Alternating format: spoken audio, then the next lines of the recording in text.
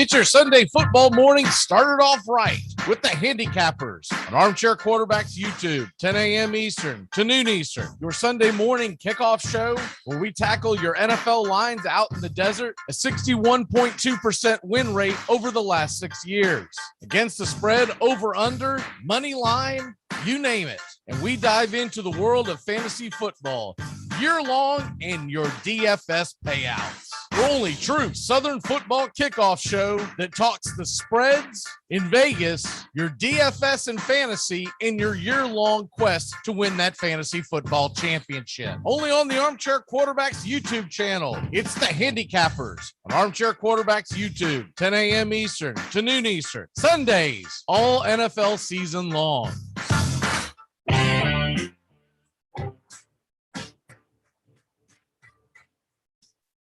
Tom has been a teacher for over 40 years. One day, I think one of the students had asked the question and he didn't remember the answer. And I also noticed that he was letting his class out earlier than they were supposed to let out. I was really starting to worry. Levi and I talked about how it would change our lives, but he was there beside me. When something feels different, it could be Alzheimer's. Now is the time to talk. Visit alz.org/ourstories to learn more. A message from the Alzheimer's Association and the Ad Council.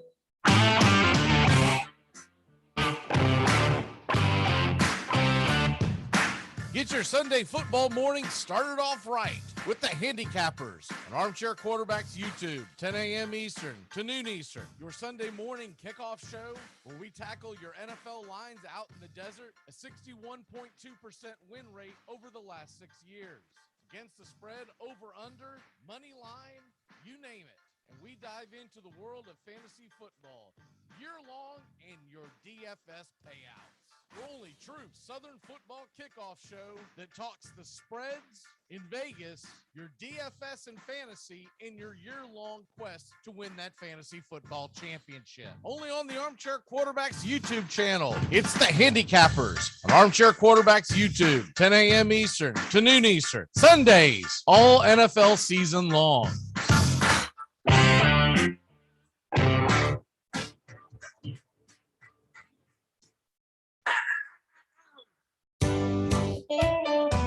Saturday mornings, 8:30 Eastern. Dixie Football Nation is back and better than ever. We've got Tony Agolini, Matt Carr, Tones Ariola, Bobby and Angelo, along with Mac McGee this fall. Dixie Football Nation heads to the gridiron, talking ACC, SEC, the Big Ten, and all the big games throughout the college football land. That's Dixie Football Nation, 8:30 Eastern, 7:30 Central, Saturday mornings on the Armchair Quarterback Show's YouTube channel, going live, or catch the instant replay. I'm Amy Lawrence, and I'm up late, always, after hours, hanging out with you on CBS Sports Radio. Check it out, 2 a.m. Eastern, 11 p.m. Pacific. Enjoy sun-drenched days, epic stays, and plenty of room to roam in Greater Fort Lauderdale. Our hotels, attractions, and restaurants have taken the Visit Lauderdale's Safe and Clean pledge, so you can relax and explore with confidence. When you're ready for that well-deserved staycation, our 23 miles of golden beaches await. Find wide-open spaces to hike, bike, kayak, and paddleboard. Visit your favorite attractions, then dine out in style in socially distanced dining rooms or al fresco on waterfront patios. Learn more at sunny.org. To protect his family from disaster, Steve used his camera phone. Done. By taking pictures of his important documents, Steve can always have them stored online. Learn more simple disaster prep tips at ready.gov. A message from FEMA and the Ad Council.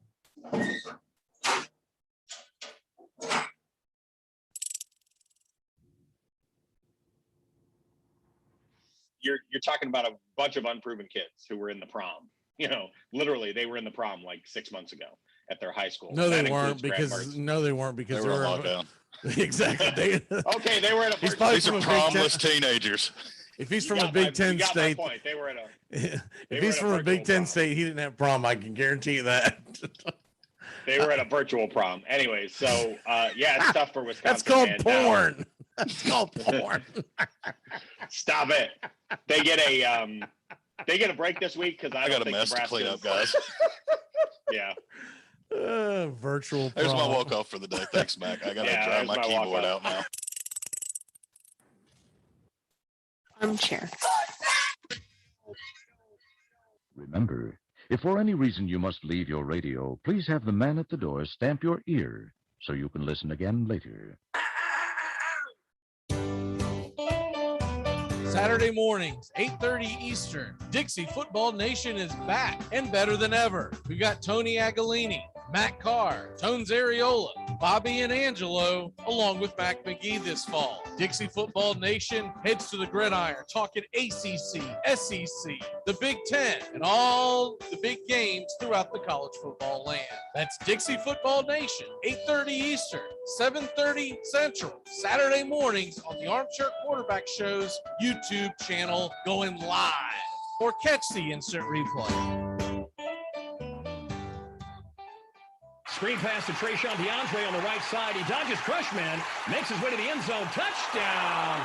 But wait a second. I think there's a flag on the play. All right, you guys got holding on number 97, right? Yeah, definitely holding. No touchdown. All right, make the call. Yeah, I mean, it was holding. So make the call. Or, we say the flag was for an excessive celebration so they can keep the touchdown and apply the penalty to the kickoff, huh? What do you say? What are you talking about? I didn't see excessive celebration. You sure? Could have sworn I saw a little nay-nay going on. What's going on with you, man? All right, look, guys, I got to be real with you. Trayshawn DeAndre just scored that touchdown. Okay, I have him on my fantasy team this week. I need these points. Are you kidding me? No, I'm not kidding you, Bill. I'm playing against my father-in-law this week, and if he doesn't score this touchdown, I lose. Well, I'm not going to let you make a bad call because you're in some fantasy football league. Make the call. Craig, no. If you make one bad call... This works out perfectly, Bill. I started the quarterback who threw the touchdown pass. We're going to have to ignore the holding call. I have the kicker, and I was kind of hoping that he wouldn't convert on third down, so he'd have to kick the field goal. Armchair.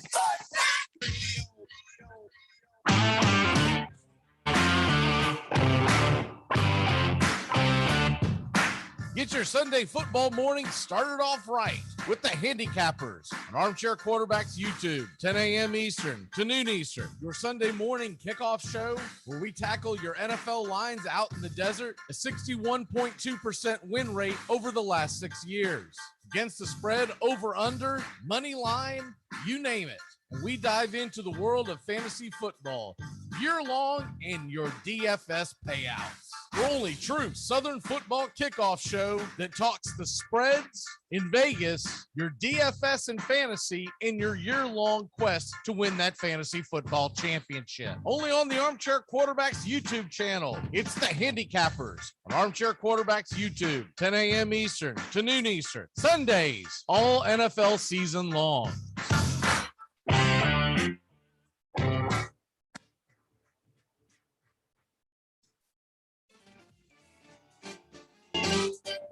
The Armchair Quarterbacks on YouTube Live, covering the AFC South and NFC South along with the rest of the NFL. Subscribe and like us today. Your first choice for sports talk live from the First Coast.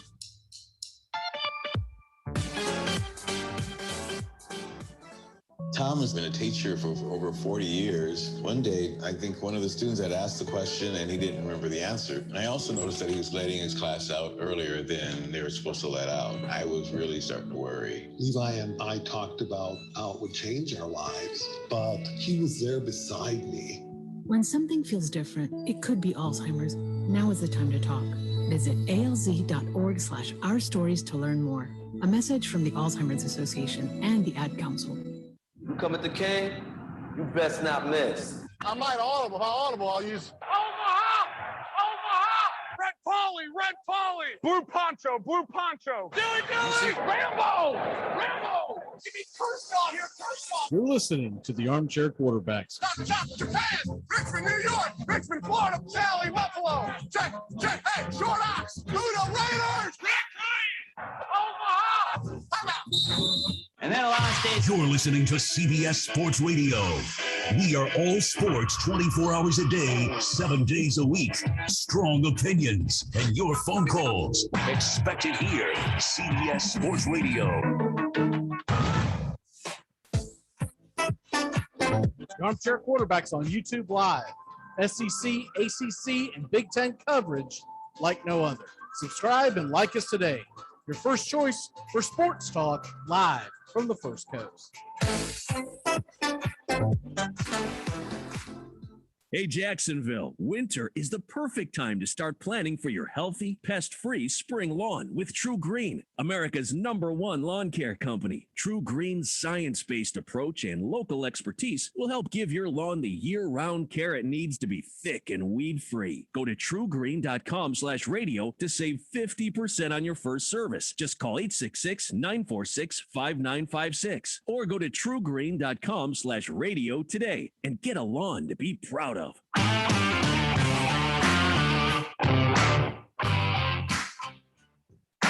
Get your Sunday football morning started off right with the Handicappers on Armchair Quarterbacks YouTube, 10 a.m. Eastern to noon Eastern. Your Sunday morning kickoff show where we tackle your NFL lines out in the desert, a 61.2% win rate over the last 6 years. Against the spread, over, under, money line, you name it. And we dive into the world of fantasy football year long and your DFS payouts. The only true Southern football kickoff show that talks the spreads in Vegas, your DFS and fantasy, and your year-long quest to win that fantasy football championship. Only on the Armchair Quarterbacks YouTube channel. It's the Handicappers on Armchair Quarterbacks YouTube, 10 a.m. Eastern to noon Eastern. Sundays, all NFL season long.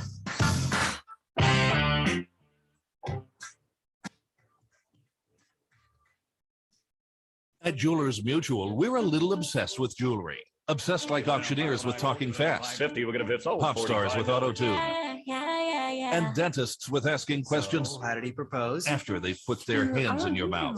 Great. Yes, we've made jewelry our obsession for over 100 years. We love it so much, we named our kids Ruby, Amber, and Opal. Venti soy latte for Opal? At Jewelers Mutual, we insure jewelry and only jewelry, which is why people who are also obsessed with jewelry trust us with theirs.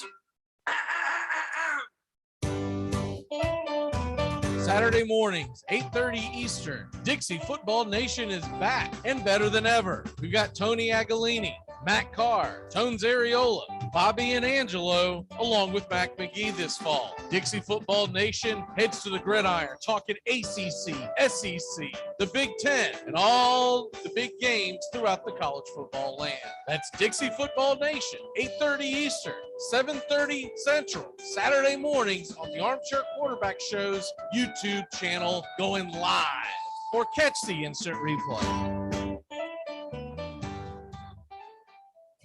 Take the road less traveled in the newly redesigned Hyundai Santa Fe.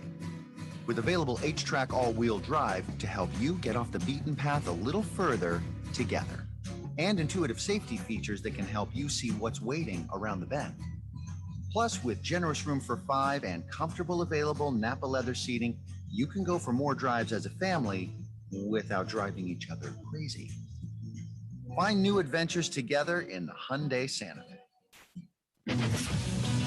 I'm Amy Lawrence, and I'm up late, always, after hours, hanging out with you on CBS Sports Radio. Check it out, 2 a.m. Eastern, 11 p.m. Pacific. Me out to the ball game.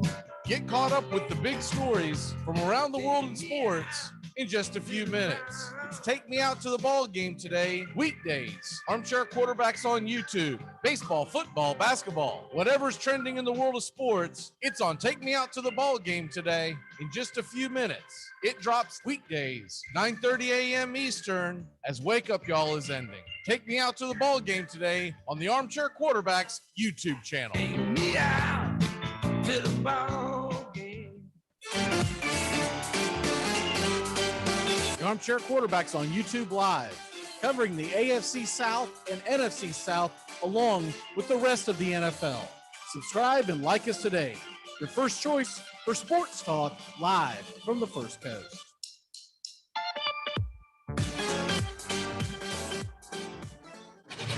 CBS Sports Radio, your home for all things sports 24 hours a day, 7 days a week, coast to coast. Great sports talk expected here.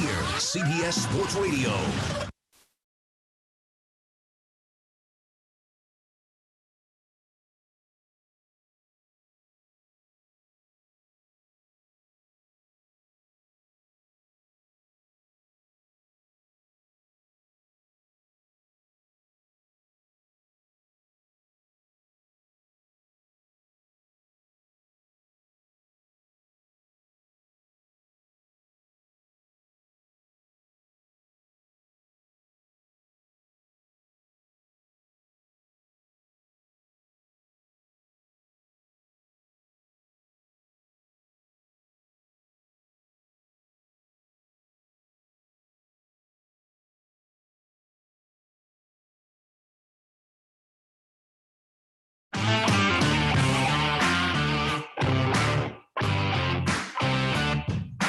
Get your Sunday football morning started off right with the Handicappers on Armchair Quarterbacks YouTube, 10 a.m. Eastern to noon Eastern. Your Sunday morning kickoff show where we tackle.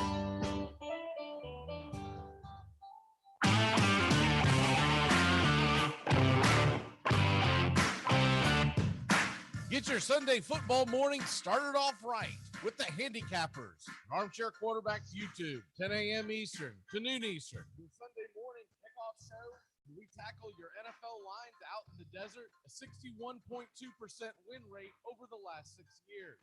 Against the spread, over, under, money line, you name it. We dive into the world of fantasy football year-long in your DFS payouts. The only true Southern football kickoff show that talks the spreads in Vegas, your DFS and fantasy in your year-long quest to win that fantasy football championship. Only on the Armchair Quarterbacks YouTube channel. It's the Handicappers on Armchair Quarterbacks YouTube, 10 a.m. Eastern to noon Eastern. Sundays, all NFL season long.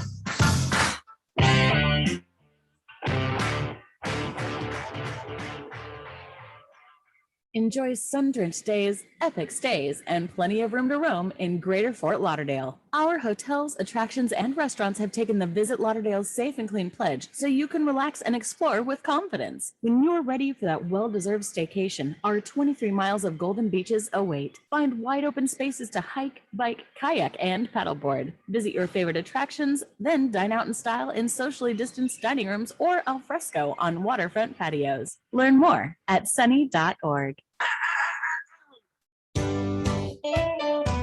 Saturday mornings, 8:30 Eastern. Dixie Football Nation is back and better than ever. We've got Tony Agolini, Matt Carr, Tones Ariola, Bobby and Angelo, along with Mac McGee this fall. Dixie Football Nation heads to the gridiron, talking ACC, SEC, the Big Ten, and all the big games throughout the college football land. That's Dixie Football Nation, 8:30 Eastern, 7:30 Central, Saturday mornings on the Armchair Quarterback Show's YouTube channel, going live. Or catch the instant replay.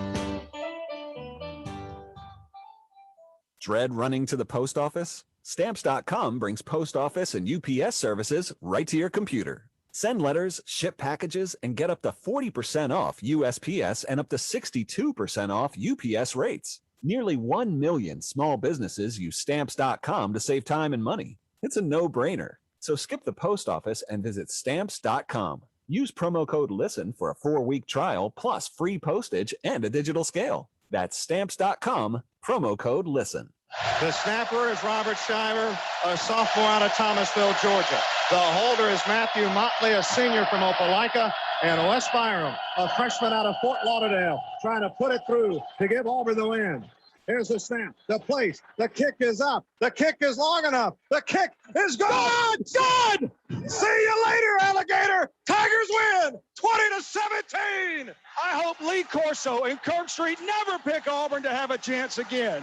The Tigers have come to the swamp, drained it, and made it their own. 20-17, Auburn a winner tonight over the third-ranked Florida Gators. Can you believe it? Hi, this is Britney Spears. What up, this Jay-Z. This is Jennifer Lopez. Armchair.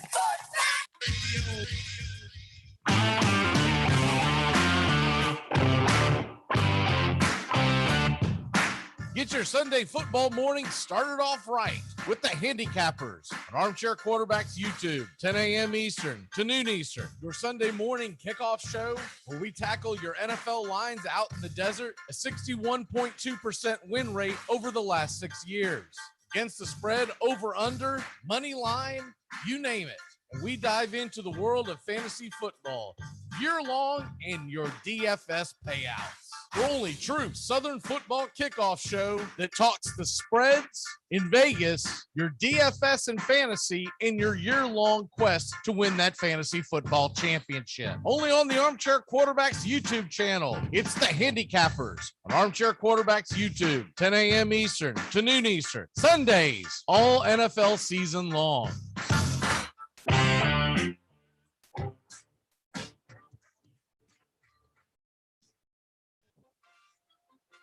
Armchair Quarterback Radio, the gunslingers of sports talk.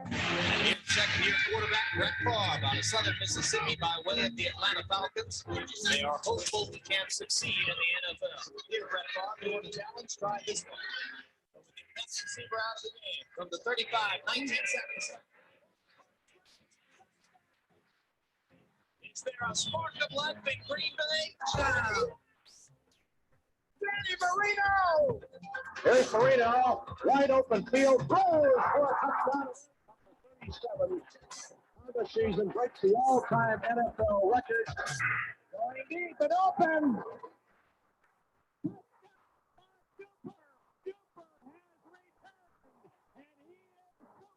They are going to bring pressure again. Rodgers is going to roll away, throws it up in the air, says a prayer. Janice, does he stop it? Oh, please. There's something kind of about a kid that's never played baseball. It's important to remember the value of taking time for ourselves to do the things that help us grow and explore, like learning something new. And now with the Great Courses Plus, it's never been easier to experience the joys of learning. The Great Courses Plus offers thousands of streaming videos that cover hundreds of fascinating topics, from World War II to choosing the perfect wine.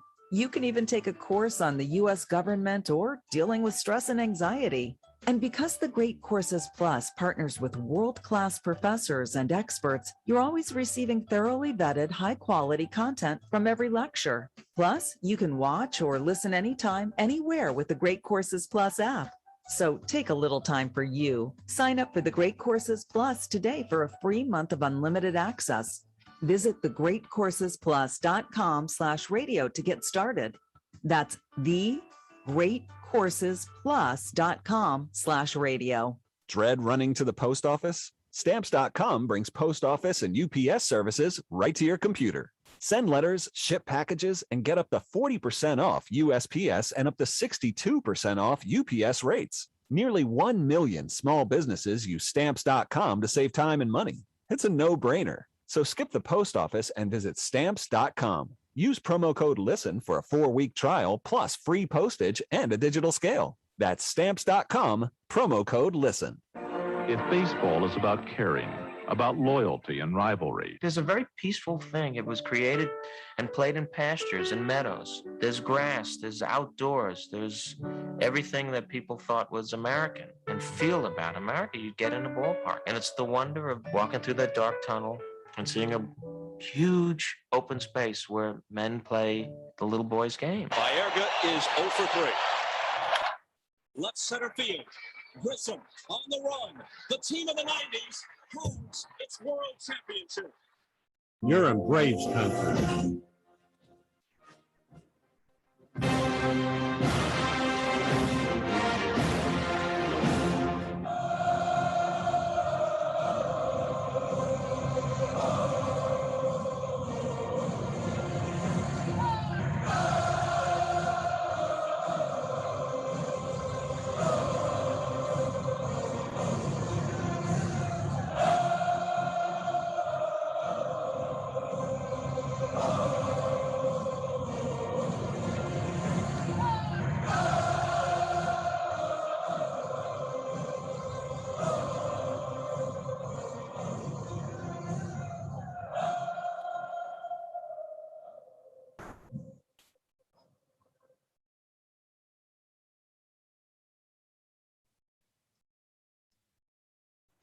You're listening live, and the scene is Atlanta, Georgia, from Truist Park, where the Atlanta Braves are set to battle the Milwaukee Brewers in Game 4 of the National League Division Series.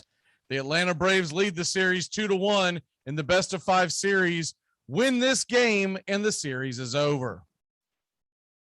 So crack yourself open a cold one and grab up an armchair. Get ready for Atlanta Braves baseball. Good afternoon, everybody. Sitting around Braves country, I'm Mac McGee. And we are set to bring you today's action in a series where Atlanta leads 2-1. It will be the left-hander, Eric Lauer, of the Milwaukee Brewers, on the mound today. His record for the 2021 season is 7-5 with an ERA plus of 134. He will be taking the mound versus Charlie Morton. Charlie Morton pitched well in game number 1, but came up short as he was left in the 7th inning, if you do recall, and gave up a 2-run home run to Rowdy Yelez. Yelez is back in the lineup for the Milwaukee Brewers, and there is a bit of a change in the Braves lineup. If you missed the note, Jorge Soler has tested positive for COVID-19. So he is in the COVID-19 protocol. From all of what I've heard, he is not showing any symptoms, but a bare minimum of 5 calendar days will be missed before he can start taking the tests. So in theory, he could be back for the NLCS. So how does that shake up the lineup? Heredia will start in center field with Duvall in left, and Jock Peterson, Jocktober, is in the lineup out in right field. The Braves batting order will be like this. Dansby Swanson will be leading off and playing shortstop and batting first. Right after that, it's Freddie Freeman batting second and playing first base. Ozzie Albies will once again be in the 3-hole, and he's playing second base. Austin Riley, with his .303 average and 33 home runs on the year, 4 for 12 in the series, he's batting fourth and playing third. Batting fifth is Adam Duvall and playing left. And Jock Peterson batting sixth, taking Eddie Rosario's place, who is on the bench and will be available to pinch hit. Jock Peterson batting sixth from the left-hand side of the plate, 18 home runs on the year, but more impressively, 3 for 3 in this series, 2 home runs, all at bats were pinch hits. Travis d'Arnaud will be your catcher and batting seventh, and Heredia playing center and batting eighth, with Charlie Morton on the mound and batting ninth. Charlie Morton will face the same lineup we faced yesterday. Colton Wong will be leading off for the Brewers and playing second base. William Adames will be batting second and playing short. Yelich batting third and playing left. Garcia in right and batting fourth. Tellez playing first and batting fifth. Urias batting sixth and playing third base. Narvaez is behind the plate at the 7th spot. Kane is in center at the 8th spot. And Eric Lauer, the lefty, will take the hill and bat ninth. We are set for Braves baseball, just a few moments away from the first pitch, as we do wish Jorge Soler the best. Hopefully this is a situation where he can get back quick as possible without any symptoms. But regardless, the Braves are set to do battle against the Milwaukee Brewers. Win, and they're in the NLCS. Lose, and game number 5 will be in Milwaukee Thursday evening, at 5:05. Here's the first pitch from Charlie Morton. It's a fastball right down the pipe for a strike. It's 0-1. Colton Wong 1 for 12 in the series. He digs in, and it is a curveball low. It is 1-1. Atlanta 0, Milwaukee 0. If you're just joining us, the game has just begun. Colton Wong takes a curveball, and inside they're going to say it clipped Wong, and he'll be leading off with 1 on and nobody out. They're showing the replay now, and it looks like the ball just clipped his left thigh. It was a curveball, so he is okay. If you're going to get hit by any pitch in Major League Baseball, that's the pitch to get hit by. Maybe the ephus, I guess, but that will start things off for your Milwaukee Brewers as they are in search of their first run in the first inning of the series. The Braves will play the shift close to second so they can turn two. Here's the first pitch, and it swung on, and it's grounded to Austin Riley. He fires over to first base, but it looks like the ball went just foul, and we'll do it again at 0-1.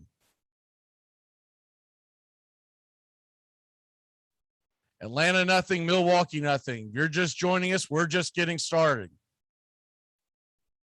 As we are in game 4 of the National League Division Series. Charlie Morton going on short rest, just 3 days rest. He does have experience in this department. Here's the 0-1 delivery, and it is a fastball inside at 88, and it is 1-1. Willie Adames, 25 home runs on the year, 20 in the National League, traded over from Tampa Bay. And here comes the 1-1 pitch, and it is swung on and missed up around the letters, 97 miles an hour, and it's 1-2.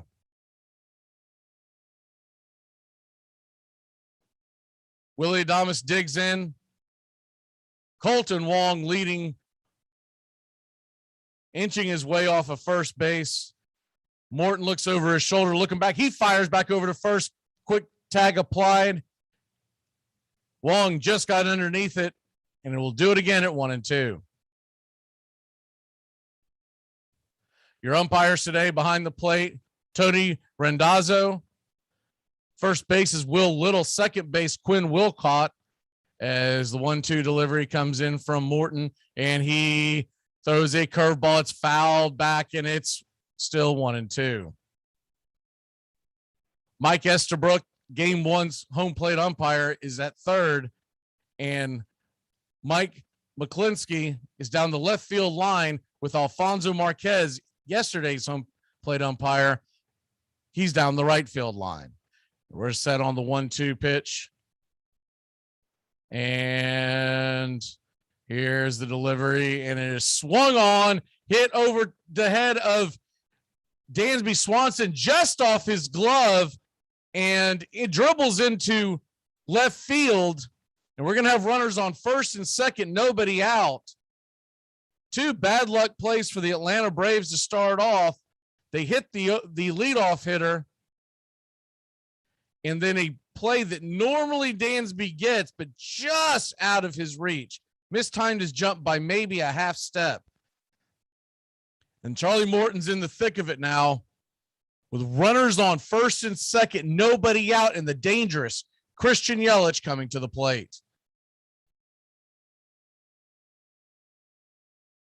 Milwaukee Brewers 0 for 16 with runners in scoring position. You know that can't last forever. And here's the first pitch from Charlie Morton, and it is a curveball outside wide, and it's 1-0.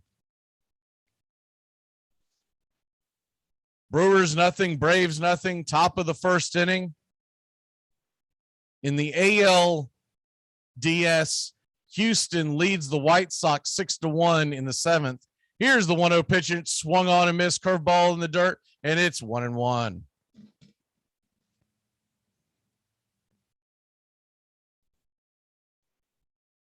Atlanta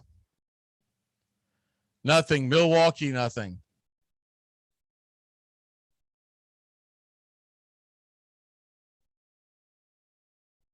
And here's the pitch. And fired on. It's a curveball, swung over, and it's 1-2.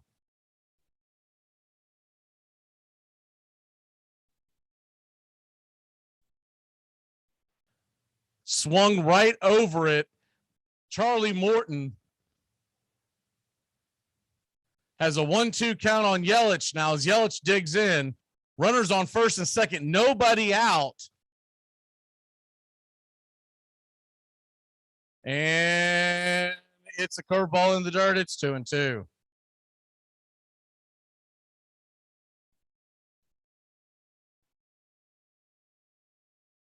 Milwaukee trying to get something going here as Atlanta caught flat-footed here in the first inning. A hit by pitch put Wong on first, and then a ball just over the glove as it ricocheted off of Dansby Swanson's glove, went into left. And here comes the 2-2 pitch from Charlie Morton, and it is a fastball swung high and wide of the foul pole, but deep. It's a loud strike, and it's 2-2 once again. On deck is Avisail Garcia with his 29 home runs and 86 RBIs. Charlie Morton trying to get rid of Yelich first. 2-2 pitch to Christian Yelich. He rocks and fires, and it is a fastball right down the pipe, 98 miles an hour, just above his knees and down the heart of the plate. Yelich couldn't catch up. Might have been looking for something off speed, and it's one away. The dangerous bat of Avisail Garcia coming to the plate. Avisail Garcia with his 820 OPS.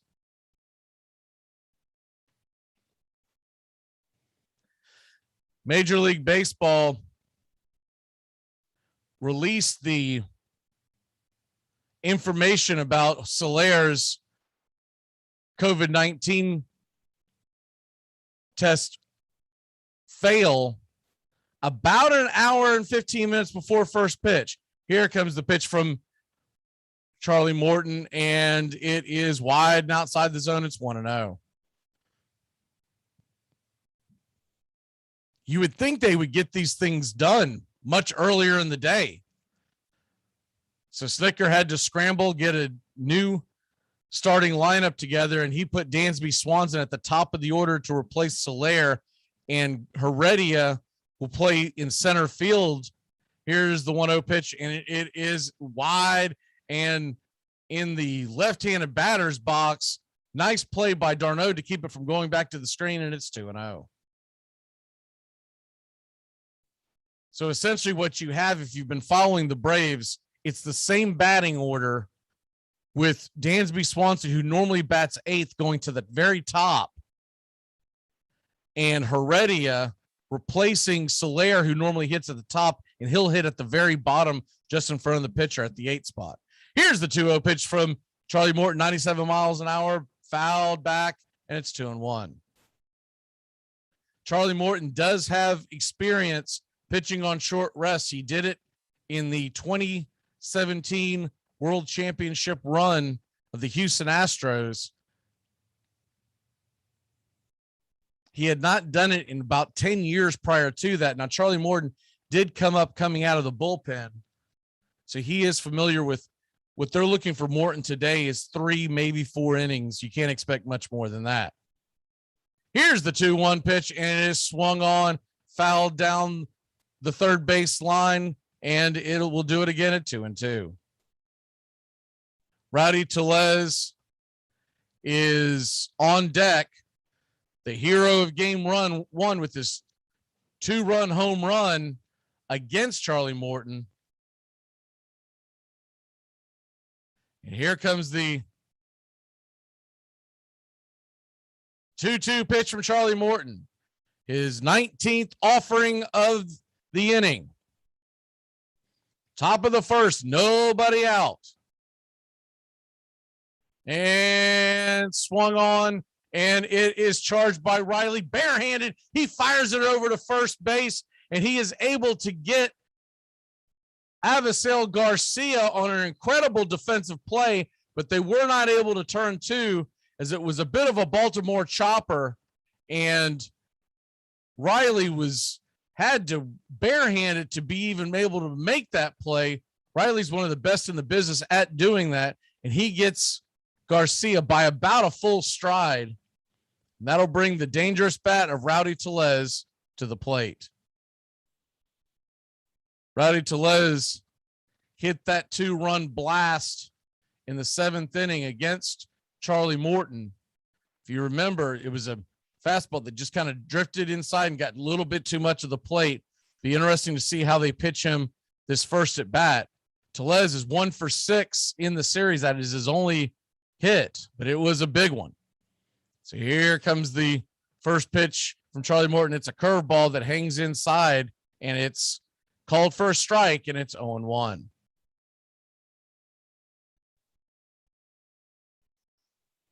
Craig Counsell caught a lot of heat yesterday about pulling Freddie Peralta out of the game early, but I think you've got to do that if you're Peralta, if you're Counsell, excuse me.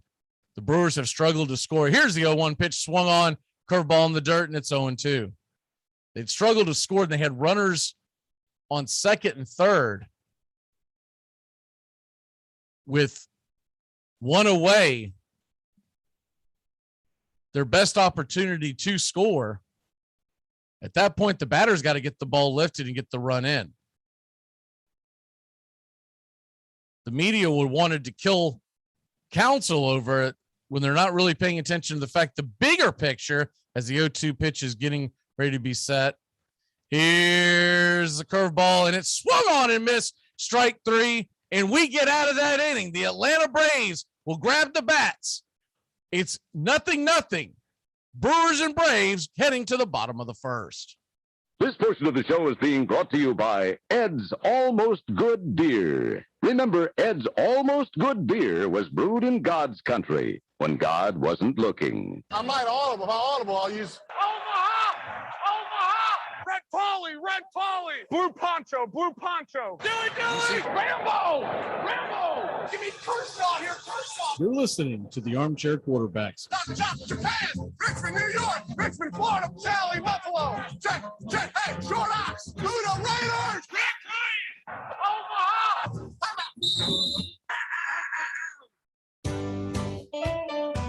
Saturday mornings, 8:30 Eastern. Dixie Football Nation is back and better than ever. We got Tony Agolini, Matt Carr, Tones Areola, Bobby and Angelo, along with Mac McGee this fall. Dixie Football Nation heads to the gridiron, talking ACC, SEC, the Big Ten, and all the big games throughout the college football land. That's Dixie Football Nation, 8:30 Eastern, 7:30 Central, Saturday mornings on the Armchair Quarterback Show's YouTube channel, going live, or catch the instant replay. Enjoy sun-drenched days, epic stays, and plenty of room to roam in Greater Fort Lauderdale. Our hotels, attractions, and restaurants have taken the Visit Lauderdale's Safe and Clean pledge, so you can relax and explore with confidence. When you're ready for that well-deserved staycation, our 23 miles of golden beaches await. Find wide-open spaces to hike, bike, kayak, and paddleboard. Visit your favorite attractions, then dine out in style in socially distanced dining rooms or al fresco on waterfront patios. Learn more at sunny.org. Challenge accepted.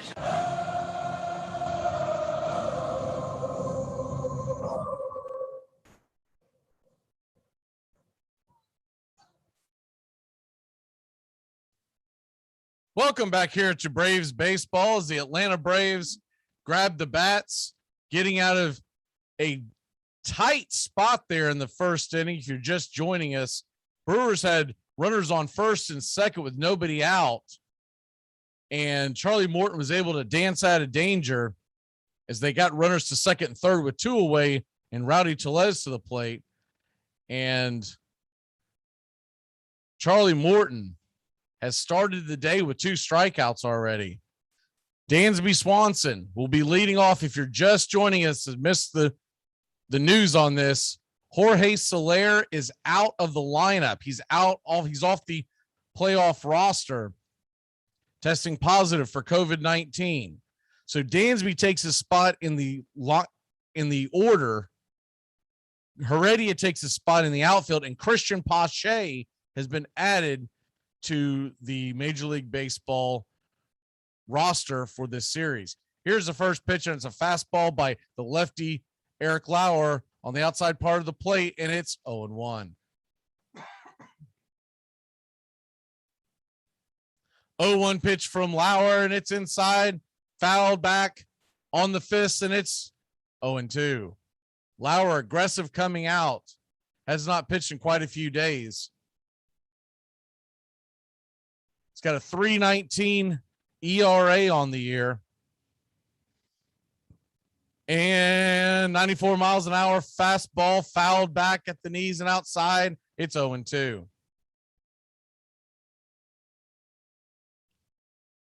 He's what most would call a crafty left-hander, but he does have a solid fastball. So he's not a junk pitcher, but he does have an arsenal where he will throw the slider, fastball, cutter, some off speed. Here comes the 0-2 pitch to Dansby, and it is a fastball high and look like it could have been a strike, but they'll call it a ball, and it's 1-2. Milwaukee in their grays and dark blues. Blue jerseys, gray pants, and the Braves in their home whites. Here's the 1-2 pitch to Dansby, and it is fouled back, slider 89 miles an hour on the upper part of the zone, and it's 1-2 once again. Dansby hitting leadoff is a 282 career hitter, 300 OBP, and a 706 OPS. He's had a lot of success hitting in the leadoff spot. They've moved him all around the lineup through his career. Well, here comes the 1-2 pitch, and it's a fastball ripped into left field. It looks like it's going to be a bullet in the gap. It's actually over the wall. Bing, bam, boom. Is that a home run? No, they're calling it a ground rule double. It bounced and leaped over the wall. The way that the sun hit it, it looked like it went over the wall. But it actually did a quick hop and over the wall as there's shadows here in Truist Park. And as I'm looking at the replay, it bounced on the warning track and hopped over the wall so quickly it looked like it had left the building. But Dansby Swanson starts off with a leadoff single. And that'll bring Freddie Freeman to the plate, who's been scuffling, hitting 125 in the divisional series. He takes the first pitch outside curveball, and it's 1-0. 1 for 8 in the series in 3 games, has 1 RBI. Freddie trying to get something going here. And here's the 1-0 pitch from Freddie, and it's a curveball pulled foul towards the Braves dugout on the first base side, and it's 1-1. Ozzie Albies is on deck, and of course, facing the lefty, this will give him a chance to turn around right-handed. It's much more dangerous of a right-hand hitter. Much more power on the right side. Here's the 1-1 pitch to Freddie, and it is right there on the letters. 89 mile an hour slider, and it's 1-2. The catcher Narvaez was set it up on the outside part of the plate. Lauer missed the location, but got the strike. 1-2 pitch to Freddie Freeman, and it is wide and outside the zone, almost in the dirt, and it's 2-2. Fastball missed outside the zone.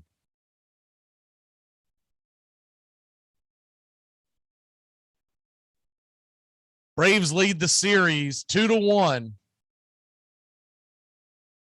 And it's a best of 5. Here's the 2-2 pitch, and it is a fastball wide and outside the zone. Full count to Freddie Freeman. Dansby Swanson on second. Nobody out. Ozzie Albies is on deck with Austin Riley in the hole. The Braves looking to win this series, win this game. Here's the 3-2 pitch, and it is swung on and hit way foul over the third baseline, and it will make the seats, and we'll do it again at 3-2.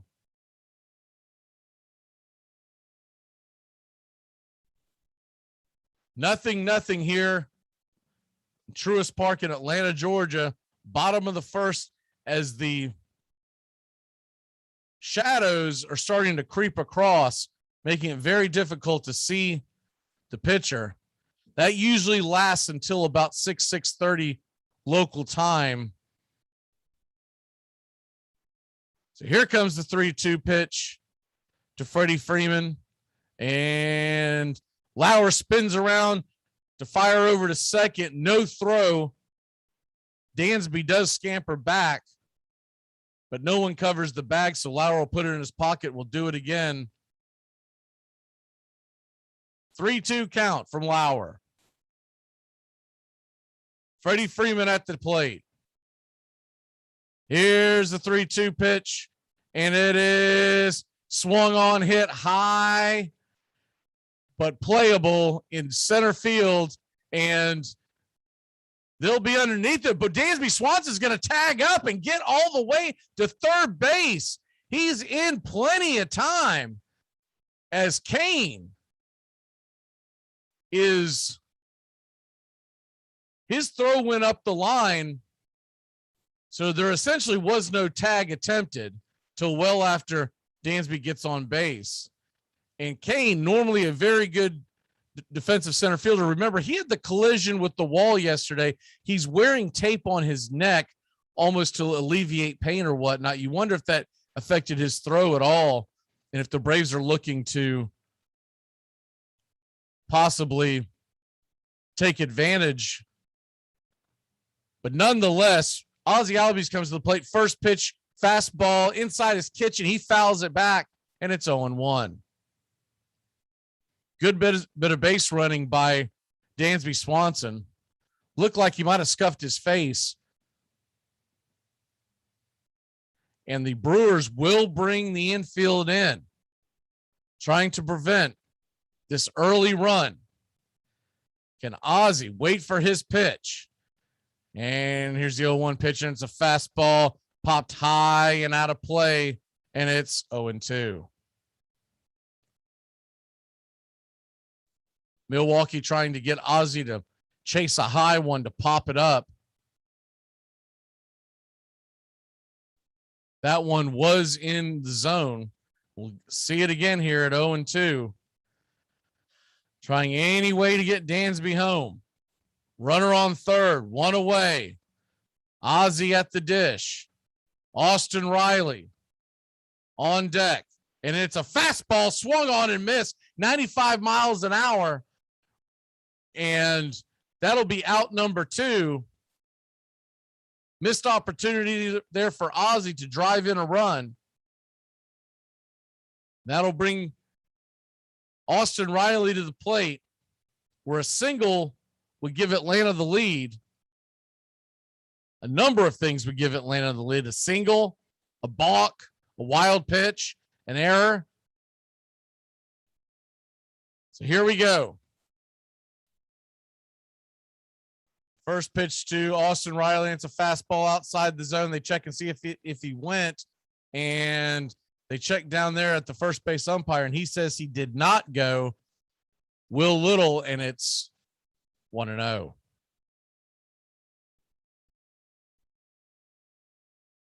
Adam Duvall is on deck. Here's the 1-0 pitch, and it is a fastball ripped down the left field line, but just foul. Just foul. As it caroms down there in the corner. We'll do it again at 1-1. Riley was on top of that one. He missed the foul line by just a few feet. It did stay in the field of play. You know how there's very little room in between the foul line and the deep left field corner. That's how close it was. Can Riley move him over? Here's the 1-1 pitch set up outside, and he misses outside. It's 2-1. Adam Duvall is on deck. The Brewers are playing Riley to pull, with Wong, the second baseman, just a few steps to the right of the second base bag. And here comes the 2-1 pitch from Riley. It swung on and missed, 96 miles an hour, and it's 2-2. The right side of the infield is open if Riley can punch something through. Tellez is the only defender essentially right of the second base bag. Here's the 2-2 pitch from Riley, and it is swung on, popped up high and out of play. Back in the seats, and it's 2-2 once again.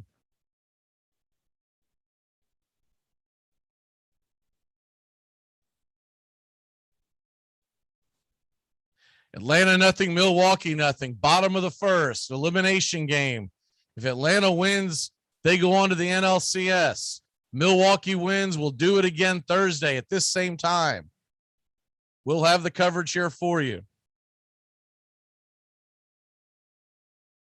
Austin Riley asks for a second, and he'll step out of the batter's box as Blue gives him time. And we'll do it again here on the 2-2 count.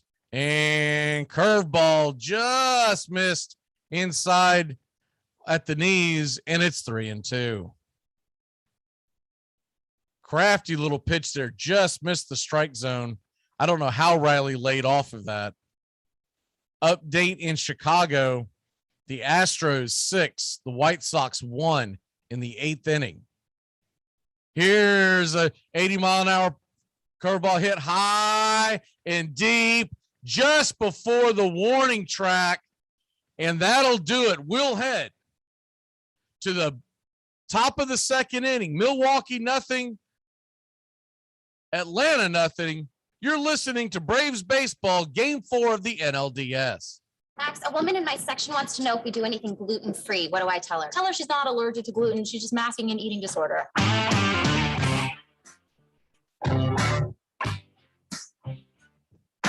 Get your Sunday football morning started off right with the Handicappers on Armchair Quarterbacks YouTube, 10 a.m. Eastern to noon Eastern. Your Sunday morning kickoff show where we tackle your NFL lines out in the desert, a 61.2% win rate over the last 6 years.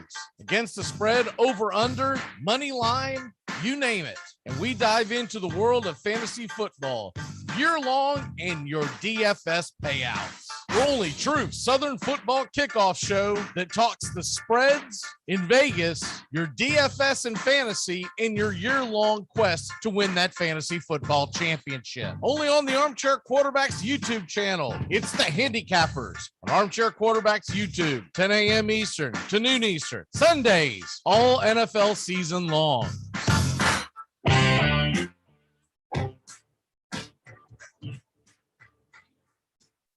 Tom has been a teacher for over 40 years. One day, I think one of the students had asked the question and he didn't remember the answer. And I also noticed that he was letting his class out earlier than they were supposed to let out. I was really starting to worry. Levi and I talked about how it would change our lives, but he was there beside me. When something feels different, it could be Alzheimer's. Now is the time to talk. Visit alz.org/ourstories to learn more. A message from the Alzheimer's Association and the Ad Council. This helpful instructional message from the National Association of People Who Have Trouble Walking and Chewing Gum at the same time. Step, chew, step, chew, step, chew, step, chew.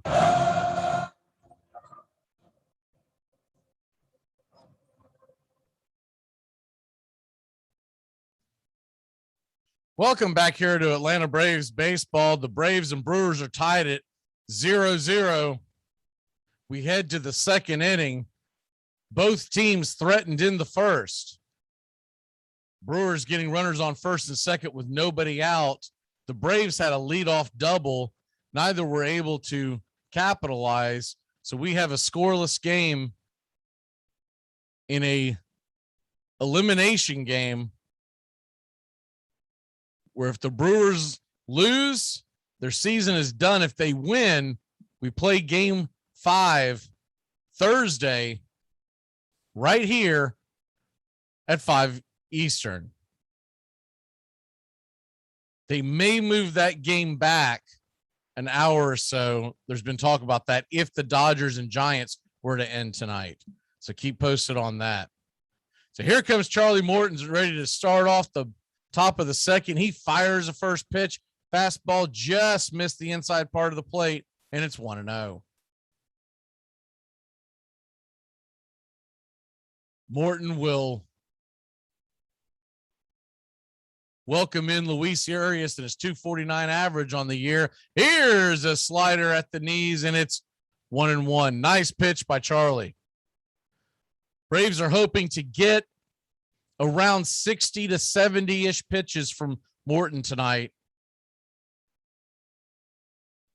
He threw 22 in the first inning. Here's the 1-1 pitch from Morton to Urias, and it's a slider inside on the strike zone, and it's 1-2.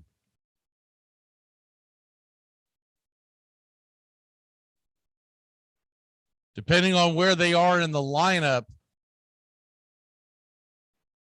when Charlie goes through, hopefully 2 times through the lineup, that's when they'll probably pull him. Here's the 1-2 pitch, and it's swung on and hit back up the middle, but Ozzy's on it. He's got a beat. He fires it over to first base and slings him for the first out. Charlie Morton looks like his off speed is really working. And that can tend to happen when pitchers have an off day or pitch on short rest, because they're more fatigued. They have more drop in their pitch. The dangerous part of it is some pitchers have the opposite effect, and they leave the ball up in the zone. And then, of course, you do heavy damage there. The Astros are putting it on the White Sox right now, 7-1. If Houston wins, that series is over. Maybe they shouldn't have made the comments they did post-game yesterday. Here's the first pitch on the outside part of the plate, and it's ball 1 as the left-handed hitting Omar Narvaez, hind catcher, takes the first pitch on a 1-0. He's facing a shift, and the 1-0 pitch, 96 miles an hour, crosses up d'Arnaud. Looked like it might have clipped the inside part of the strike zone, but they'll call it a ball. It's 2-0. One of those situations where if you confuse blue and cross them up, you're bound to get a ball called on you. Here's the 2-0 pitch, and it's swung on and hit over to Dansby. Dansby's got it. He fires it over to first, and there's quickly 2 away to start the top of the second inning. That's going to bring up Lorenzen Cain. Cain batting .257 on the year, 36 RBIs and a .729 OPS. If he were to get on, the pitcher spot would be due.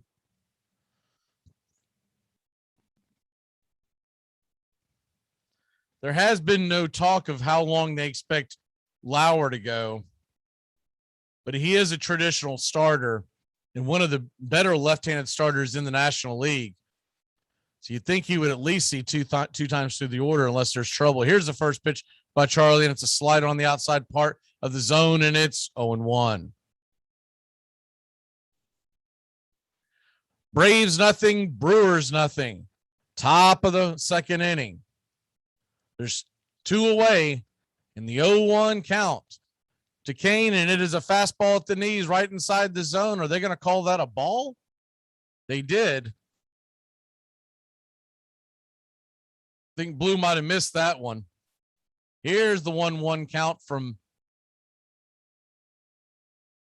Charlie Morton, and it's a fastball low and out and inside the zone. It's 2-1. Looked like that might have been a sinker. King trying to get on to clear the pitcher as Morton sets up 2-1 delivery, and he fires it, fouled by Cain to the third base side, and it'll be 2-2.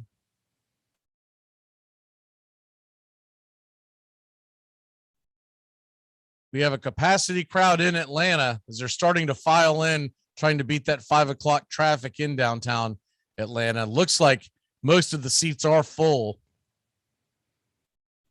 And here's the 2-2 pitch, and it's swung on and roped into left field. It'll be a single. Duvall's on top of it, and Cain is on, 2 away, and a threat to steal at any time. Nice piece of hitting by Cain there. So he just kind of took what Morton gave him. Looked like it was a slider that he was just able to lift a little bit. Couldn't get a lot on it, but it was enough to get it over the head of Swanson. And that'll bring up Lauer. He's a left-handed pitcher, but bats from the right-hand side of the plate. So his pitch arm is exposed, but he does come up with Barry Bonds type armor. Here's a fastball on the inside part of the plate, and it's taken for a strike. It's 0-1.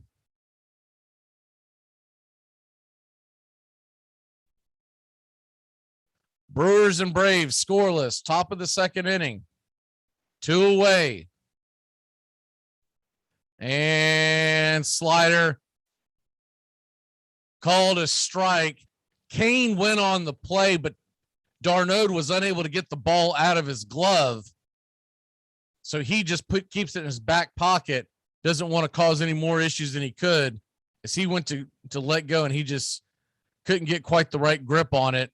With the pitcher at the dish, probably didn't want to chuck it into center field. So here's the 0-2 pitch, and it is a slider called strike at the knees, and that'll get us out of the inning. We head to the bottom of the second. Duvall, Jocktober, and Travis Darnaud head to the plate.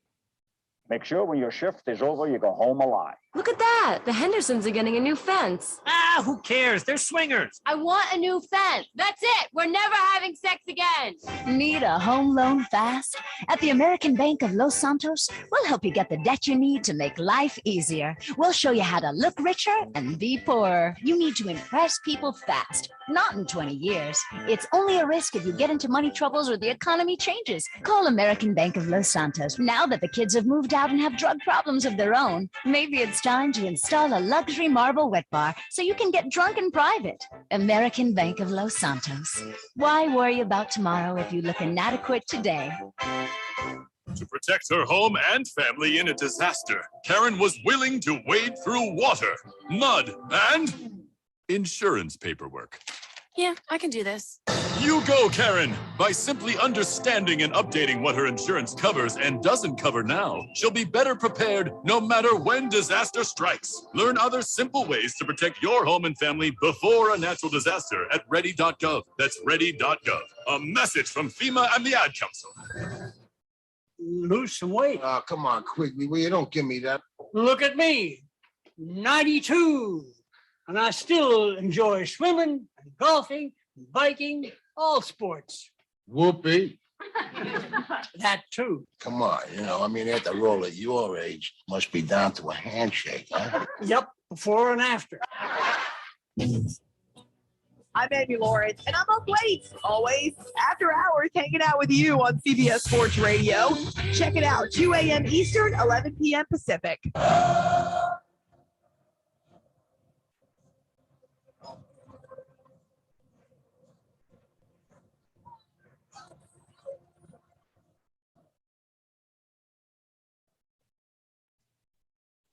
Welcome back here to Atlanta Braves baseball. Braves and Brewers are tied at 0-0 heading to the bottom of the second inning. On this date in 1997, so almost 25 years ago to the date, it's the famous Eric Gregg Levon Hernandez game, where Hernandez threw a complete game against the Braves, striking out 15 for the Marlins in the Game 5 victory of the NLCS. The Marlins would go on to win that World Series that year, but infamously, Braves fans remember it as a strike zone that was as wide as the Grand Canyon. That was on this date in 1997. Also on this date in 2018, you Brewers fans out there, Brandon Woodruff becomes the first left-handed relief pitcher to hit a postseason home run off a left-handed pitcher. Clayton Kershaw, nonetheless.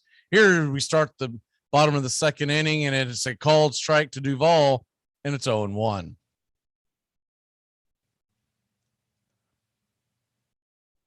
Braves nothing, Brewers nothing.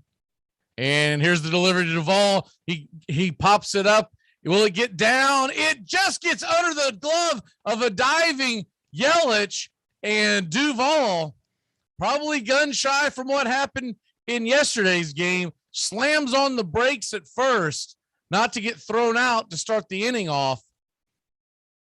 It was kind of a blooper, a Texas leaguer, and Yelich tried to dive to catch it. He got his glove on it, which probably prevented it from rolling too far away. So they'll score it in the books as a harmless single. That could have been a double, but you got to figure that Mr. Duvall's a little gun shy after what happened yesterday when he was thrown out at second, costing the Braves a run. Here's Jock Peterson as he digs in. 1-0 pitch as the Braves fans give him a standing O. He comes in 3 for 3 on the series, 2 home runs, a 4,000 OPS. He's facing a straight up double play defense. Fastball swung on outside the zone or a little high, and it's 1-1.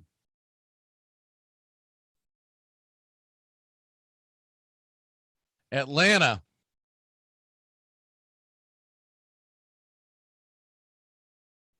Yeah, I see the comment. I said almost 25 years ago.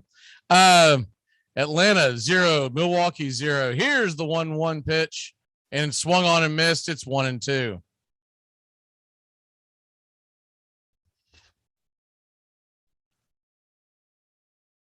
Kind of a slurve that he swung and missed at.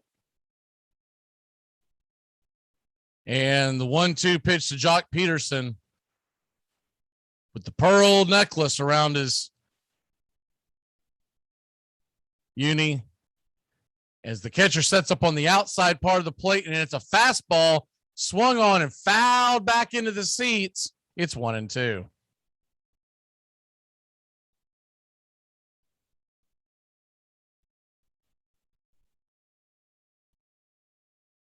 One and two, one on, nobody out. Duvall stands at first. Travis d'Arnaud is on deck. Here's the 1-2 pitch, and it is swung on and popped high, but into shallow left field. Yelich is underneath it, and he'll put him away for the first out, sending Travis d'Arnaud to the plate. Eric Lauer has 5 different pitches, but typically is a fastball, slider, curveball guy. He will throw a cutter, especially into the right-handers, and he'll throw that change every once in a while just to keep you honest and keep you off balance. He's usually using that change for a double play ball. Here, speaking of a double play candidate, the catcher Travis d'Arnaud comes up to the plate. He is batting just 100 in the postseason, 1 for 10, 220 on the year. Of course, Travis missed a lot of time because of the hand injury, about 3.5 months, almost 4. Here's the first pitch, and it's wide and outside, fast slider, and it's 1-0.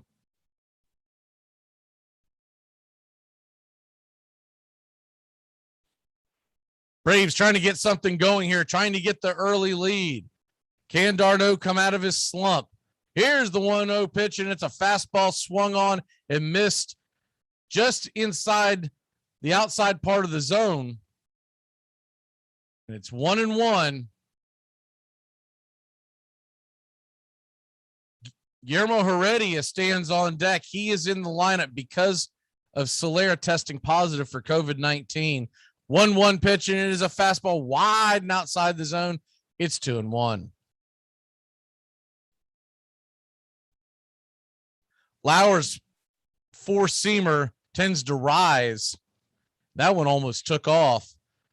Duvall does not steal much, but does have good speed and is a threat to steal. Here's the 2-1 pitch to Darno. It's a curveball, and it's hammered foul to the third base side, and we'll do it again at 2-2.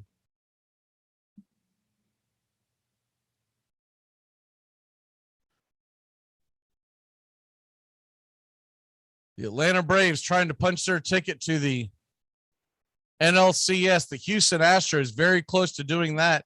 They're up 7-1 in the bottom of the 8th. Here's the delivery, 2-2 pitch, and it's outside the zone. 3-2. We got a full count. Runner on first with speed. They could go to a hit and run situation, though it's not typical. The Braves usually play very station to station baseball. 3-2 pitch to Darno, and it is high and outside the zone. They're going to check down to Blue, but he's going to say he did not go around. Didn't look like he offered, and that'll put runners on first and second with one away, and Guillermo Heredia to the plate. Heredia, usually known for his defense that they bring him in for. And of course, he is the man that brought the sword celebration that looks a lot like the tomahawk chop to the dugout of the Braves this year. So he has almost become like a Braves mascot, cheerleader, whatever term you want to use. He would love to come in with a chance to actually swing the bat for the first time in the postseason. As he comes in, digs in, the first pitch to Heredia, and it's inside for a ball. 1-0, looked like a slider.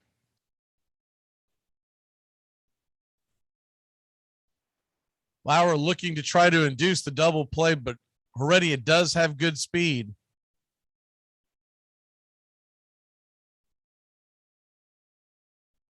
Here's the 1-0 pitch. 2 on, 1 away, and it's a fastball slider. Might have been even the cutter. It was called for a strike, just got the inside part of the zone. Good pitch by Lauer and good take by Heredia. Not something you want to swing at. All that would have done is been a dribbler to the mound. So he'll take the first strike there, and it's a 1-1 count to Heredia. Pitcher spot is due up next. 1-1 pitch, and it is thrown into the dirt, gets away, but no runners advance. Duvall stays at second, as well as Travis Darno, obviously at first. Ball got out quite a bit in front. Duvall did not want to take the risk. It's almost like fate is tempting him to get thrown out. This is twice in the same inning.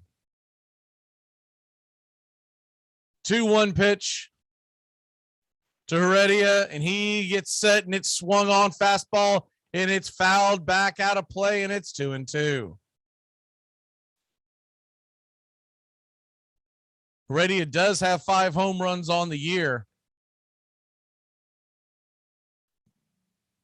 26 RBIs, a 665 OPS. So not really known as a slugger, but he does have pop in his bat and does have wheels. So if he can put one into the gap. Here's the 2-2 pitch from Lauer, and it is swung on and fisted into left field. Looks like it could drop. Nope. Yelich is going to make the catch, and both Duvall and Darno were running on the play. They both thought it was going to drop, and it'll be a double play. Looked like it was a ball that was going to die, but it just caught a little too much air, and I'm sure people are going to get all over Duvall on that, but regardless, if he wasn't out, Darno would have been out, because Darno was practically standing on second when the ball came in for the force. We'll take a quick break. When we come back, we head to the top of the third inning in a scoreless game.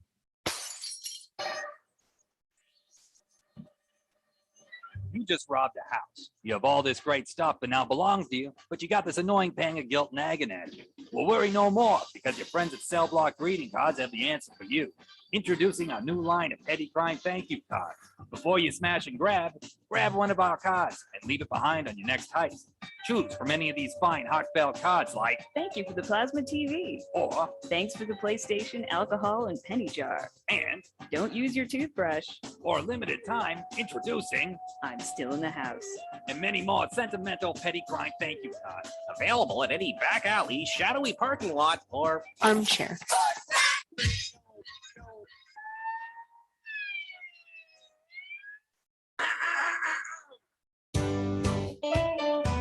Saturday mornings, 8:30 Eastern. Dixie Football Nation is back and better than ever. We got Tony Agolini, Matt Carr, Tones Ariola, Bobby and Angelo, along with Mac McGee this fall. Dixie Football Nation heads to the gridiron, talking ACC, SEC, the Big Ten, and all the big games throughout the college football land. That's Dixie Football Nation, 8:30 Eastern, 7:30 Central, Saturday mornings on the Armchair Quarterback Show's YouTube channel, going live, or catch the instant replay.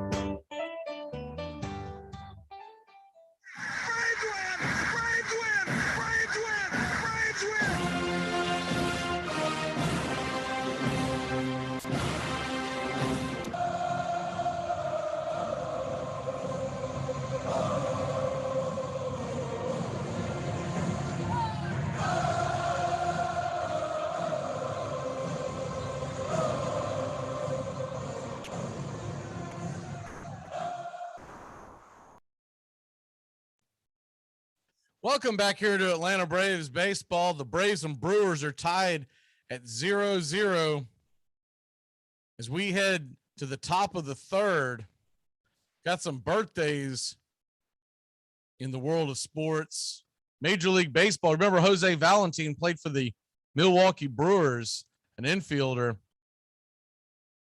He's 52 years old today. Sid Fernandez. Remember the great Sid Fernandez, the lefty? He is 59 years old today, won the 86 championship with the Mets. Here's the first pitch by Charlie Morton. It's a slider at the knees to Colton Wong, and it's 0-1. Leon Lett is 53, and Charlie Ward is 51. 0-1 pitch to Wong, and swung on slider inside the zone, and it's 0-2. Also, remember the great Nancy Kerrigan? She's 52. On National Gumbo Day. Here's the 0-2 pitch, and 96 miles an hour, just missed high and inside the zone. It's 1-2. Braves were playing Wong straight up, a little bit to the left in the outfield, but nothing of great consequence. Here's the 1-2 pitch. And it is a fastball low and at the shoes. It's 2-2.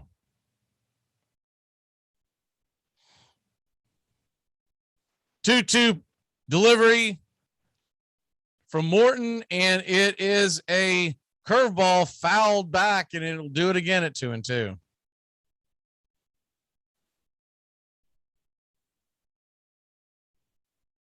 All the hubbub that Ryan Tepera stirred up between the Sox and the Astros. He's not looking good right now as the Astros lead that game 7-1. Here comes the 2-2 pitch, and it's a fastball fouled back and out of play. We'll do it again at 2-2. Charlie Morton going off 3 days rest, so we do want to keep an eye on this. That was his 43rd pitch of the afternoon. So you got to figure 60 to 70 is going to be his limit. Here comes the 2-2 pitch, and it's a fastball outside, and we got a full count at 3-2. I can't imagine he goes more than 2 times through the lineup, but you never know. 3-2 pitch to Charlie Morton, and it is a called third strike. Slider at the knees. Wong got caught watching the paint dry, and he doesn't argue as he heads back to the dugout.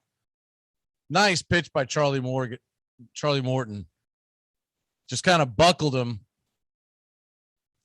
I believe he was looking for the express and caught the local, just could not pull the trigger.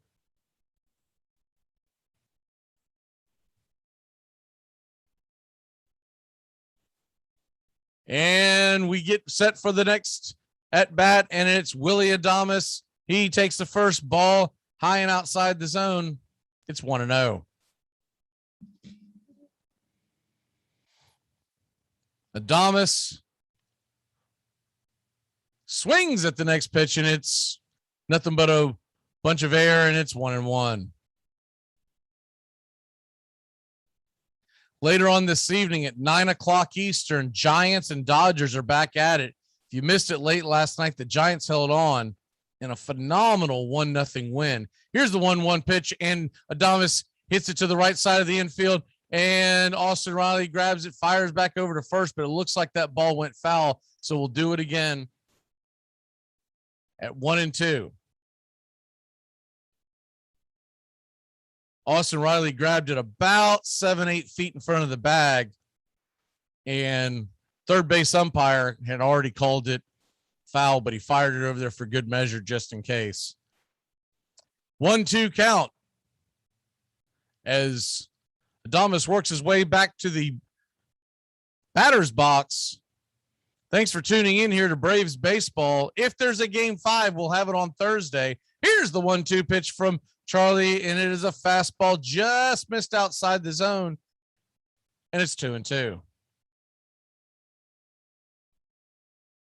Right now, that game is set for about 5:00 Eastern time. 2-2 pitch, and swung on and missed.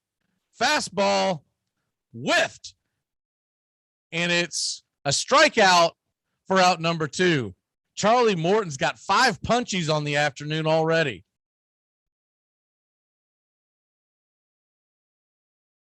Nice pitch by Morton. On 3 days rest and throwing that kind of gas, 96 miles an hour, very impressive for the 37-year-old right-hander. Here's the first pitch to Christian Yelich, and it is a fastball called strike. It's 0-1. Charlie Morton has re-signed with the Atlanta Braves, will be with Atlanta for at least the 2022 season. Here's the 0-1 pitch, and it's a fastball on the outside part of the plate called for a strike, and it's 0-2. There's a club option for the 23 season. So in all likelihood, he is an Atlanta Brave for the next 2 years. Here's a slider in the dirt on the 0-2 count, and it's taken by Yelich. It's 1-2. If Yelich gets on, Garcia sits on deck.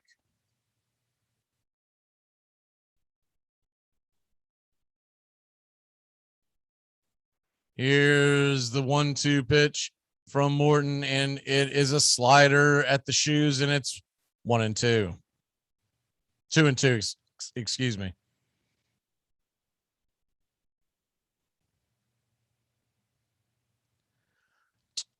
Deuces wild, a 2-2 count. 2 away. Here's the delivery from Charlie Morton as he rocks and fires it, and it is banged to the left side of the infield. Austin Riley's got it. He fires it over to first. He gets Yelich by about 2 steps. We'll head to the bottom of the 3rd inning. Morton, Swanson, and Freeman are due up.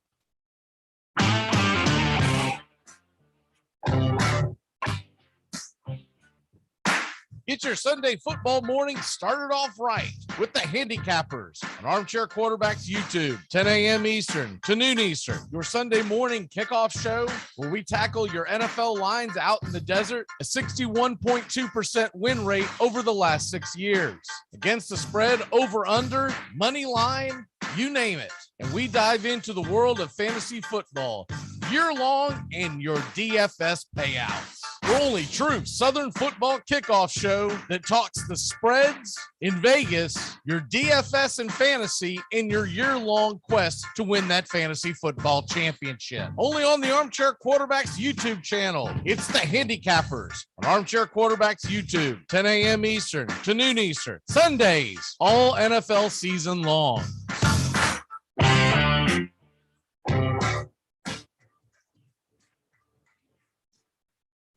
It all starts with just one thing. When recycling, rinse out jars and cans, and avoid recycling wax paper or paper soiled with food. This will reduce recycling contamination. Find tips and more at onethingus.com. What's your one thing? Slide here is your ex, but if that's the call, Mike, Will, and Sam all have to know they're shifting. Open palms are post, thumbs up's a crosser, thumbs downs and out. Trevor, why don't you get up here and draw that for us? Playing in the NFL is hard, but playing Armchair fantasy football is easy. Fantasy football time. It's fantasy football time.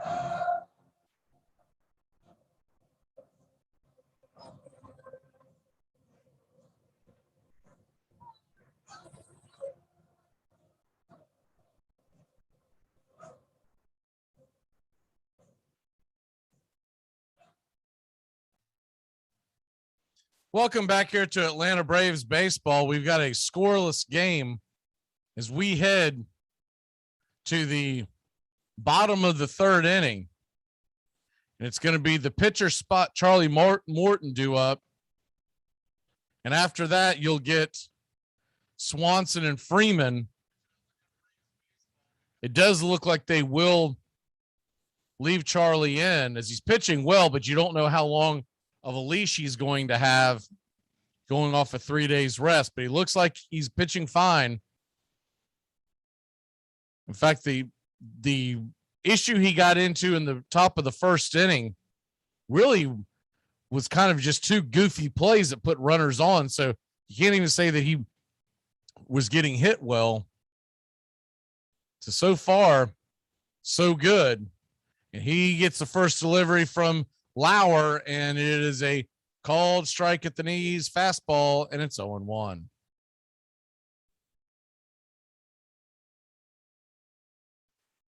Pitch from Lauer, and it is a slider. You're going to check down the first base line. Blue says Morton did go, and it's 0-2.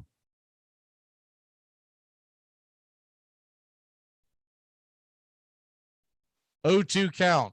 Here's the delivery, and fastball swung on and fouled back. It's 0-2. We'll do it again.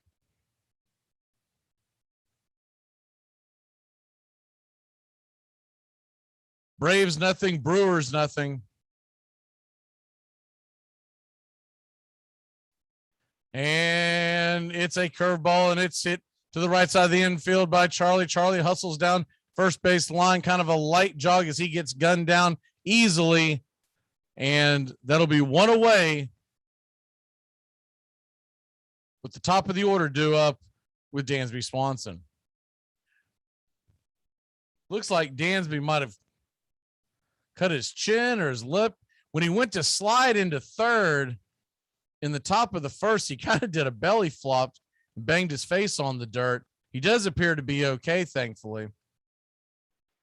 He's 1 for 1 with the double.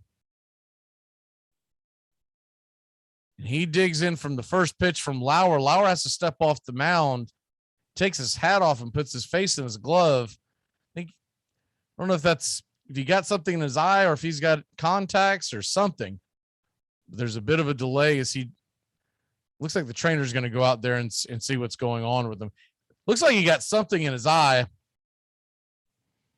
So the Milwaukee Brewers training staff goes out just to check with him. It could be a contact. Who knows? Might have been something that flew into his eye because he was setting up for the pitch and then all of a sudden kind of shook his head really quickly. So might have been a bug or something that flew in there. He looks like he's going to be okay. On this date, 1949, the great Vin Scully began his broadcasting career, broadcasting his first ever game. He did a play-by-play game Maryland Terrapins and Boston University at Fenway Park, but it was a football game. Of course, he would go on to win the Ford Frick Award in 1982, the Presidential Medal of Freedom in 2016. Here's the first pitch to Dansby Swanson. It's outside the zone for a ball, looked like a slider, and it's 1-0. He retired in 2016. Does not seem like it's been since 2016. Here's the 1-0 pitch to Dansby, and it's fired on and swung on and missed, and it's 1-1. Looked like that ball was just outside the zone, but too tempting to lay off.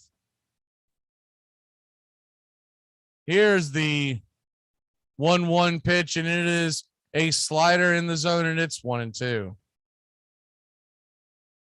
Scully was with the Dodgers for 67 years, 67 seasons.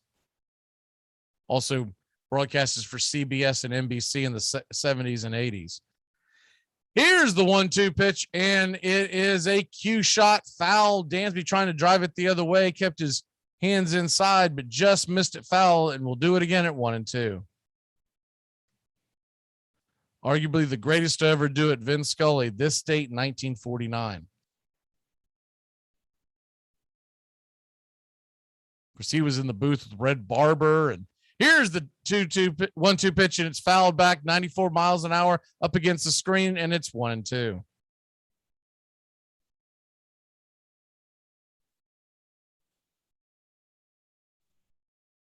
Red Barber and Scully were the Brooklyn Dodgers combo back in those days.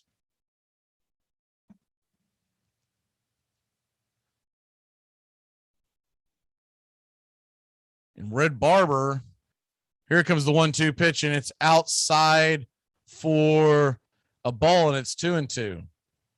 He got the great John Ward into broadcasting. John Ward would broadcast college football for the Tennessee Volunteers for years, but it was Barber that influenced him. Here's the 2-2 pitch once again, and it's fouled back up against the screen, and it's doing it again. It's 2-2. Dansby's fighting him off. Lauer, that is his 52nd pitch of the afternoon. Atlanta, nothing. Milwaukee, nothing. We're just getting going here in the bottom of the third inning. 1 out. Dansby at the plate. Freddie on deck. Here's the 2-2 pitch, and it's a slider. Just missed outside. Good eye by Dansby, and it's 3-2. That was one of those ones, if he almost framed it into the strike zone. Really close to take, but worked out for Dansby. So here comes the 3-2 payoff pitch and the delivery, and Dansby ropes it down the third base line. It's foul just over the tarps. We'll do it again at 3-2.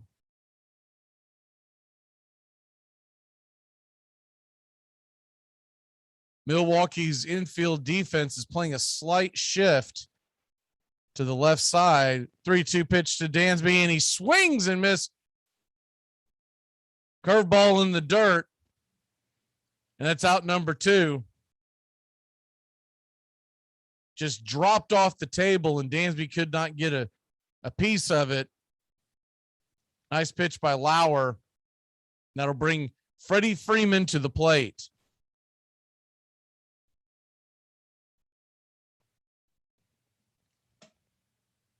Freddie Freeman hitting 111 in the playoffs. Takes the first pitch 94 miles an hour outside, and it's 1-0.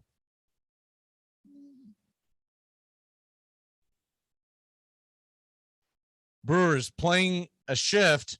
It's 1-0 pitch, fouled back up against the screen, and it's 1-1.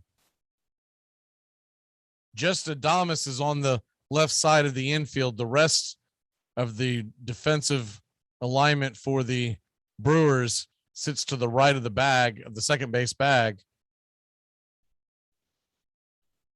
Here's the 1-1 pitch, and it's fisted down the left field line. It's going to drop for Freddie, and then it just kind of cues down. Yelich is charging. He fires it down to second base, and Freddie has a slide, a hop slide, and he's safe at second, and the Braves got something cooking.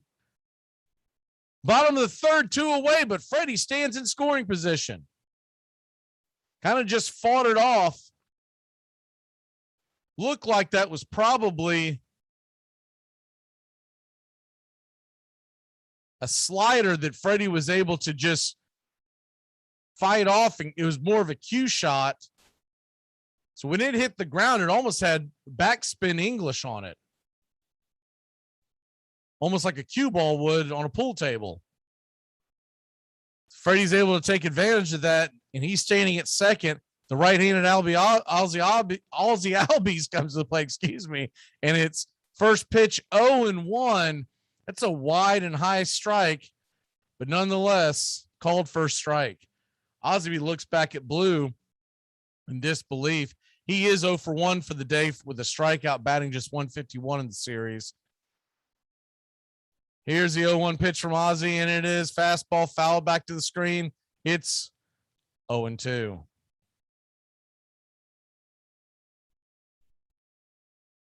In Chicago, the Astros just went ahead 10-1 on the White Sox. Altuve just hit a 3-run bomb as they are about to punch their ticket and meet the Boston Red Sox in the ALCS, which will begin on Friday.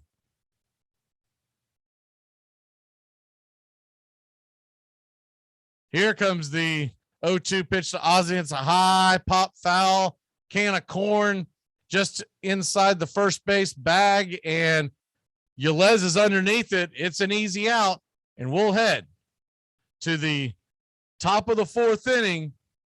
Braves nothing, Brewers nothing. You're listening to Atlanta Braves baseball. I'm Amy Lawrence, and I'm up late, always after hours, hanging out with you on CBS Sports Radio. Check it out, 2 a.m. Eastern, 11 p.m. Pacific. ACC football covered like no other here on the Armchair Quarterback. Reggie Gillespie dives into the end zone. The winning points from North Carolina State. And the teams come together in the end zone, pushing, shoving between the pack and the heels as Gillespie has scored the winning points, his 5th rushing TD. But these teams need to be separated. The emotion boils over on the last play of the game as Gillespie goes to the end zone. And it's a sea of Carolina blue and state red.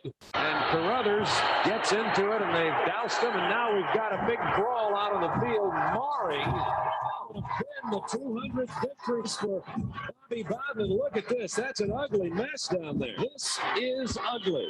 Trying to get it cleared up down there, although there's still some bodies flying around. ACC football, backyard brawls all year long. I'm up. Biggest pick of the draft. 5th pick, 6th round. TJ Hoshimazode. Yes. Lock it up. Who? What? TJ, how's the vanilla? All right. TJ, who's your mama? Fantasy Rule 17. Know how to pronounce your draft picks. You mean TJ Houshmandzadeh from the Bengals? Put him on the board. Hoshimazole. Got it. Championship. Fantasy football time.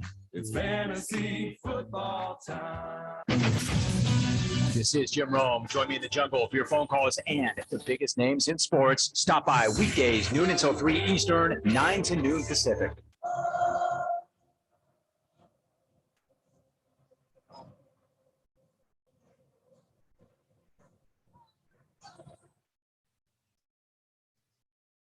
Welcome back here to the Atlanta Braves baseball.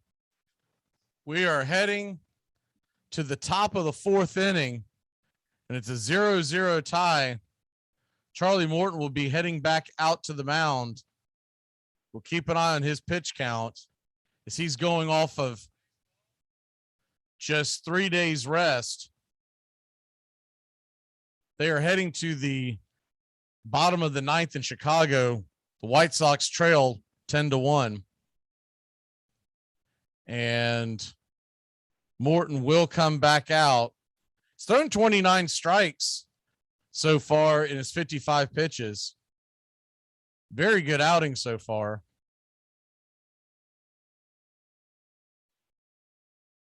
As we get set for the first pitch of the 4th inning, and it is a Fastball ripped into left field for a single. And just like that, Avisail Garcia is on, one on, nobody out. And Rowdy Tellez coming to the plate. He was sitting dead red on that and just yanked it into left.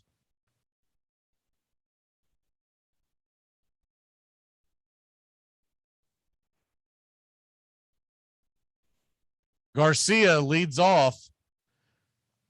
First base. Does have 8 stolen bases on the year, so you got to keep an eye on him. Rowdy Tellez digs in, and Charlie fires it back over to first. Freddie applies the tag, but no doing, and it's gets set for the first pitch again to Rowdy Tellez. Tellez hitting 143 in the series, but does have that home run from game 1. Here's the pitch at 96 miles an hour outside the zone, way outside the zone, and it's 1-0. Braves are playing on a shift, but Riley is on the left side of the infield by himself. Normally it's Swanson, but Swanson just kind of goes over to the left side of the bag as they're trying to get the double play in order. Here's the 1-0 pitch to Tellez, and he hits it high and deep into right field, but it is playable just at the warning track. He hit that thing high, but it was warning track power, and 1 away as he heads back to the dugout, and everyone in Atlanta collects their breath. The way he swung that and looked up at the ball, you thought maybe he might have gotten a hold of it. That's going to send Luis Urias to the plate, and he is 0 for 1, hitting .250 in this postseason. Low scoring game so far.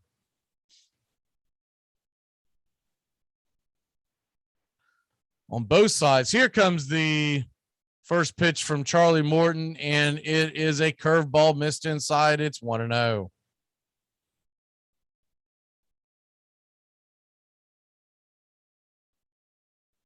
Nothing here. Top of the 4th inning. Runs have been in a premium in this series. So you feel like you just can't eat. It's almost like a hockey game. You almost feel like you can't allow a run. Put you behind the 8 ball. And there goes a wild throw as Charlie tried to pick off Garcia at second. And Garcia goes over to second. The throw comes from Freddie up to second base. Swanson standing there. Garcia does not slide, trying to hold the bag. Swanson applied the tag. Let's see if he may have came off the bag there. Kind of strange that it didn't look like that he did, but it's kind of strange that he didn't slide. I think he was surprised the ball came back that quickly. So they've got a runner in scoring position via the errant throw by Charlie Morton over to first. So here's the 1-0 pitch from Charlie. Runner on second, 1 away, and it's a curveball. Almost hits Urias again, and it's 2-0. Second time that curveball has missed pretty far inside. You wonder if Charlie might be hitting a wall now. They do have action in the Braves bullpen. It's Jesse Chavez. They try to get him warm. He's at 60 pitches. I mentioned earlier that 60 to 70 threshold is where I figured he would be at. And here's another one, and it's inside and misses wildly. It's 3-0. 3 consecutive curveballs, and all 3 missed inside. One just a little further inside than the last one. Reminds me of the 6th inning in Milwaukee, where he started to lose his his control. And then Tellez came up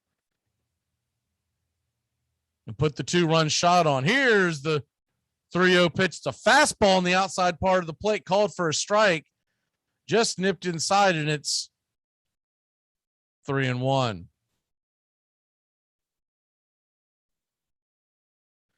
Nothing. Top of the fourth. Milwaukee's got a runner on second, threatening to score. Here's a 3-1 pitch from Charlie, and it is a fastball wide and outside the zone. He's not hitting anything in the zone right now, and it's a 5-pitch walk. And it looks like Kranitz is going to go out there to talk to him. You wonder why they didn't have the bullpen going at the beginning of this inning, considering where he was in the pitch count, 3 days rest, et cetera, et cetera. As Kranitz goes out there to the mound to talk to Charlie, probably just trying to buy time. Narvaez is going to be the batter, the lefty, left-handed hitting catcher. Kane would be next. So there's runners on first and second, 1 away. They talk strategy, but you have to wonder if Charlie Morton is going on fumes at this point. Top of the fourth inning. 65th pitch on the way. And a scoreless game with Milwaukee threatening.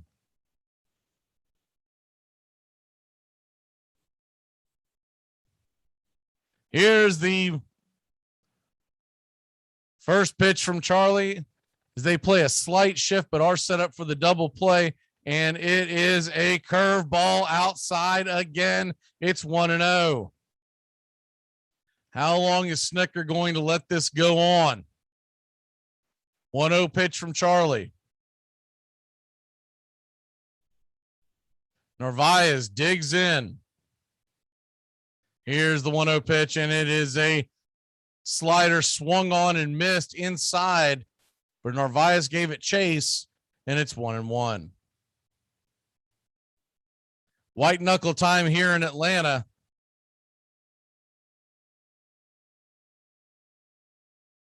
Is the Braves and Brewers are scoreless, but there's a scoring threat.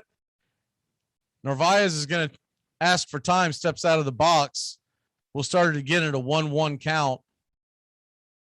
Runners on first and second.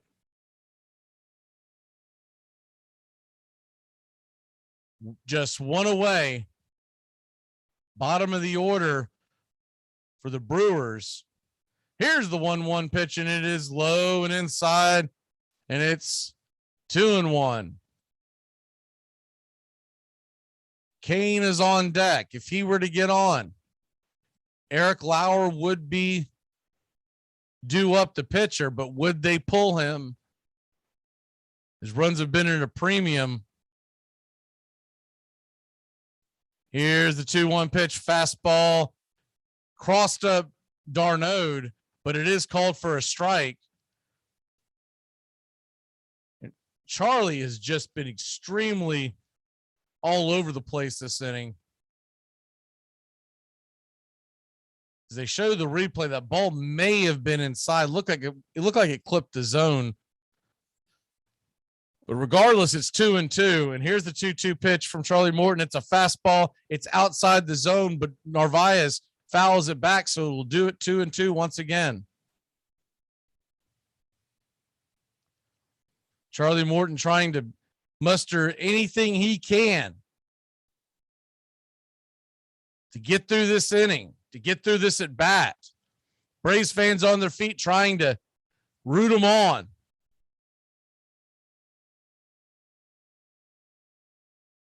The 2-2 pitch, 2 on, 1 away. Here's the windup and the pitch from Charlie Morton, and it is a fastball, and it is smoked into center field, and they're going to send the runner around. He's going to score easily, and The play at the plate was not as close as it looked, but he did get underneath the tag. The runners are going to move up to second and third. Heredia threw it in, probably should have thrown it to the cutoff man. Didn't have much of a chance of getting the runner at the plate. Made it a little closer than what it would probably think to be. They didn't even have anything really set up there, and Heredia throws it home. It's 1-0 Milwaukee.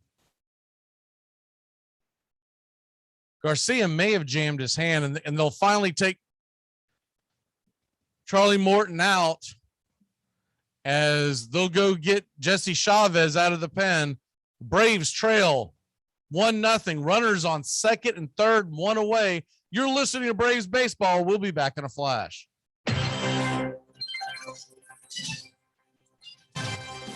Armchair Quarterbacks Radio covers the whole SEC the whole season long. Dobbs heaves it. They're bunched up in the end zone. It's tipped up. It's caught. It is caught. Jawan Jennings. Just the start of things. First quarter at the Gator Bowl in Jacksonville. And Walker digs to the right. Gets outside. The 35. Look out. He's past midfield and he's got a blocker. Cuts to the inside. Herschel Walker. There he goes again.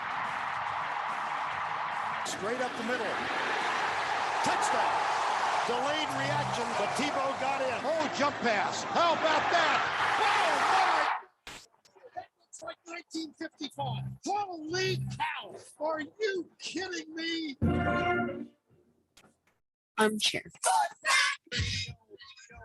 SEC! SEC!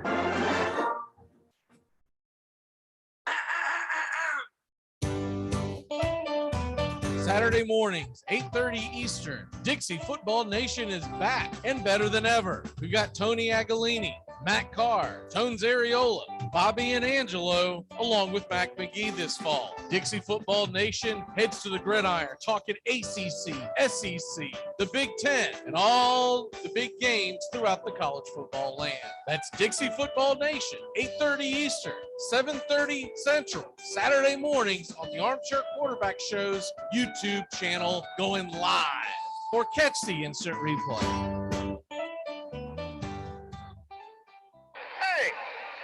Tell you one thing, that's 3 holding penalties on one football team in a quarter and a half. That ain't funny.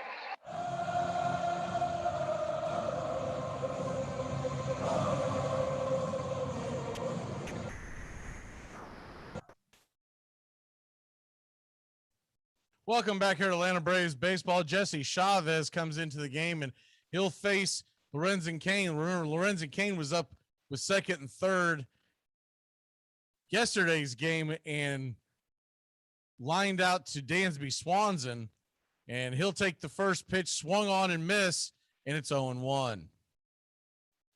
Cain has already singled and stolen a base earlier in the game.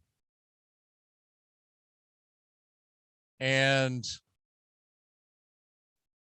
here comes the 0-1 pitch from Jesse Chavez, and it is roped into center field.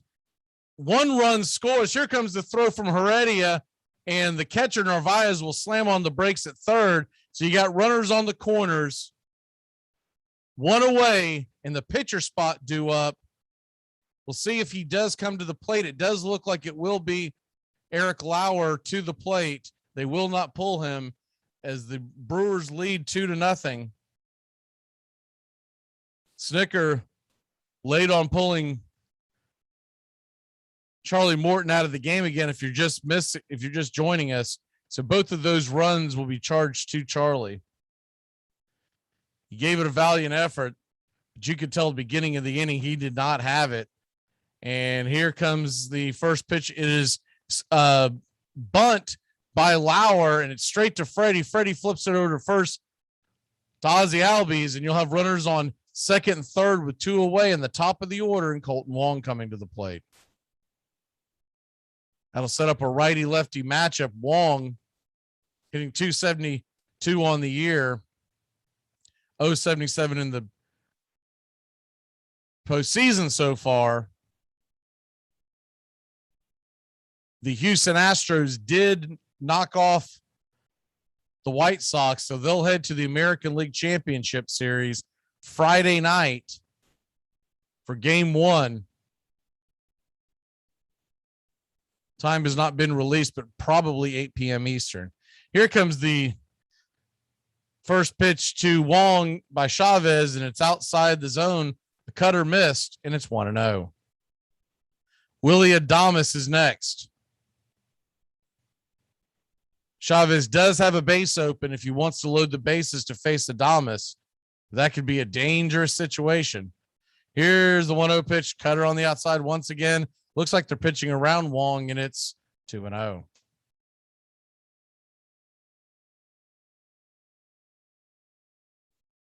Two-0 pitch to Willie Adames. I'm sorry, to Colton Wong. Willie Adames is on deck. Righty versus lefty matchup here with Chavez versus Wong, and it's a cutter, goes across the strike zone, almost dead up in the heart of the strike zone at the knees, but Blue misses it, and he'll call it a ball at 3-0. Crossed up Darnode. He was set up on the outside part of the plate, so he didn't get the benefit of the doubt. So here's the 3-0 pitch, and it is at the knees, cutter, and it's 3-1.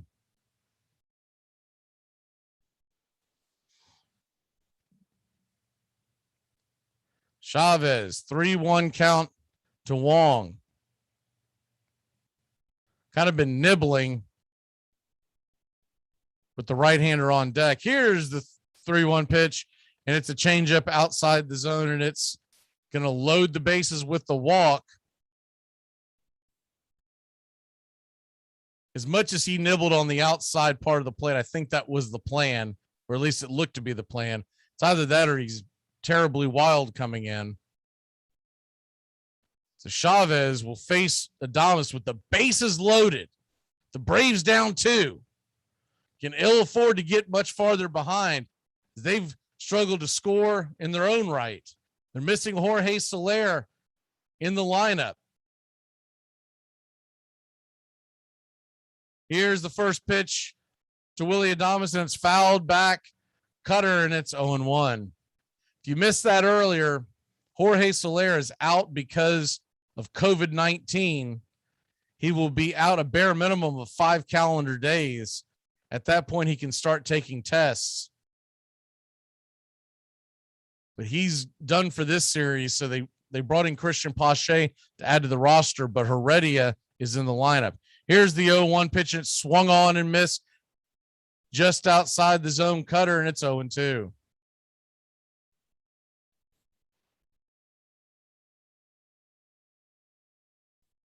Charlie Morton went 3 1/3 innings, 2 earned runs.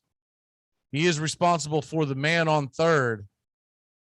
Chavez tries to get out of this jam, leave all the ducks on the pond. Here's the 0-2 pitch, and it's missed low. Looked like a changeup, and it's 1-2.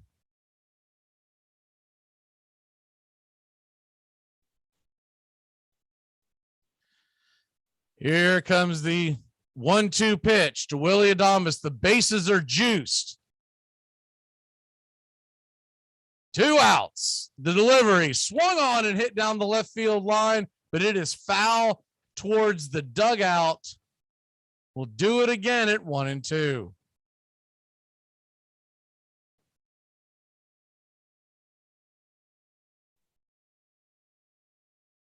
Milwaukee 2, Atlanta nothing.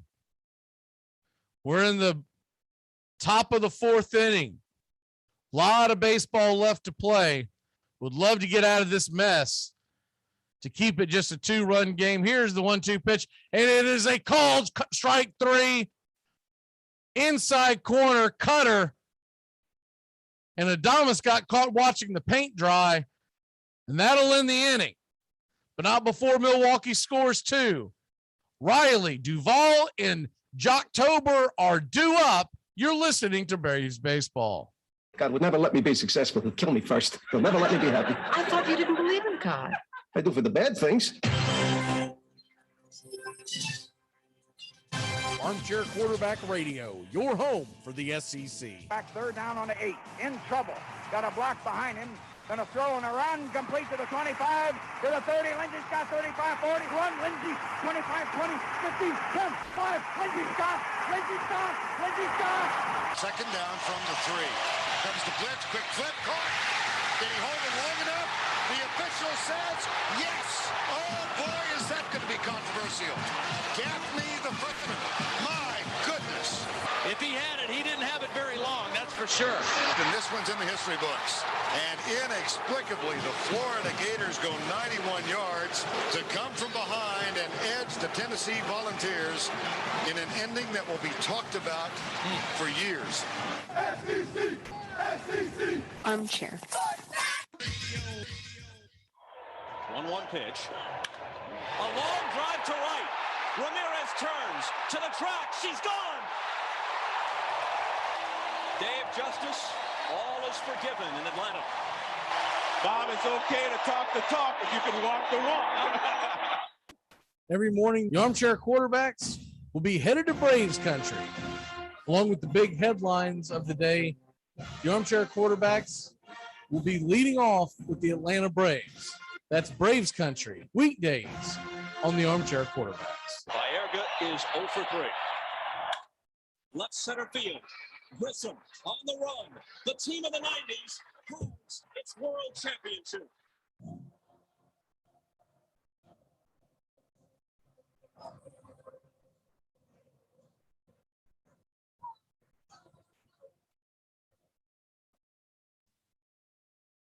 Welcome back here to Braves Baseball. The Atlanta Braves trail Milwaukee 2-0. You're just joining us. Both runs came at the top of the 4th inning. Charlie Morton is done.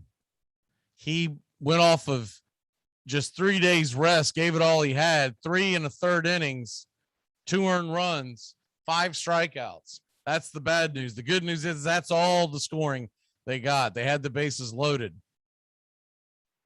If there is a game 5, Max Fried would be on full rest and ready to go on Thursday. But so would Corbin Burns. Here comes the first pitch from Lauer to Austin Riley, and it's taken for a strike. It's 0-1.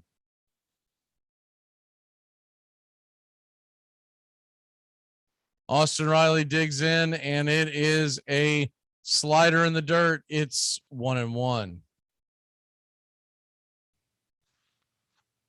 It's hard to believe it's already here. Here's the 1-1 pitch, and it is drilled high and deep, but way foul up into the upper deck by Austin Riley.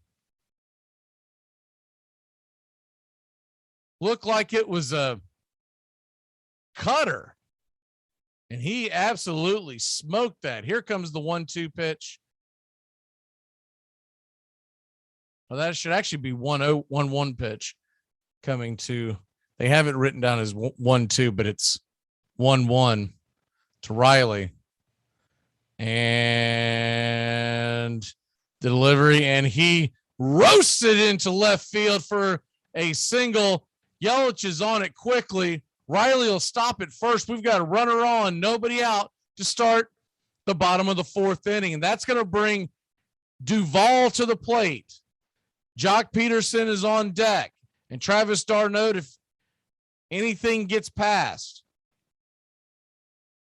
Atlanta's got something going here in the bottom of the 4th inning. They trail 2-0. It's hard to believe National Hockey League is beginning tonight. They do not take much of a sabbatical, do they? Here is they're going to fire it over to first to keep Riley close. He's back in time. We'll get set again as Adam Duvall gets ready for the first pitch of his at bat. Duvall is 1 for 1 on the day. hitting .250 this postseason. Left-handed Laura is looking back over at first as Young, first base coach, and the umpire. They're discussing something. There's going to be a little bit of a delay. I don't know what they're delaying. I think what Young is pointing out is he wants a balk called, and Blue is explaining to him why he did not call a balk. As they show the play again, Young might have an argument there. Of course, it's always up to the umpire's discretion, but he's making a case. And Young's lobbying for it. And obviously, they won't go out there and reverse the call and call it a balk. I've never seen them do that. But what it could do, and I'll tell you what, that does almost look like a balk. It almost looked like his lead foot was heading towards the mound. But what it will do is it will keep them aware of it going forward. And I think that's what Young wanted to do. Remember, Eric Young was a heck of a base runner in his time. So he knows what he's talking about. So we're done with the delay. Riley leads off first. Now Laura's going to be very, very aware to not have a balk called on him. He hits a throws curveball, and it swung on, popped high and very playable. And oh my word, the ball ricochets off the catcher's glove and into the third baseman's glove. So from Narvaez to Urias, the pop out is called. Narvaez had a beat on it, and it just kind of hit the heel of his glove. And Urias, now they're going to have to take a look at that because that almost looked like that might have hit the ground. He might have trapped it. We'll see what happened. Yeah, he trapped it. That ball absolutely was trapped. They'll take a look at that, and I'm pretty sure that they will reverse that. That ball was absolutely trapped. And there's a good video on it. There's a very good video on it. So it's not something that should even be in question. Of course, we've seen worse. We've seen worse. Not overturned, but this should be a pretty quick overturn. We're waiting on that. In this date in 1907, Mordecai Brown, three-finger Brown, throws a 2-out shutout, beating the Tigers as the Cubs become the first team ever to sweep the Fall Classic.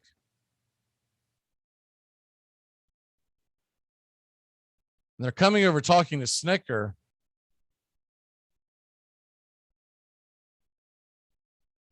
Are they calling that an out? There's no way that's an out.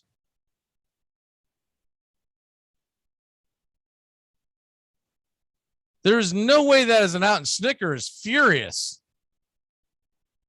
So he's talking to the umpires.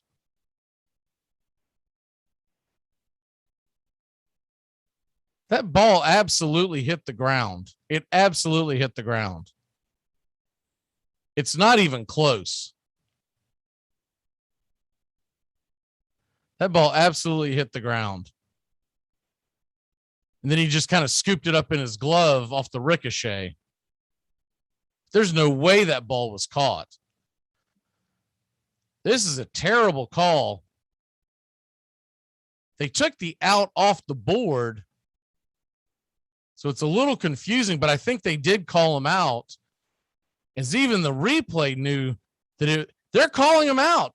And it's a garbage call by the umpires once again. An absolute embarrassment. Garbage call. That ball hit the ground. It was scooped by the third baseman. He was even laughing about it because he knew that he had trapped it.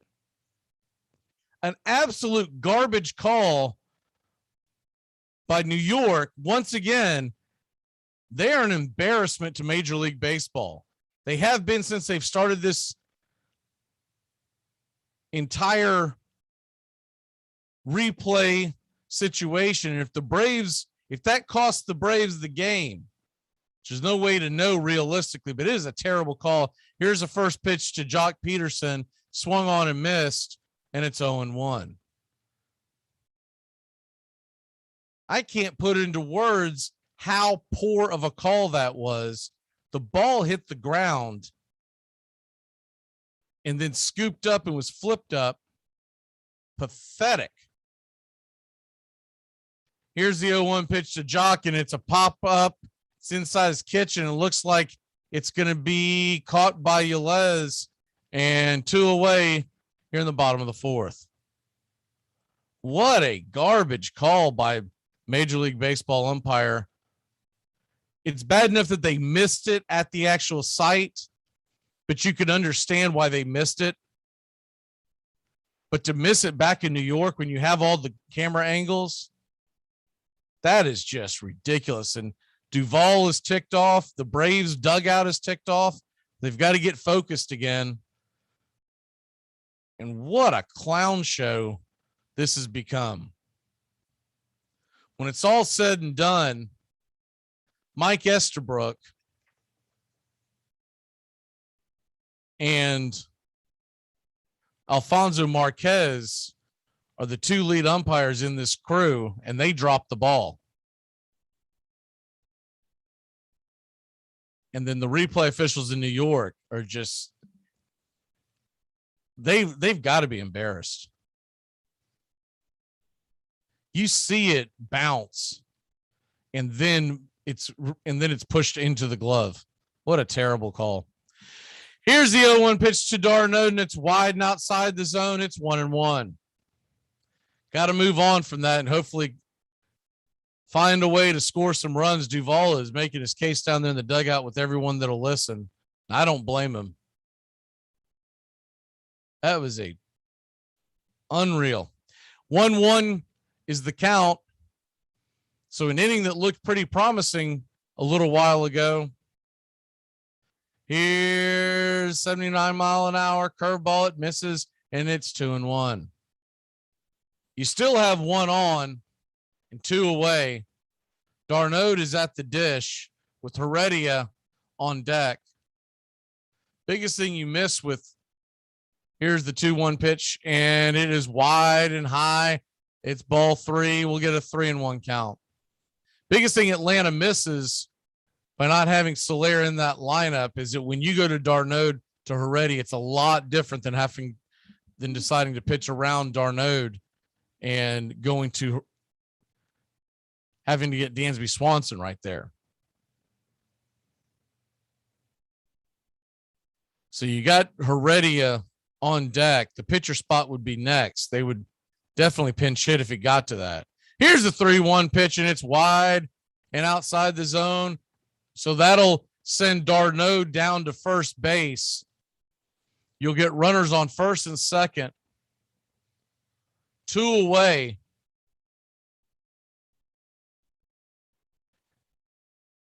And Heredia coming up to the plate. They're going back. They're all going out to the mound. The entire infield is going out to the Milwaukee Brewer mound to have a chat to see how they want to deal with this. They know the pitcher's on deck, but there's no way, or I wouldn't think there's any way that the pitcher would see the batter's box. If you end up with the bases loaded or whatever the situation is, there's many right-handed batters they could pull off the bench for the Braves. Orlando Arcia would probably be the first one they would go to. You've got Pache,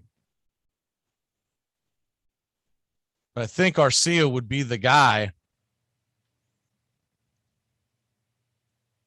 You also have Adrianza you could go to, Terrence Gore, Rosario. Here's the first pitch to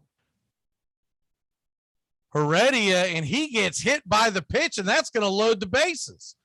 So we're going to find out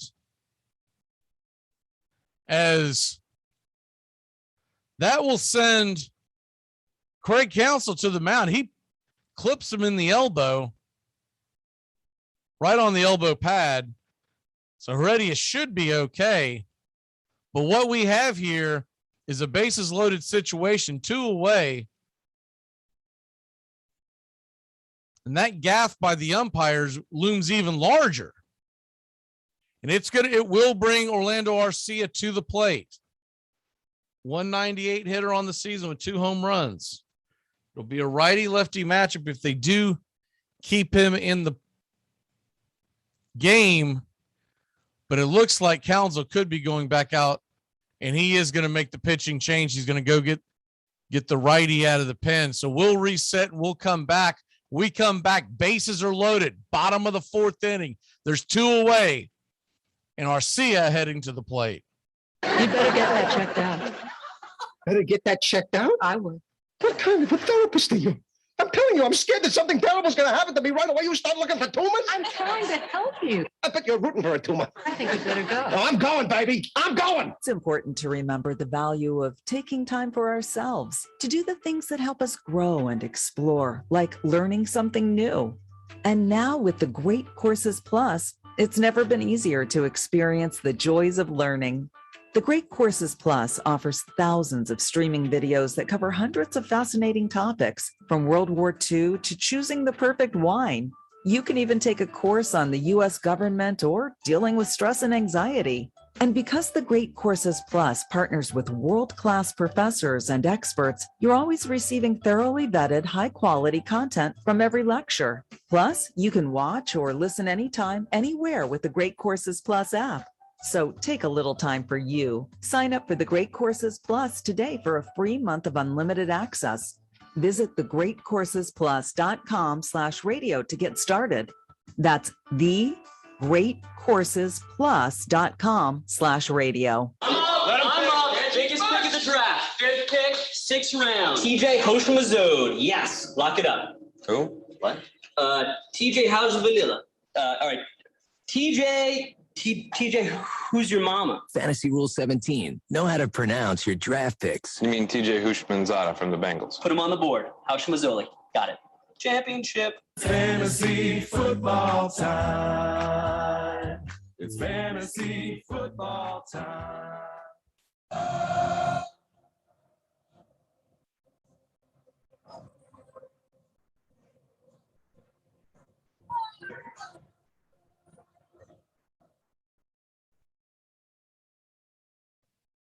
Welcome back here to Braves Baseball. And what we have here is Arcia will take a seat, and that's going to send Hunter Strickland to the mound, and Eddie Rosario grabs a bat. So the bases are loaded. There's 2 away, and Rosario will take the form of what Jock Peterson had been doing for Atlanta, coming in to pinch hit in a huge spot. As the bases are loaded, 2 out. If you're just joining us, the Brewers lead 2-0. The Braves were hosed on a call earlier in this inning by instant replay. They just missed it. And there should only be 1 away, but nonetheless, it's bases loaded, 2 away. And Eddie Rosario, who's 349 lifetime with the bases loaded, he will face Hunter Strickland. And here comes the delivery from Strickland. And it is swung on and hammered foul just right of the first base bag, and we'll do it again at 0-1. Rosario would like to find any way to get on base, get at least 1 run back. The top of the order would be due up next. Bases loaded, 2 outs. The 0-1 pitch to Rosario. Strickland takes his time getting ready, getting a new ball. Riley, Darnode, and Heredia are on the bags around the horn. All the ducks on the pond. On the 0-1 count to Rosario, and it's a fastball outside. They're going to call it a strike. It's 0-2. Might have just clipped the corner, 98 miles an hour. Rosario didn't want to pull the trigger there, so he'll get set for the 0-2 count now. Strickland with the advantage. Atlanta trails 2-0. They have knocked the starter out, though, so it will be bullpen versus bullpen the rest of the way, but the Brewers have a 2-0 edge. Here comes the pitch. Rosario asks for time, steps out of the box. Blue gives it to him. He's going to take a couple of practice swings. We'll set up again at 0-2.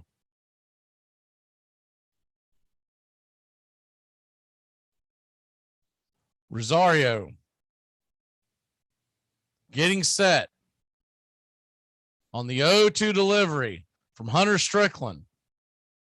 And fastball just got a piece of it, knocks it foul. We'll do it again at 0-2, 98 miles an hour. Narvaez was set up on the outside part of the plate, and it drifted over just a little. It was just enough for Rosario to be able to make contact. Standing room only in Atlanta. The bases are loaded. Tying run on second. Go ahead run on third, on first. 0-2 pitch to Rosario. So he gets set to get back into the box. Strickland, who's known to take his time on the mound, is getting set. And here comes the 0-2 pitch. As he looks in to get the sign. Here's the 0-2 pitch. They set up inside, bust back outside, and it is swung on and rifled into center field. That'll score a run. Will it bring around a second run? And it does. The Atlanta Braves have tied the game. Rosario comes through it in a big way with a 2-out single. Right back up the chute. We'll have runners on the corners. A new ball game in Atlanta. And take that, New York, for blowing that call. Nice piece of hitting by Rosario. A good pitch by Strickland. He was just able to fight it off into center field. And Darnaud, who runs a little faster than a lot of catchers, he was booking the whole way. Was never going to slow down. I don't think Washington could have stopped him if he tried to tackle him at third. Well, we've got a tie ball game. And that'll bring the top of the order. Pitching coach for Milwaukee's coming out. They do have guys warmed up in the bullpen, but obviously Ashby could not come in until Strickland faced two more batters. So he's going to face Dansby Swanson. And then, of course, Freddie Freeman is next. So Swanson can keep that line moving. Hit them where they ain't, boys. We got something going. 2 on and 2 out. Runners on the corners. Rosario coming up big. Is that left-handed pinch hitting spot just been huge for the Braves this early postseason? Dansby Swans is 1 for 2 on the night with a double, batting .250 for the postseason. And he'll look to try to shoot something into the outfield. If he gets on at all here, Freddie gets up. And here's the first pitch to Dansby, and he rifles it down to third. What a great play. Outstanding defensive play by the third baseman, Urias, as he grabs it and chucks it over to second. And the Braves will get out of the inning. It was a high hop, a hot hopper that he was able to get his glove on, fired over to second for the force, and that'll end the inning. But not before the Braves tie it up. We head to the top of the fifth. Atlanta 2, Milwaukee 2. Grab you a cold one. We got us a new ball game. This portion of the show is being brought to you by the best things in life, which are still free with minimum purchase at participating dealers.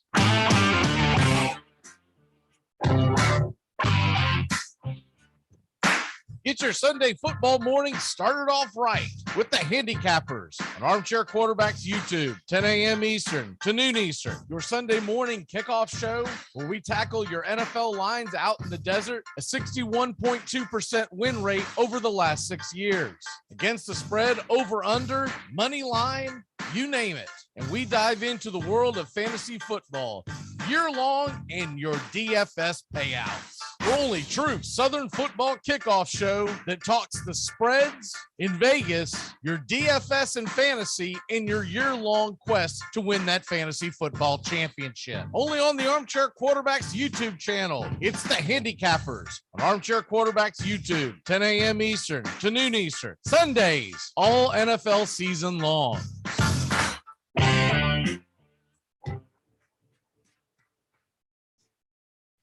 It all starts with just one thing. Glass jars can be reused to store food and spices, as a holder for combs and brushes in the bathroom, or as a container for plants and homemade candles, in addition to simply being recycled. Find tips and more at onethingus.com. Let me tell you something. If the U.S. government decides to stick a tracking device up your ass, you say thank you and God bless America. Hi, this is Britney Spears. What up, this Jay-Z. This is Jennifer Lopez. Armchair.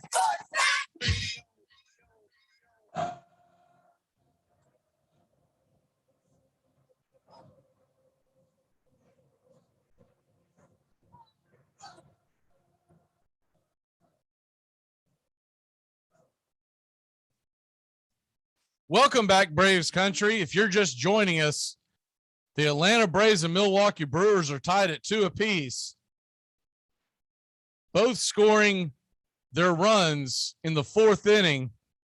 Braves just coming off of tying that game. Eddie Rosario came off the bench, pinch hit single that drove in 2 runs. The Braves are back in business, as we'll see what the pitching change will bring. Looks like it's going to be Huascar Ynoa coming out of the pen.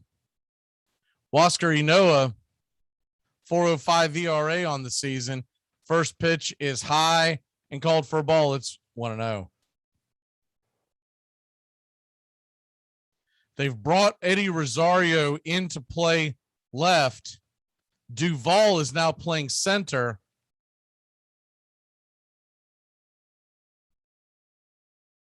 And that would put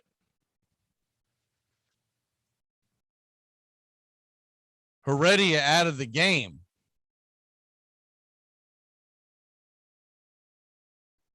Here comes the 1-1 pitch, and it's high and outside the zone. It's 2-1. Atlanta wanting to keep as many bats as they can keep in this game, as it could get a little high scoring. They've already burned 2 pinch hitters off that 1 pinch hit attempt. 2-1 pitch to Yelich, and it is smoked to first base and too hot for Freddie to handle it. So it goes off his glove and into right field. And Jock Peterson will corral it, get it back into the infield. It's a single. Sharply hit line drive. Just went off Freddie's glove.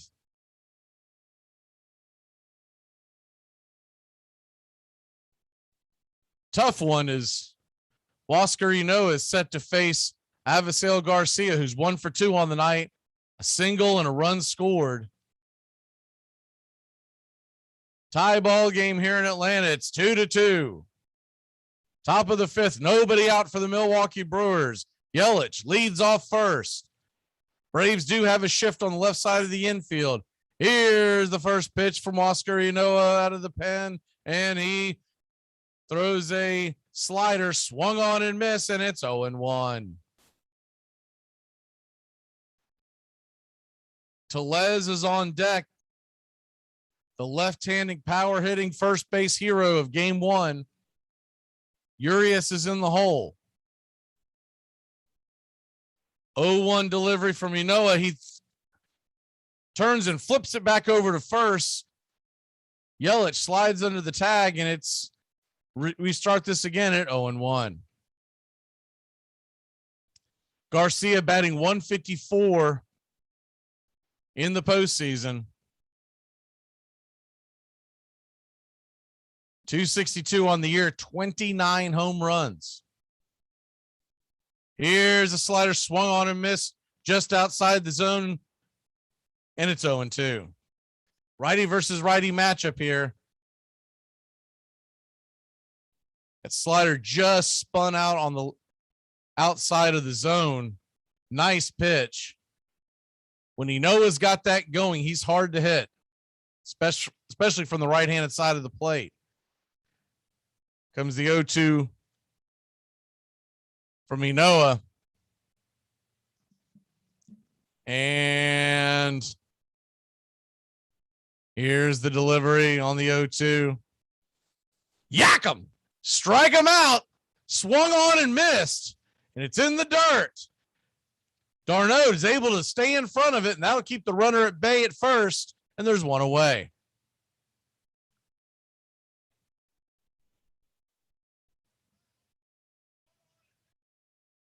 Atlanta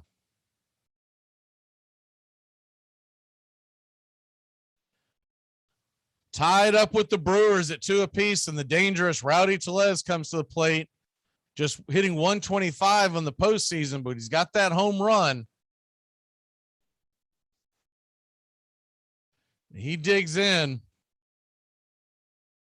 and it's swung on, and it's hammered high. It's hammered deep. Goodbye, that's gone. Roasted over the center field wall, and it's 4-2 Milwaukee.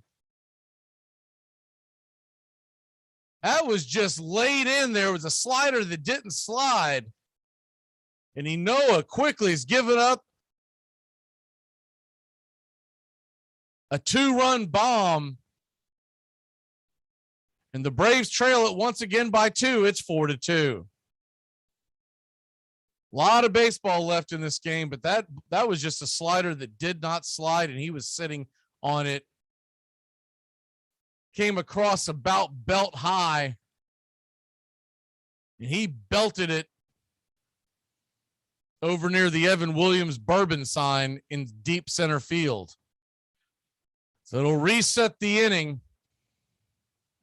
Here's the first pitch to Urias, and it's a called strike, 97 miles an hour, and it's 0-1.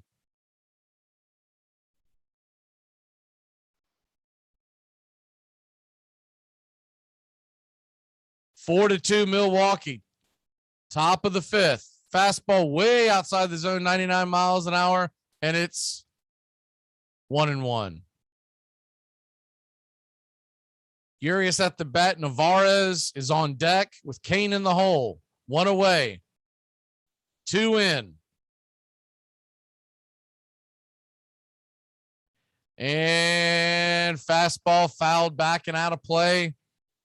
98 miles an hour. And it's 1-2. Makes you wonder why they didn't start with his fastball to the lefty. But we can second guess all night long. It's 4-2 Milwaukee. And slider way outside the zone. And we'll do it again at 2-2.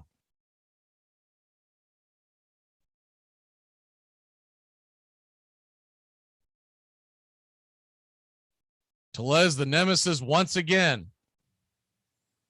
This is 2-run shot in game one was the difference. Atlanta with plenty of time to come back, but remember that Milwaukee pen is rested, and it's a good one. Here's a fastball, 99 miles an hour up around the eyes. Missed, and it's now 3-2. Ynoa is struggling here. C came in beginning of this inning after the Braves had tied it up, taking Chavez out of the game. And here's the slider, and it's banged foul, and it's 3-2. Looks like it could be rust.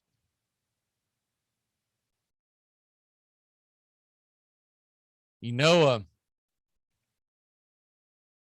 having a hard time finding the strike zone here, getting ready for the 3-2 count from Luis Urias. Here's the pitch, and it is a slider way outside, and it's ball 4. That'll bring Narvaez to the plate.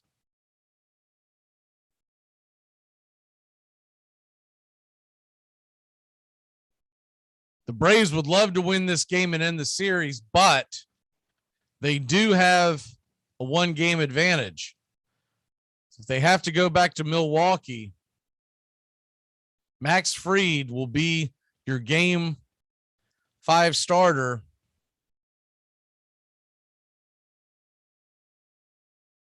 Here we go. If you're just joining us, Jorge Soler out for the rest of the series because of COVID-19. Here's the first pitch to Narvaez, and it is swung on and popped up. It is shallow left field, and underneath it is Rosario, and there's 1 away. 2 away, excuse me. That'll bring Lorenzo Cain to the batter's box. He's 2 for 2 on the night already. Milwaukee jumps back out to a 4-2 lead. Ashby is warming up in the pen. You got to figure that's who we're seeing in the next inning. The left-hander.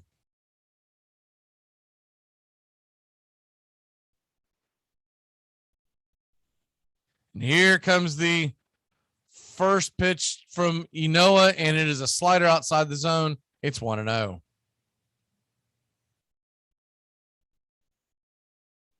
Due up in the Braves' bottom of the 5th inning, Freddie Freeman, the left-hander, the switch hitting Albies, and Riley. Here's the 1-0 pitch, and it's swung on and missed. Slider for a strike just outside the zone, and it's 1-1.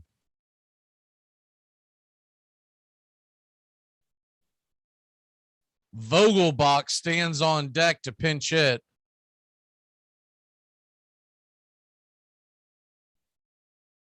Kane gets on.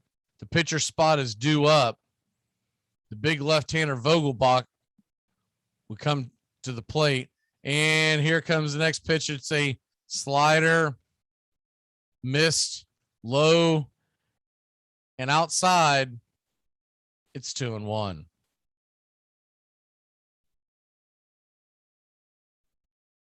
Would they let Enoa face Vogelbach? There's 1 on, 2 away, the 1-1 pitch, and it is a slider called for a strike, and it's 2-2. 1-2, excuse me.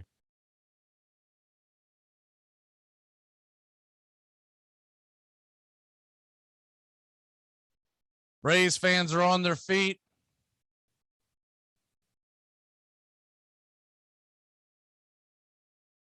Here's the pitch. 2 strikes, 2 outs, 1 on, and fired into the dirt. It's blocked by Darnode. The runner at first cannot advance, and we'll do it again. 2-2.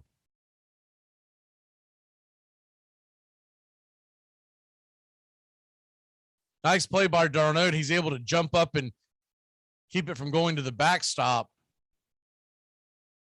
keeping another runner at a scoring position. Here's the 2-2 pitch from Enoa, and it is a called strike. Number 3. That'll get us out of the inning. And the Atlanta Braves trail Milwaukee 4-2 off of another Rowdy Tellez home run. Freddie Freeman is due up as we head to the bottom of 5. He only has 3 rings.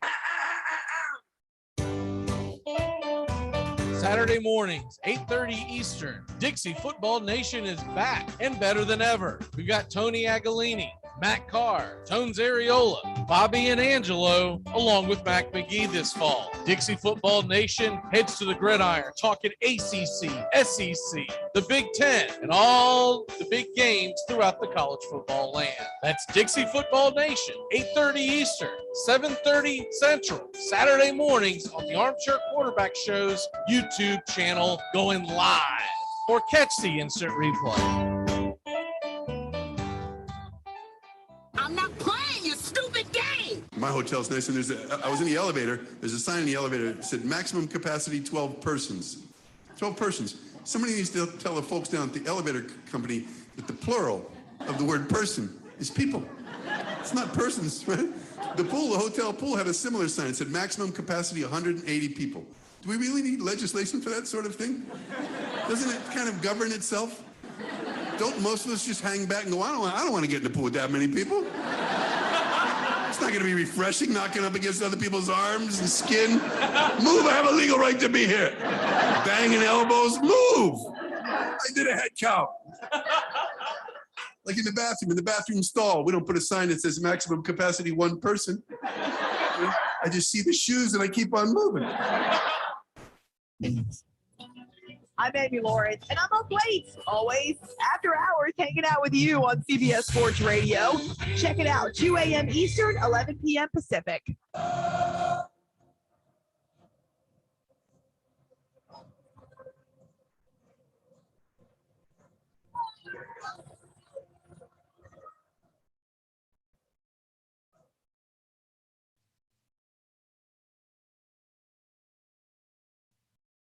Welcome back here to Braves baseball. If you're just joining us, the Atlanta Braves trail Milwaukee 4-2 in a series that's been extremely low scoring. We've really had some fireworks in the last couple of 3 half innings. Milwaukee has scored 2 in the 4th and the 5th. The Braves have scored 2 in the 4th. And as we head to the bottom of the 5th, and getting set for Aaron Ashby to come on to the game, the lefty will face Freddie Freeman, Ozzie Albies, and Austin Riley.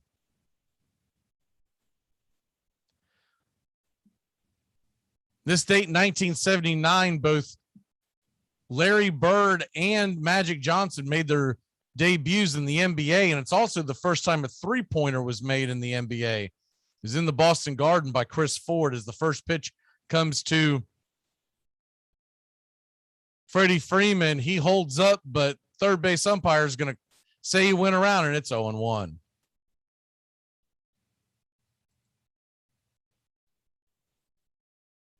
Here comes the 0-1 pitch, and it's swung on.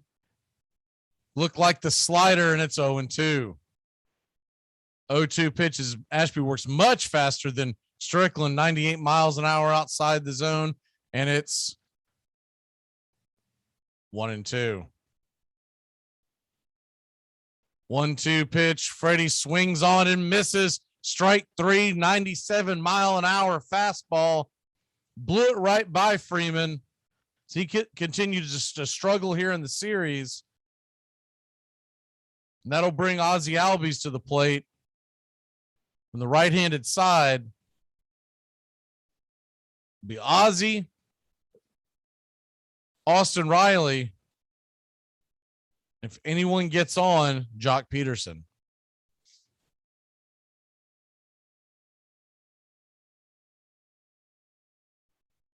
Here's the first pitch to Ozzie, and it is outside the zone. It's 1-0. I'm sorry, Duvall would be 5th. That's my fault. Here's the 1-0 pitch, and it's at the ankles, and it's 2-0. So you have 3 consecutive right-handed hitters facing the left-handed Ashby at this point. Here's the 2-0 pitch, and it swung on and fouled back, and it looks like it hit the hind catcher Narvaez in the thigh. He's hobbling around, and no, it wasn't the thigh. It was in that part you don't want to get hit at. And we'll let that gentleman walk that off for a minute, as he's looks like he's back up behind the plate. And that is not where you want to get hit.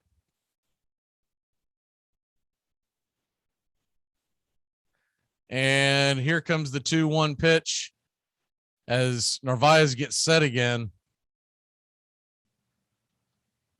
Ozzie digs in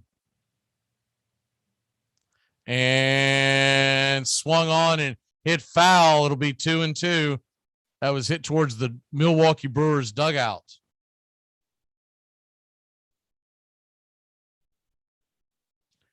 Milwaukee 4, Atlanta 2. We're just here in the bottom of the 5th inning. And here's the delivery by Ashby, and it is outside the zone, 85 miles an hour. We'll have a full count. Ozzie trying to get something going here. Here's the 3-2 pitch from Ashby, and it swung on and hit to the left side of the infield. Third baseman Urias has it, can't quite get it out of his glove, so he'll just eat it, and Ozzie will make it down to first base with an infield single. Atlanta's got something cooking here. 1 on and 1 out. He pulled it to the right side there, got a decent amount of dribbles, and it looks like Urias just could not get a handle on it. Realized he was better off holding on to it than trying to sling it down the line. Smart play by Urias. Ozzie held the back of his pants as he went down the first base line, but I think it was just his gloves moving around. I don't think it was an injury because he looks like he's fine. Here's the first pitch to Riley, and it's outside the zone slider, and it's 1-0.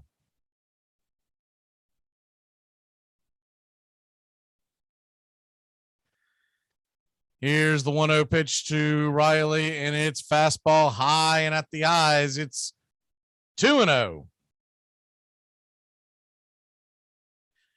Milwaukee 4, Atlanta 2. We're in the bottom of the 5th, the heart of the Atlanta order, facing the lefty Ashby. Here's the 2-0 pitch, and it is a changeup high, 90 miles an hour at the letters, and it's 3-0. You got to figure Riley's got the green light here. The Braves fans are on their feet trying to root Riley on. This Braves crowd has been into it the entire game. So Atlanta tries to get to the National League Championship Series with the win here. A loss sends us back to Milwaukee Thursday. Here's the 3-0 pitch, and it's inside, 98 miles an hour, and that'll be ball 4. Riley heads down to first. Albies heads down to second. Can Adam Duvall get something cooking here? Batting .231 in the seat on the series, 1 for 2 on the night. But remember, he was the one that got hosed on that call in the bottom of the 4th inning. If you're just joining us, there was an out that was called as the Brewers pitching coaches heading to the mound to talk to Ashby, so you're not missing any action. There was a pop-up, and the catcher Narvaez, the ball hit him hit the heel of the glove, and it bounced out of his glove. The third baseman Urias dove, and at first look, it looked like he caught the ball, but he had actually trapped it. They went to replay, and they didn't overturn it. So Atlanta scores 2 runs in that inning later on, but it could have been a much bigger inning, because not only do you not know what Duvall may have done, you're also looking at how long would it take for them to have gotten 3 outs? So a big call that was blown by the replay in New York. On the field, you can say they blew the call, but it was a bang play. Pretty difficult to see that he trapped it, but when you got the replay, it was definitely there. So we're going to reset here as they're finally getting ready to get back again. Narvaez walks towards the mound again, but he's just giving the new signals to the pitcher Ashby. With a runner on second, they're going to change up their signals a little bit. So we've got runners on first and second, 1 away, the lefty Ashby on the mound, and the hard-hitting righty Duvall at the plate. Here's the pitch and swung on and missed. It's a slider way outside the zone, and it's 0-1. That slider almost hit Duvall. He was swinging for the downs. Did not get cheated on that swing.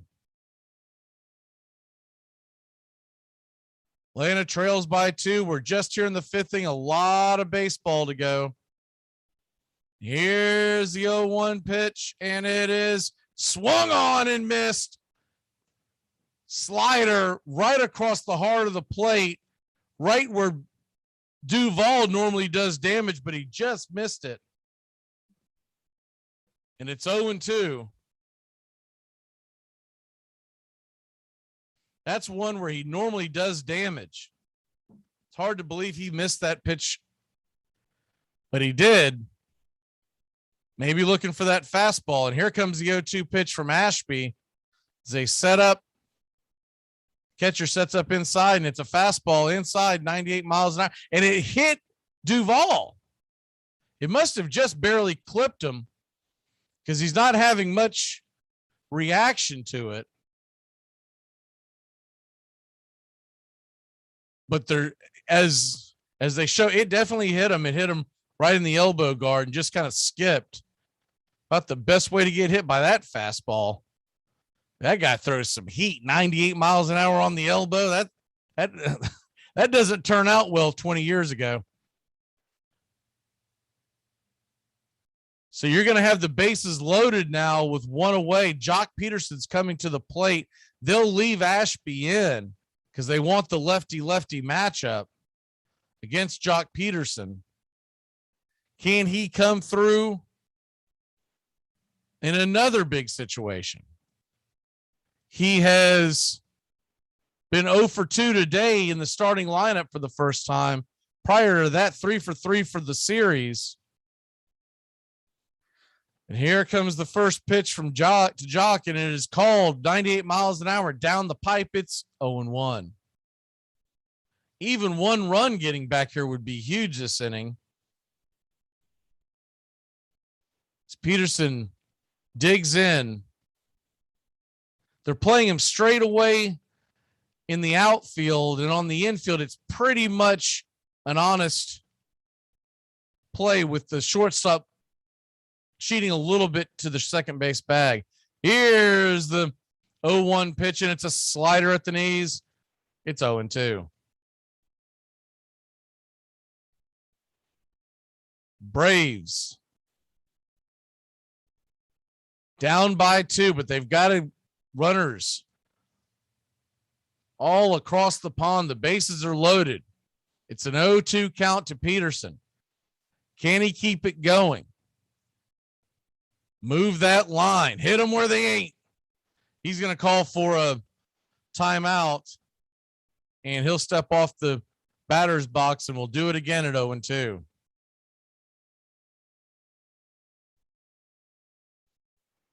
Ozzie Albies is on third. Here's the 0-2 pitch, and it's a slider swung up and fouled back. We'll do it again at 0-2.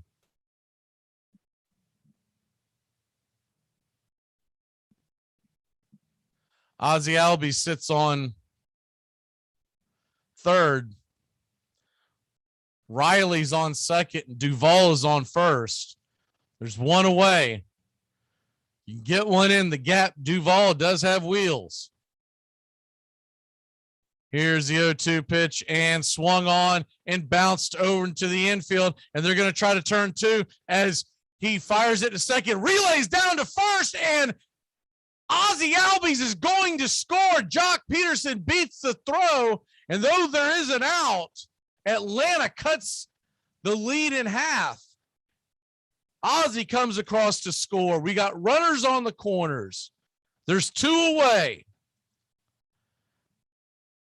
And that's going to send Travis Darnode to the plate. We'll see if they end up making a pitching change. Urias gets it pretty quickly, but it wasn't a very hard hit ball. So by the time he flipped it to second and Wong threw it down to first, he really had no shot. Wong is trying to complain to the umpire that there was runner interference, but that's just nonsense. Duvall slid into second, kind of rolled up, but he kept contact with the bag the entire time.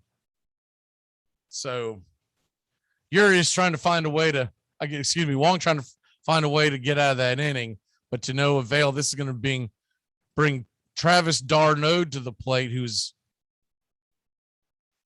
coming up in a big spot here. Here comes the first pitch, and it is a sinker in the dirt, 95 miles an hour. It's blocked by Narvaez. Good job by Narvaez.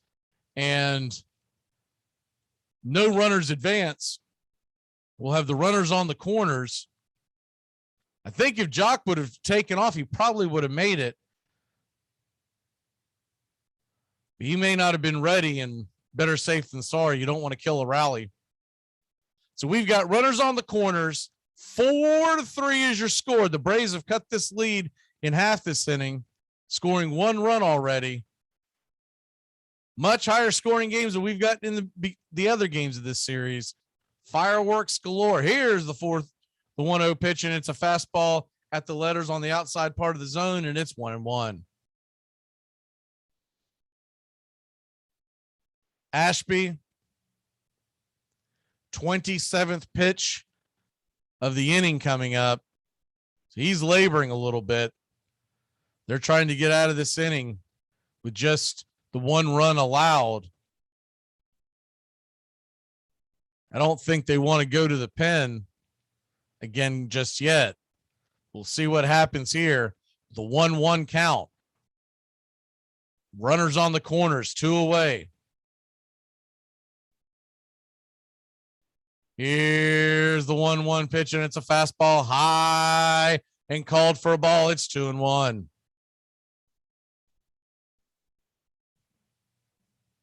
Darnode trying to find anything he can groove here. A single, a wild pitch, pass ball, infield single, anything would score the runner. Here's the 1-0 pitch, and it is rifled into right field past the diving first baseman. Garcia's going to get it, sling it back into the infield. It's a single RBI by Darnode. We've got a tie ball game. And not only that, Mr. Jock Peterson goes from first to third on the play. Great piece of hitting by TDA. You got to love the way he stayed back on that pitch and just drove it into right field. Gave him took what the defense was giving him. And that'll put runners on the corners. It's going to bring up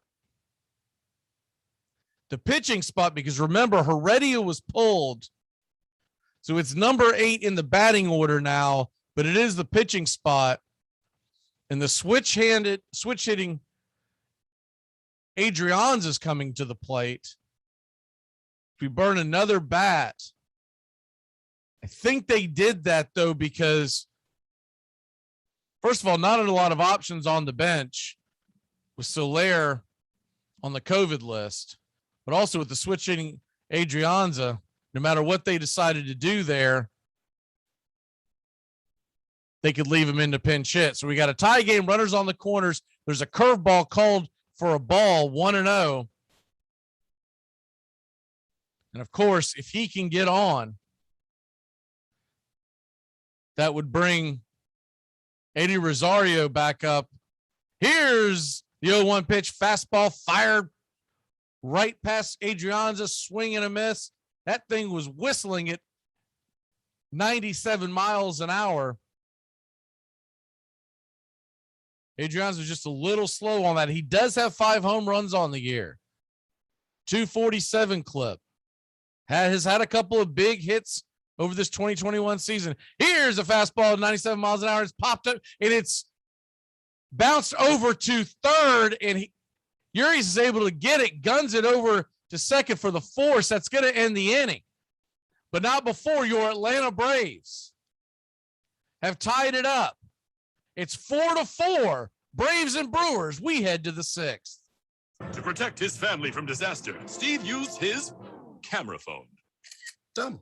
By taking pictures of his important documents, Steve can always have them stored online. Learn more simple disaster prep tips at ready.gov. A message from FEMA and the Ad Council. Nix again with 36 seconds left. Ball at the left hash mark. 2 wide out to the right, 1 to the left. Florida's got the big rush on Nix. He floats one in the end zone. It is called touchdown Auburn. Sanders caught it. Touchdown Auburn. Touchdown Auburn. Frank Sanders from Nix. Auburn's ahead. Auburn's ahead. Touchdown of 8 yards. Nix to Sanders. Can you believe it? Can you believe it? Auburn has done it again. Ball game is over. I have seen it, but I do not believe it. Yes, the streak is alive. Auburn 36, Gators 33. Number 1 has fallen by the wayside. It's not what he said, you ignorant wretch. Spanish is worse than your English.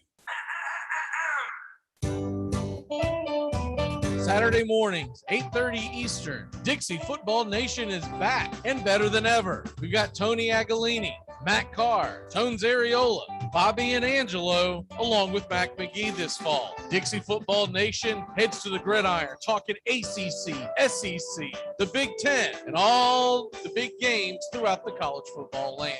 That's Dixie Football Nation, 8:30 Eastern, 7:30 Central, Saturday mornings on the Armchair Quarterback Show's YouTube channel, going live, or catch the instant replay.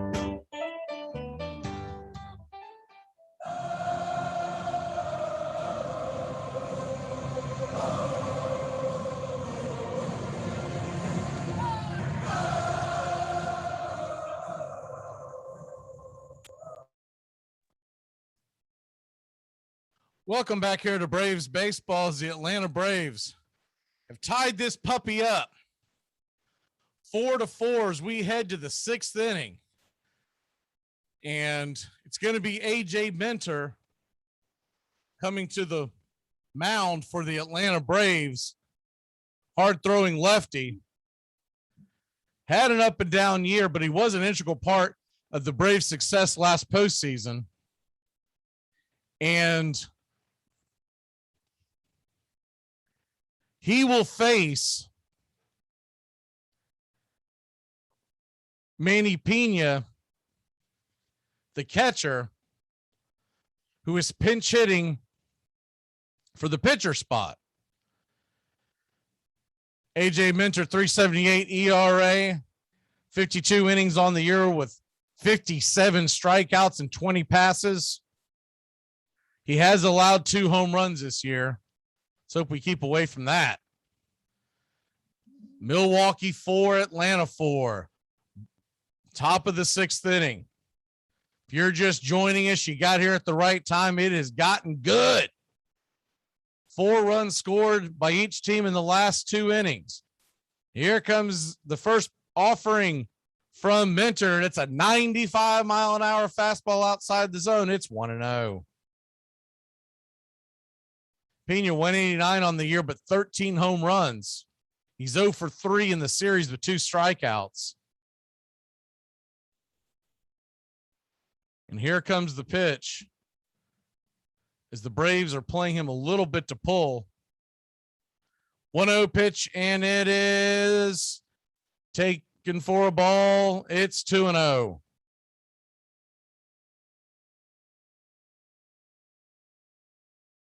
Looked like it was a slider, just missed right outside the zone Might have been the cutter.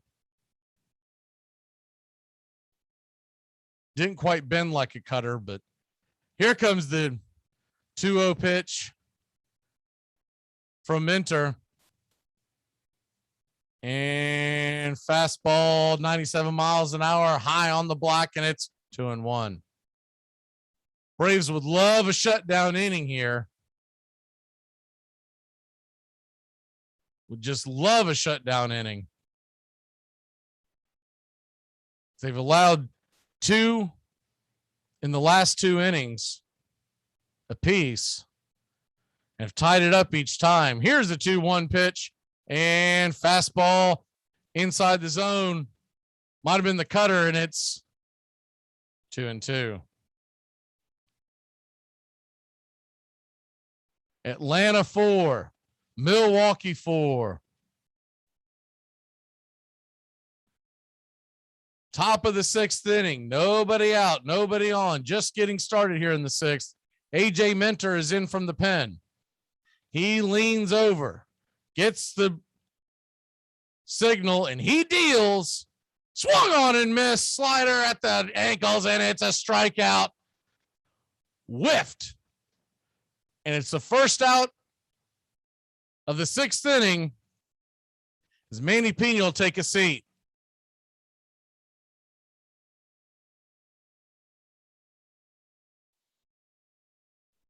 Nice pitch by Pena.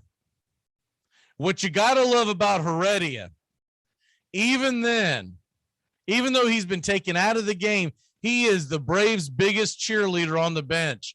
He's jumping and up and down with every pitch. Here comes the first pitch to Colton Wong at the top of the order, and it's missed for a ball. It's 1-0. Cutter just missed that inside part of the zone.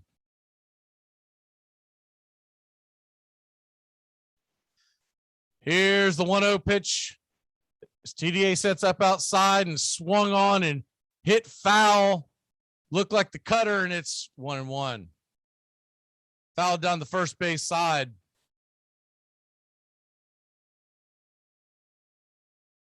And AJ Minter leans over, gets the signal. He rocks and fires. And it's a cutter on the inside part of the plate. It's 1-2.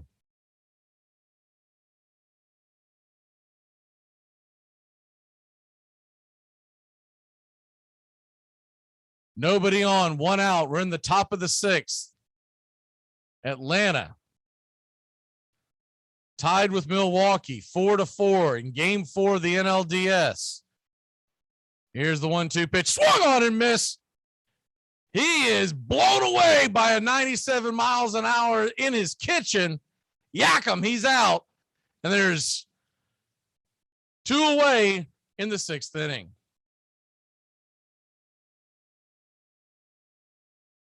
Looked like he might have even foul tipped it. Great job by TDA to keep that in his glove. That'll bring Willie Adames to the plate. Hard-hitting right-handed shortstop, 25 bombs on the year, 20 in the National League, and he swings at the first pitch. It's a cutter hit high and harmlessly into right field. Jock Peterson's underneath it. He'll corral it, and that's out number 3. We head to the bottom of the 6th inning. Your Atlanta Braves 4, the Milwaukee Brewers 4. Back in a flash with Braves baseball. The Almighty says this must be a fashionable fight. It's drawn the finest people.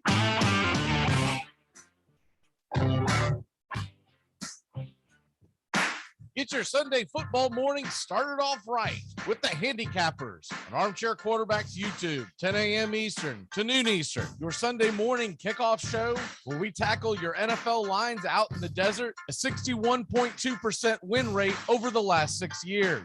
Against the spread, over, under, money line, you name it. And we dive into the world of fantasy football year long and your DFS payouts. the only true Southern football kickoff show that talks the spreads in Vegas, your DFS and fantasy, in your year-long quest to win that fantasy football championship. Only on the Armchair Quarterbacks YouTube channel. It's the Handicappers on Armchair Quarterbacks YouTube, 10 a.m. Eastern to noon Eastern, Sundays, all NFL season long.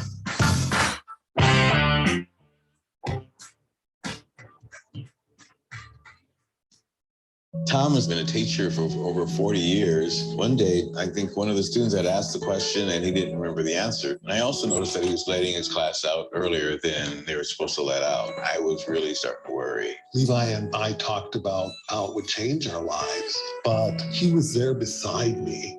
When something feels different, it could be Alzheimer's. Now is the time to talk. Visit alz.org/ourstories to learn more. A message from the Alzheimer's Association and the Ad Council. Let's keep the Dodgers in Brooklyn. My house is not a home without some. Playoffs? Don't talk about playoffs. You kidding me? Playoffs? I just hope we can win a game.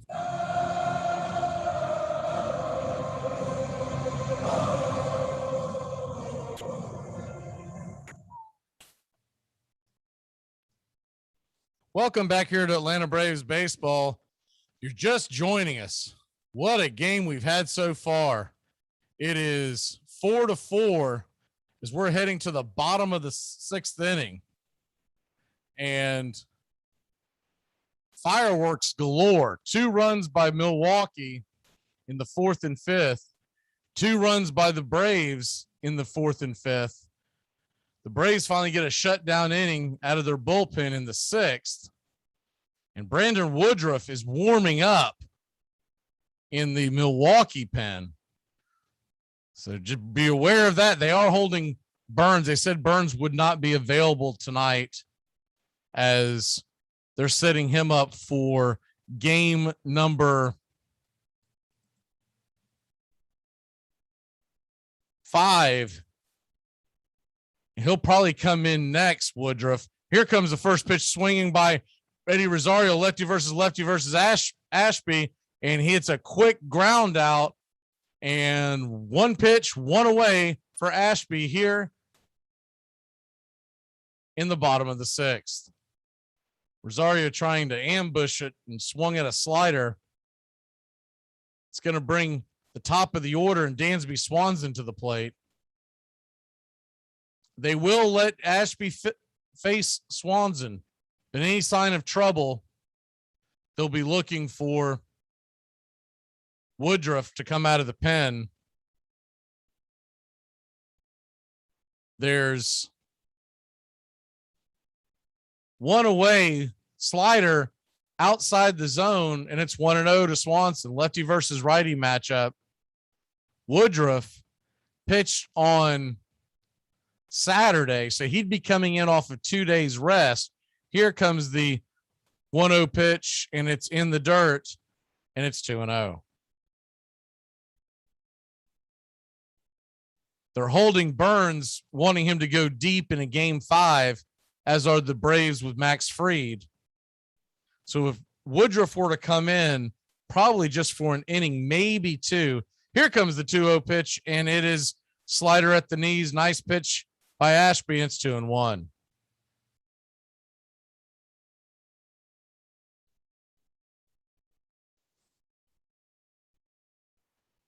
Two and 1 is the count. Here's the delivery, and swung on and missed right outside the zone. It's 2-2. Looked like the changeup that he just missed over. It had some diving action, almost like a 2-seamer. We'll get a 2-2 count from Dansby from Ashby as he fires the 34th pitch of the night, and it's in the dirt. Full count to Swanson. It's 3-2.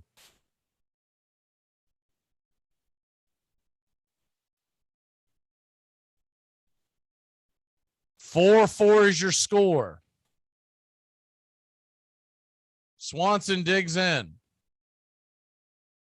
Atlanta trying to take the lead here. Here's the 3-2 pitch, and it just buckles Swanson at the knees. He must have been looking for something hot because he just got called out on a third strike watching the paint dry.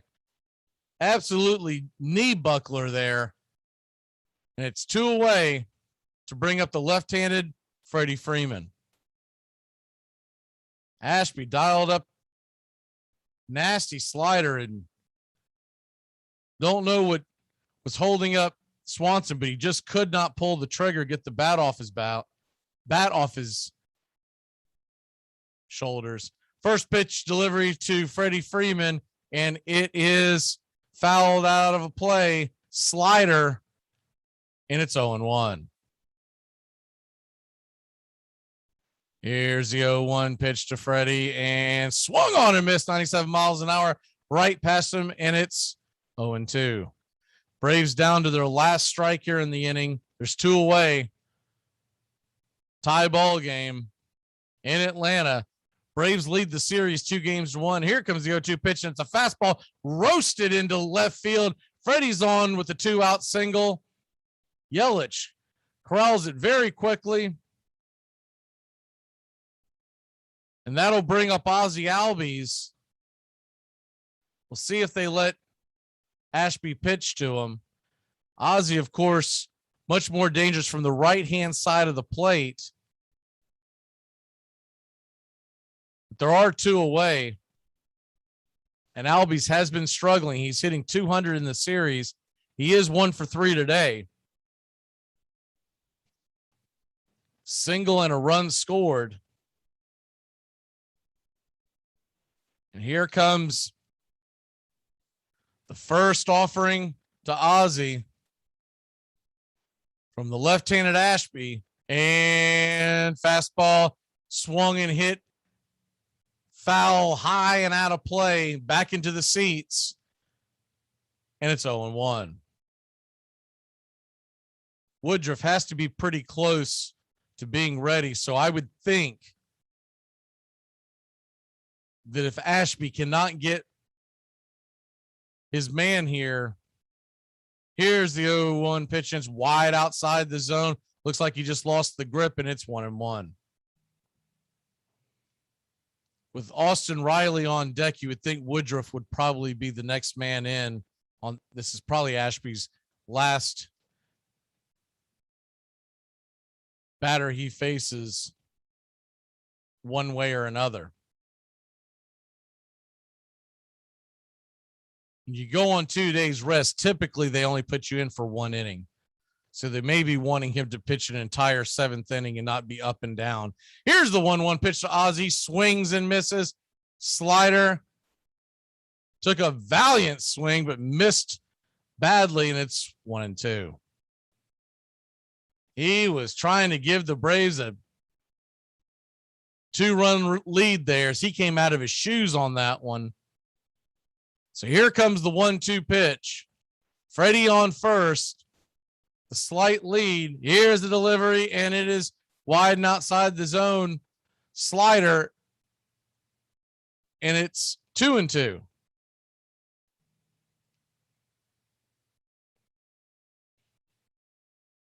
Two outs. 2-2 pitch. Here's the delivery. It's swung on, and it's rifled into center field. Ozzie Albies has a single, and Freddie's going to book it. He's going to go from first to third on the play, and we've got runners on the corners. Austin Riley coming to the plate as Ashby may be done. We'll see what they do here. Aaron Ashby, 43 pitches on the night so far. Will they let him face the right-handed Austin Riley? They are going to the mound to talk to him, so we'll see if there's a pitching change. The next couple of batters are Riley and Duvall, both hard-hitting righties, and it looks like they will make a change as Council's going to go over to talk to Blue. Maybe a double switch, but we'll get you updated on that when we come back. The Braves and Brewers are tied at 4, bottom of the 6th, and we've got runners on first and third with Brandon Woodruff coming out of the pen. I should have gone to law school or high school. Armchair Quarterbacks on YouTube Live. We cover Braves baseball, Red Sox, Yankees, Rays, Cubs and Cardinals, and the rest of Major League Baseball every day. Subscribe and like us today. Your first choice for sports talk live from the First Coast.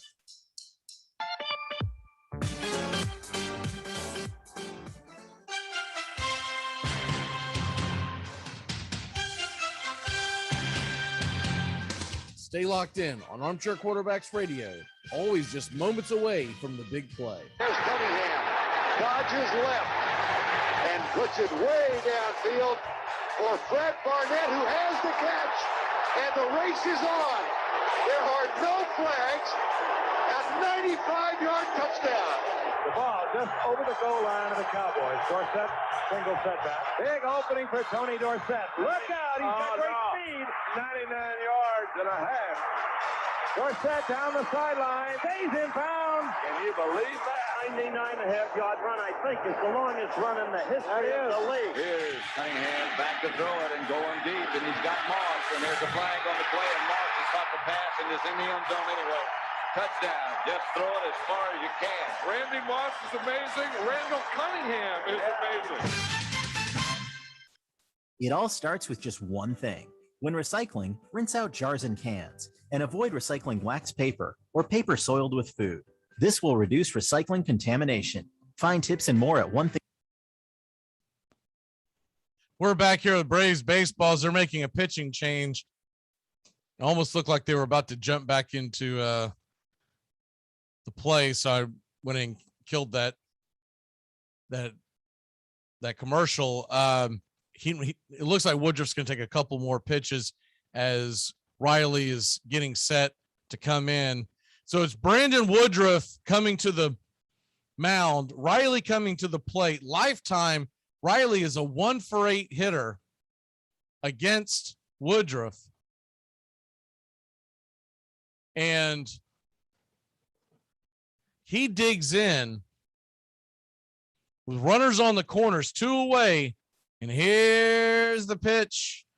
And it's swung on and it's fisted to the third baseman. Urias is on it. He's got it. And it's an easy out. And that'll kill the inning. So just like that, the threat's over. 1 pitch, 1 swing, 1 out. We head to the top of the 7th in a tie ball game. Why is there a pancake in the silverware drawer? I mean, why is there silverware in the pancake drawer?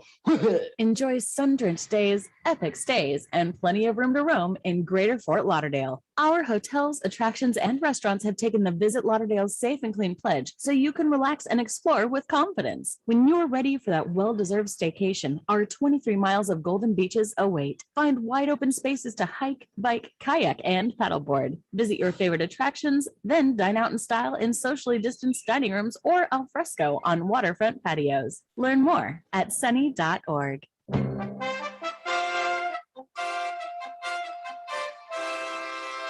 Don't miss a moment of heart-stopping NFL coverage on Armchair Quarterback Radio. Riggins. He's going to go all the way unless Blackwood can catch him, and he can't. 3rd and 3. We'll see a pickup sometime on the right side, possibly. Montana looking, throwing in the end zone. Right far. Only 12 seconds left to play 3rd quarter. Here's Marcus Allen cutting back upfield, and Marcus Allen could be gone. 74 yards for Marcus Allen. The quiet man of this football team, Scott Norwood. He can fire the shot heard round the world now. Here we go with 8 seconds to play. High drama here in the Super Bowl. But in the air, it's got the distance.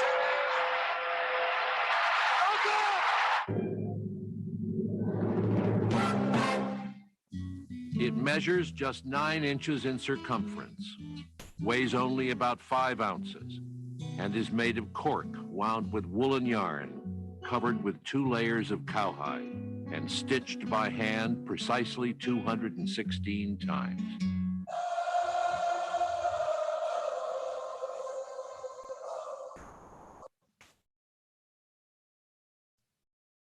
Welcome back here to Atlanta Braves baseball.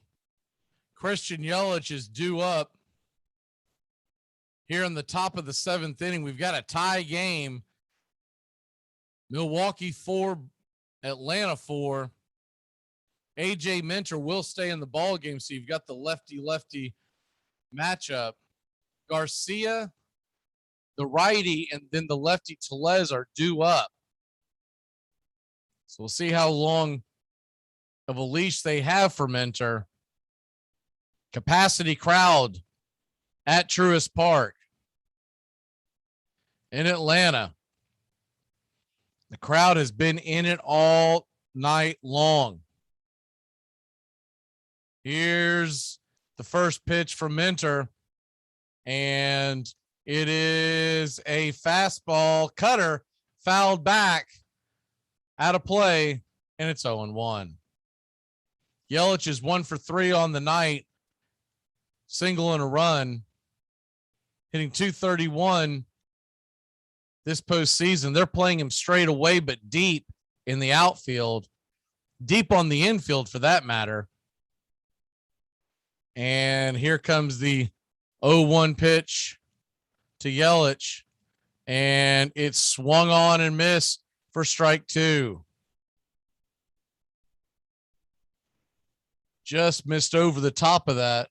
The Atlanta Braves bullpen is busy. Luke Jackson, the right-hander, is warming up.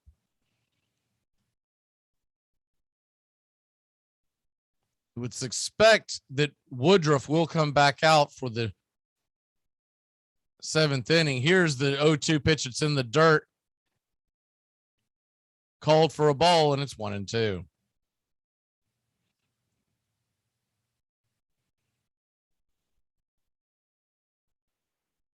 One and two the count as Minter digs in. 14th pitch of his outing.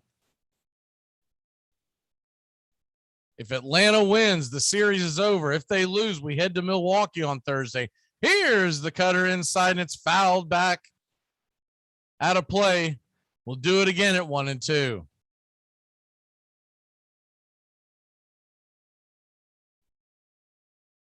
Remember, last October, Minter proved he could go 3 innings. Most felt like he should have been left in against the Dodgers. Pitched phenomenally.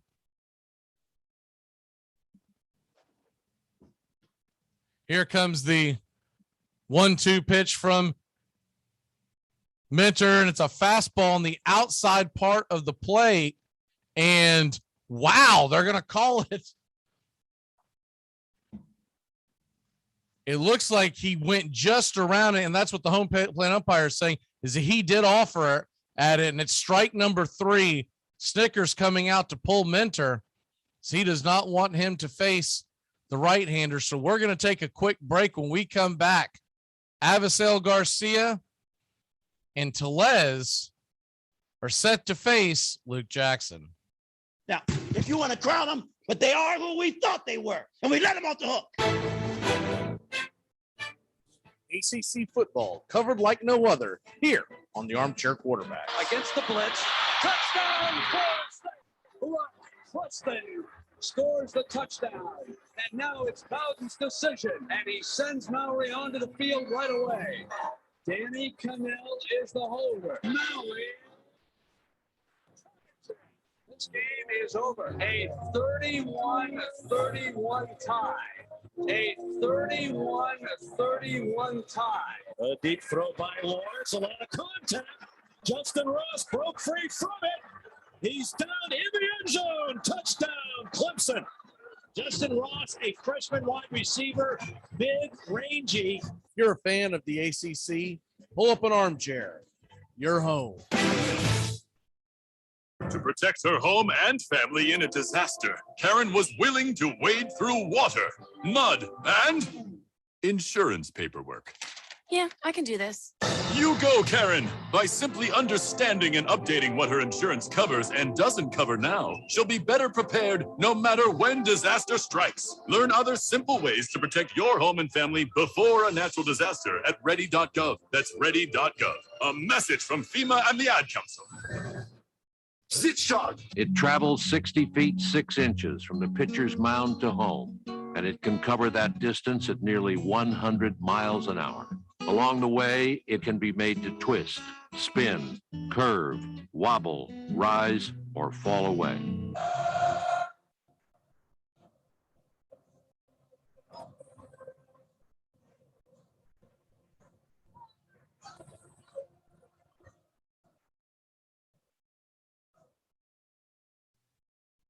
Welcome back here to Atlanta Braves baseball. The Brewers and the Braves are tied at the bottom of the 7th, and the Braves are going to go to a pitching change. They're going to bring in Luke Jackson to face Avisail Garcia and then Rowdy Tellez. Little surprising considering Tellez has been the one that has hurt Atlanta in this series. So you're going to give them the righty-lefty matchup. But nonetheless, here we go. The first pitch is a slider, and it's below the knees for 1-0. Sure, there's a lot of Braves fans out there thinking this is setting up for a 2-run home run. He's already hit 2 in the series. So hopefully we can get out of this mess. Here comes the 1-0 pitch from Luke Jackson. It's fisted as Ozzie charges it, cuts in front of Dansby. He'll fire it over to first. Good play by Ozzie. Might have been Dansby's ball, but nonetheless, we get the out. There's 2 away. So the worst Rowdy can do this time is hit a solo shot. Righty-lefty matchup. The dangerous Rowdy Tellez. If you've never heard of him before this series, you know who he is now. Kind of reminds me of Matt Adams back in the day. Has that big lumbering swing. A little more facial hair than Adams did, but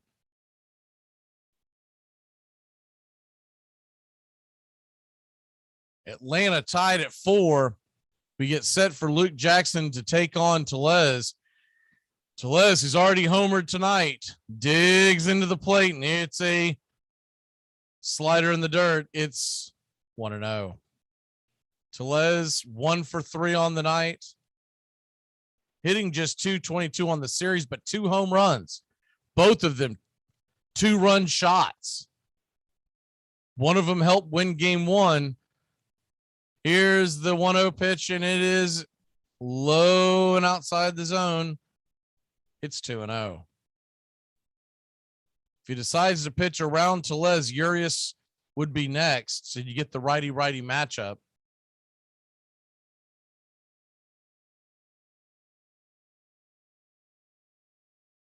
Here's the 2-0 pitch and fastball 97 on the black, and it's 2-1. Outer part of the zone. Luke Jackson hit it perfectly. If he can spot that pitch, he's going to be hard to hit.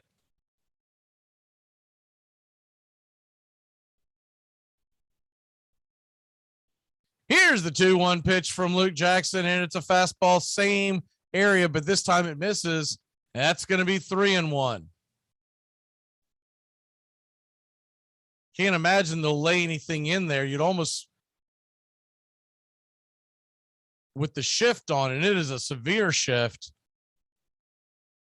you almost wonder if they just pitch around him here. And slider hung up, and Rowdy Tellez just missed that dangerous pitch. It'll foul back. We'll get a 3-2 count, but my word, what are they doing? Keep it low. He's not going to beat you with his legs. And he has shown he can beat you with the thump of the bat. Here's the 3-2 pitch. TDA sets up outside, and it's a fastball on the outside part of the plate. 96-mile-an-hour smoke, and he got caught watching the paint dry. That's going to end the inning. Your Atlanta Braves are going to grab the bats, get ready to stretch. It's the bottom of the 7th. We can't Ruby Dern your frazzle dazzle. Armchair Quarterback Radio is AFC South Country, all NFL season long. They hand it off for Ned. He's driving, and he's in for the touchdown. Wow. Drive starts at the 1 and looking for a little breathing room, and they get that and plenty more. Derrick Henry still going. Stays in bounds. He might go 99 yards for the touchdown. Unbelievable. 2nd and 10, empty set, walk downfield, and that is Hilton again. 1st and goal. Ebron, what a year for him. Eric Ebron, touchdown, goal, slant, caught, touchdown. Marquise Lee, and he punched the ball into the stands. Deep, and he's got it. Keelan Cole. Touchdown, Jacksonville. Stay locked in to the AFC South on Armchair Quarterback Radio. Cars from all over America come to find a new home in Florida, just like you. I moved here after the draft, football. I noticed there was one thing missing from this great town, a celebrity-endorsed used car shop. That's why I founded BJ's Used Autos. Every one of these beauties is freshly painted. They look brand new. We have new models coming in every morning, usually around 2 a.m. We can get you anything. And if you see a car of your dreams, tell us. We can acquire it for you. I've taken the skills I've learned as a pro football player to the used car business. Smash, grab, and run like hell. I'm tackling low prices with hot cars. The bat is made of turned ash, less than 42 inches long, not more than 2 3/4 inches in diameter.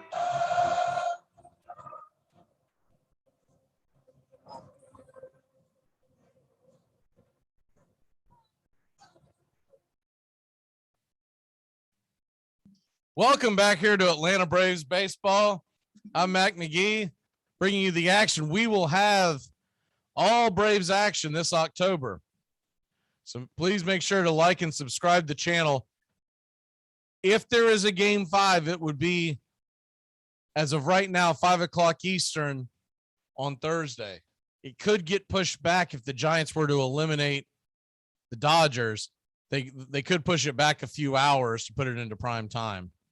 But as of right now, it will be 5 o'clock Eastern. Won't be any earlier than that. And so here we go as we get ready for the bottom of the 7th. The Braves are going to grab the bats here, try to get something going. I was talking about this earlier, never finished the thought. On this date on 1907, Mordecai Three Finger Brown completed the sweep for the Cubs. It was the first time there was ever a sweep in World Series history. He pitched a 2-0 shutout. Three Fingers Brown got his name due to a tractor accident that ended up giving him an advantage, being he was one of the first to throw what is now known as the knuckle curve. And the way it spun off his knuckles because of the accident, they said it would just drop off the table. So hence the name Three Fingers Brown. He had 239 wins in the dead ball era, a 206 batting average. That was on this date in 1907. So here we go. Woodruff is back out, and he'll face Duvall, Peterson, and Darnode as we get ready for the bottom of the 7th. Atlanta's hoping to crack across some runs on Brandon Woodruff, pitching off a 2 days rest.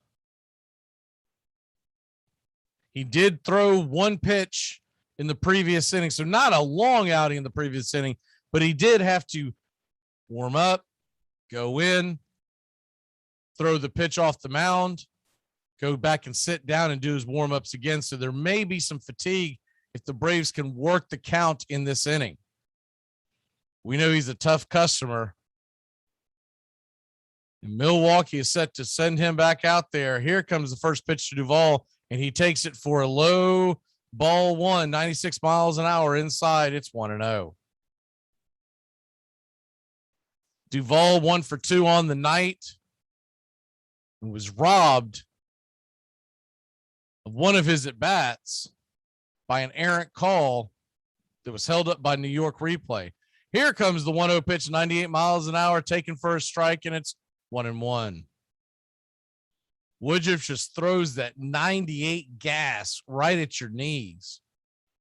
Makes it just almost impossible to do anything with it. 1-1 delivery from Woodruff, and it is a fastball fisted into the infield. It's going to drop, and nobody's covering first as Tellez went over there to try to make the catch and then just kind of gave up on the ball. It was kind of strange. If you're going to run over there from first, you got to have to dive out over there. I think he was hoping that the second baseman was going to be able to cover second, but that's just not realistic considering the slight shift that they had on. So Tellez in no man's land. Woodruff did not make an attempt on the ball. But I think he thought Tellez was going to make a dive or something. Anyways, the ball drops in between. It's a single. It'll look like a hot shot in the box score tomorrow morning. Jock Peterson comes to the plate to face Woodruff. Can he come through one more time for the Atlanta faithful?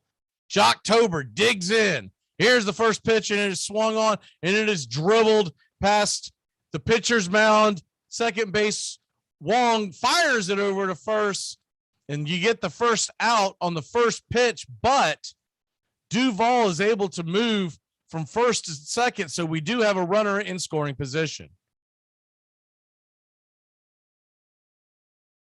Wong didn't have much of a chance. If he would have turned and tried to fire over to second, I think he would have ended up with runners on first and second, nobody else. A smart play by Colton Wong.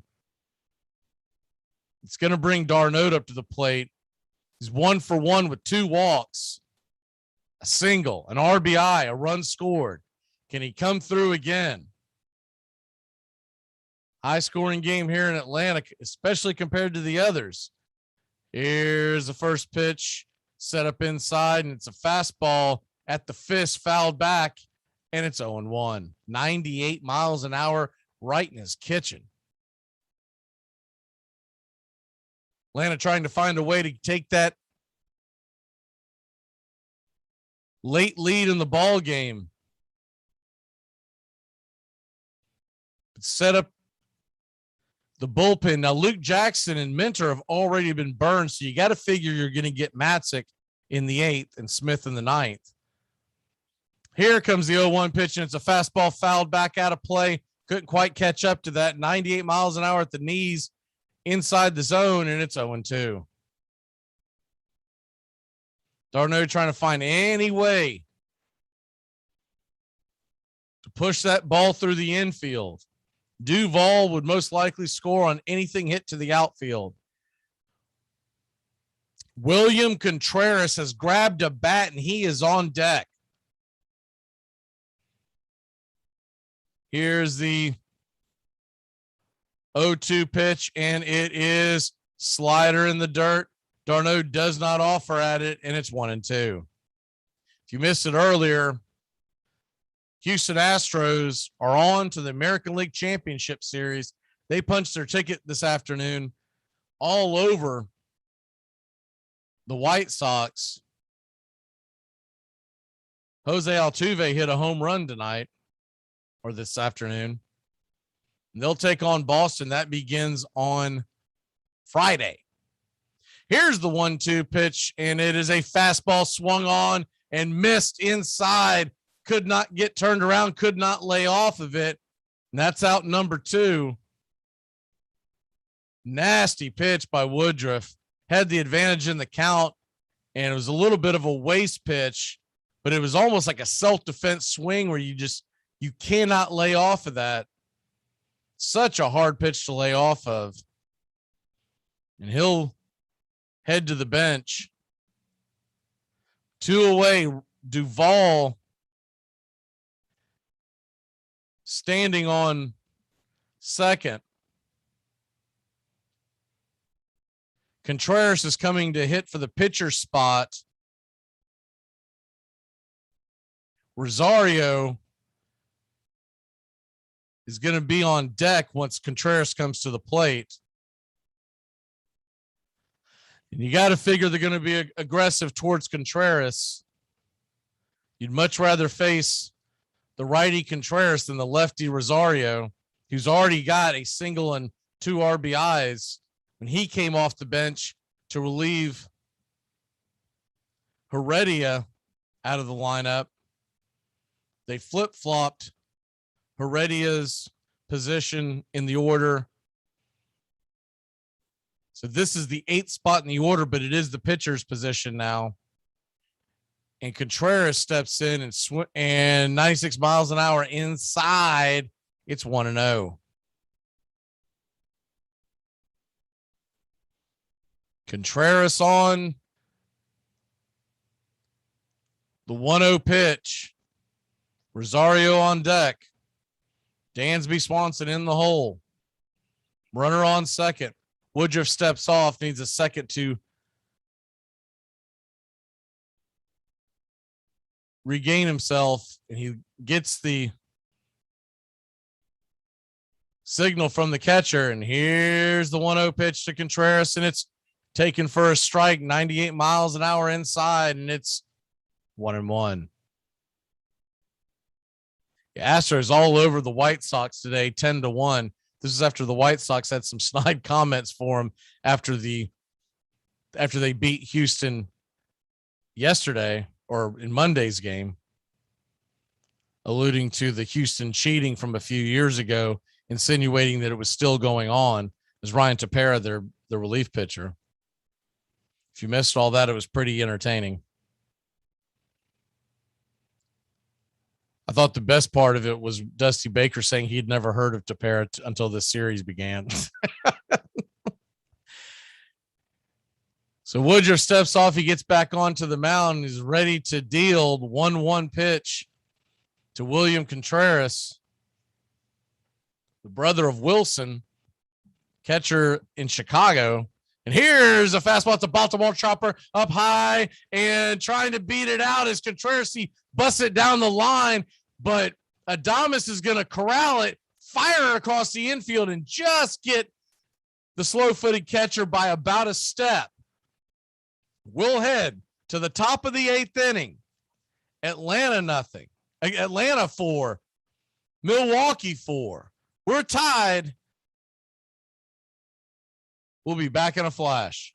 Enjoy sun-drenched days, epic stays, and plenty of room to roam in Greater Fort Lauderdale. Our hotels, attractions, and restaurants have taken the Visit Lauderdale's Safe and Clean pledge, so you can relax and explore with confidence. When you're ready for that well-deserved staycation, our 23 miles of golden beaches await. Find wide-open spaces to hike, bike, kayak, and paddleboard. Visit your favorite attractions, then dine out in style in socially distanced dining rooms or al fresco on waterfront patios. Learn more at sunny.org.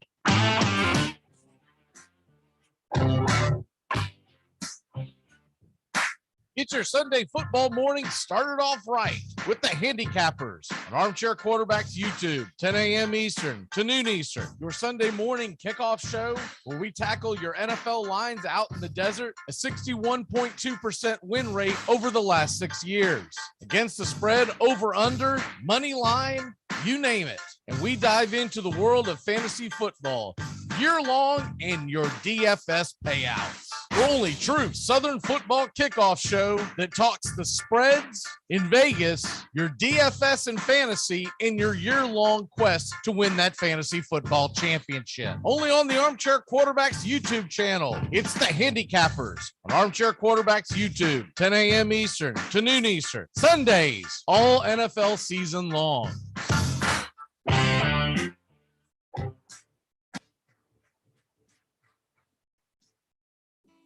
Batter has only a few thousandths of a second to decide to hit the ball. And yet the men who fail 7 times out of 10 are considered the game's greatest heroes.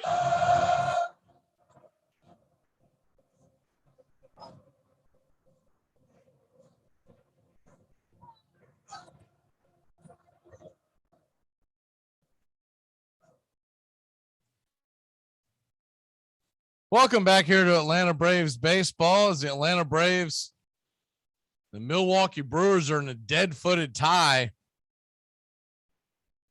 It's 4-4 heading to the top of the 8th inning. And it will be Tyler Matzik coming out of the pen to face Luis Urias. Narvaez was lifted. So it should be Mail that will face, who's a right-handed, good hitting right-handed catcher.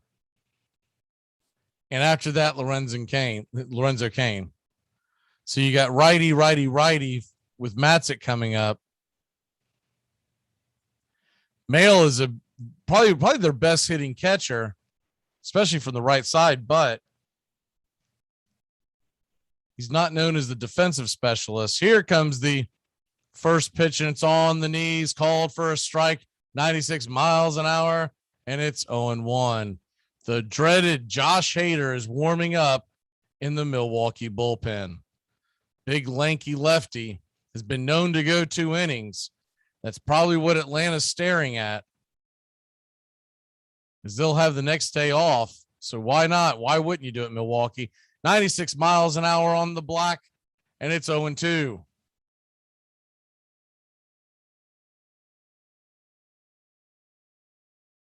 With having the day off, you wonder if Snicker might go longer with either Matzik or Smith, depending on the inning.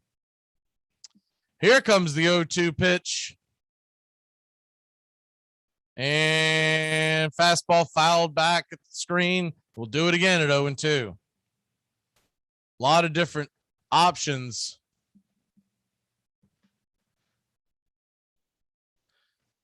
In the Atlanta pen, as far as lefties, you've got Will Smith, Drew Smiley, and Dylan Lee, but he would probably only pitch in a blowout situation one way or the other.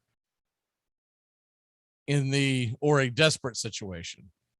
And the right-handed side of it, the Braves, here comes the 0-2 pitch from Matzik. Fastball underneath the chin, almost hit him. And do it again at 1-2. Jacob Webb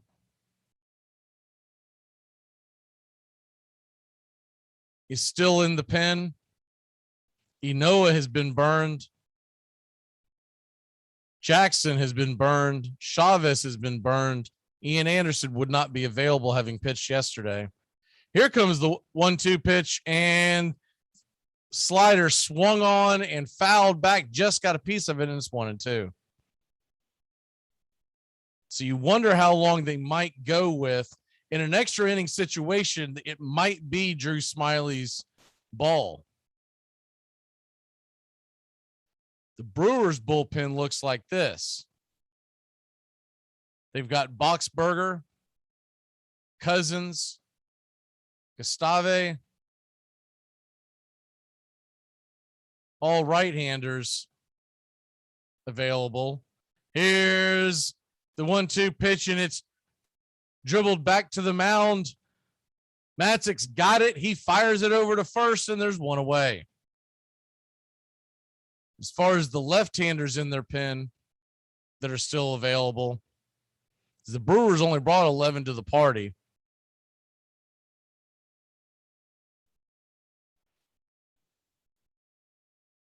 They've already burned Ashby. Josh Hader's the last left-hander, it looks like. I don't know if I said Jake Cousins before, but Jake Cousins, the righty, is available as well in the Brewers bullpen. So there you have that. Luke Mail comes to the plate. He hit 300 on the season.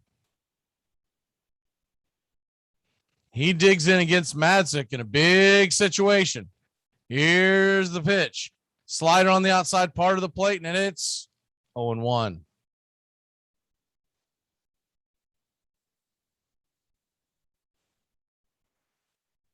Brewers organizations are big on Mail.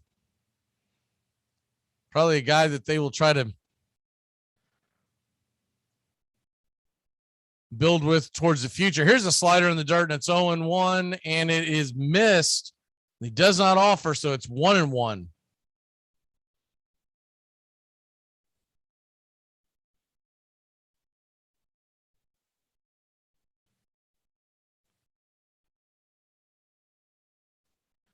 Four is your score. Bottom of the 8th inning. 1-1 count. Matzik fires and delivers. Swung on and miss. 95 miles an hour on the outer part of the plate, and it's 1-2. Tyler Mayles from Edgewood, Kentucky, was in the Rays and Blue Jays organization.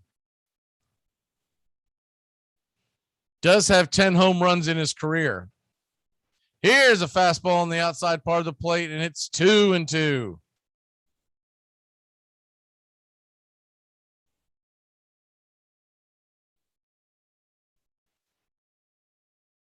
Two count for Matzik, the lefty, leaning in, looking to get the sign. Mail digs in. And fastball swung on and missed. High cheese, could not catch up with it. And there's out number 2. Great pitch. Just could not catch up with that. When you're having to keep an eye on whether or not that slider's coming, I can imagine that 97 mile an hour on the outer part of the plate in the zone is just almost kryptonite to most hitters. And that's going to bring up to the plate with 2 away. Nobody on. Lorenzo Cain, who's 2 for 3, 2 singles, a stolen base, an RBI.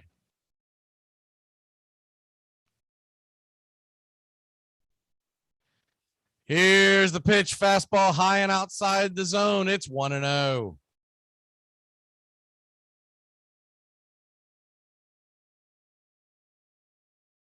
Long game for a National League game. A lot of pitching changes. Runs scored. Mound visits. Here comes the 1-0 pitch and swung off and sliced down the right field line out of play, and it is 1-1. Braves most likely will be facing Josh Hader for the next 2 innings. So he was getting warm in the pen, and he's done 2 innings many times in his career. The nasty lefty. He'll be coming on to face Rosario in all likelihood. Here's the 1-1 pitch, and it is a fastball, just got a piece of it, and he knocked it foul. 1-2's the count to Cain, who digs in the tie ball game in Atlanta, Georgia. Truist Park, they are on their feet. Mail set to deliver the 15th pitch of the inning. Here's the windup and swung on. 98 miles an hour, hit high and deep into right field. Peters goes back on the warning track, and he's got it. Cain just missed that. We'll head to the bottom of the 8th inning. The game is tied. Rosario Swanson and Freddie Freeman are due up.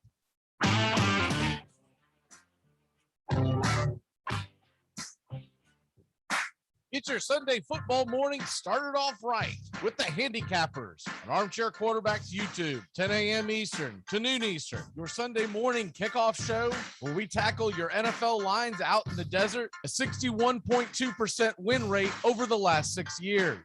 Against the spread, over, under, money line, you name it. And we dive into the world of fantasy football year long and your DFS payouts. Your only true Southern football kickoff show that talks the spreads in Vegas, your DFS and fantasy, and your year-long quest to win that fantasy football championship. Only on the Armchair Quarterbacks YouTube channel. It's the Handicappers on Armchair Quarterbacks YouTube, 10 a.m. Eastern to noon Eastern. Sundays, all NFL season long.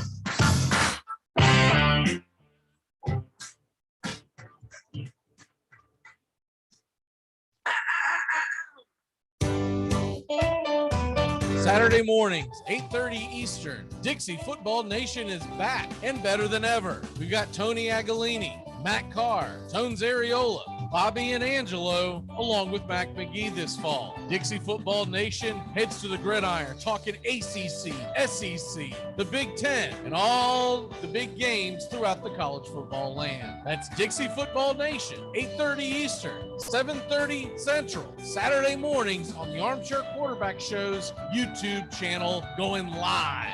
Or catch the instant replay.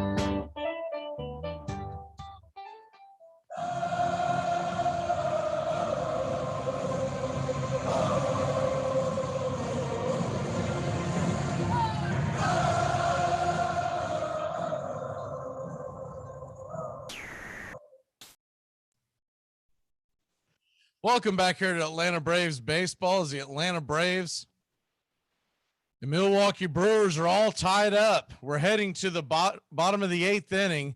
Get you caught up on the scoreboard. There is other action around the sports world. In college football, the Raging Cajuns of Louisiana lead Appalachian State 20-3. If one cares about that score, and then also the NHL, they came back tonight, but it's just one game. Penguins lead the Lightning 2-0 in the second. Kraken and Golden Knight will play late tonight. And then they have not gotten underway out in Los Angeles yet. Giants and Dodgers will play. Josh Hader comes onto the mound. The first pitch is a 96-mile-an-hour strike high in the zone to Rosario. He looks back like, what are you, nuts? And it's 0-1. If he's going to get that pitch, you're not going to get a hit on Hader. That pitch was about 2 inches high out the zone, and that's going to make him impossible to hit as a lefty. Here comes the slider, swinging out of his shoes is Rosario, and it's quickly 0-2. Atlanta 4, Milwaukee 4. Highest scoring game of the series by far so far. Atlanta leads the series 2-1, an elimination game. Here's the 0-2 pitch, and it's 97 miles an hour way outside the zone, and it's 1-2. We will have game 5 here if necessary Thursday evening. Right now it's set for a 5 o'clock, 5:07 Eastern start. Here's the 1-2 pitch, and it's a slider outside the zone, swung on wildly and missed by Rosario. He'll go take a seat for the first out of the inning.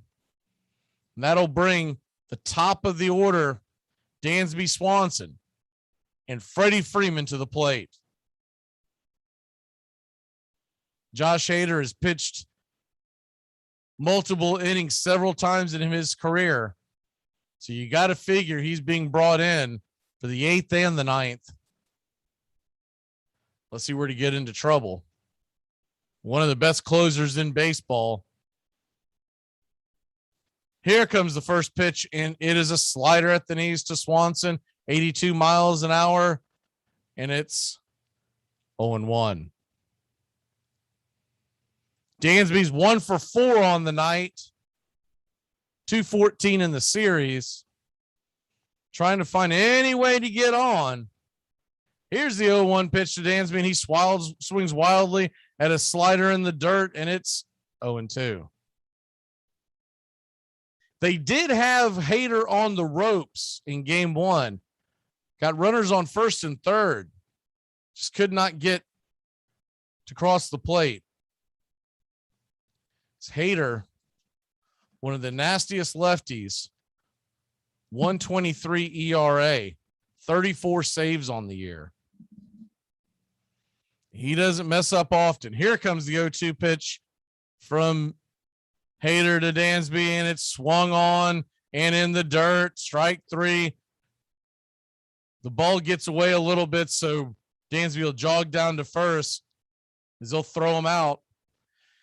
And there's quickly 2 away, just 7 pitches into the inning, and Freddie Freeman comes to the plate.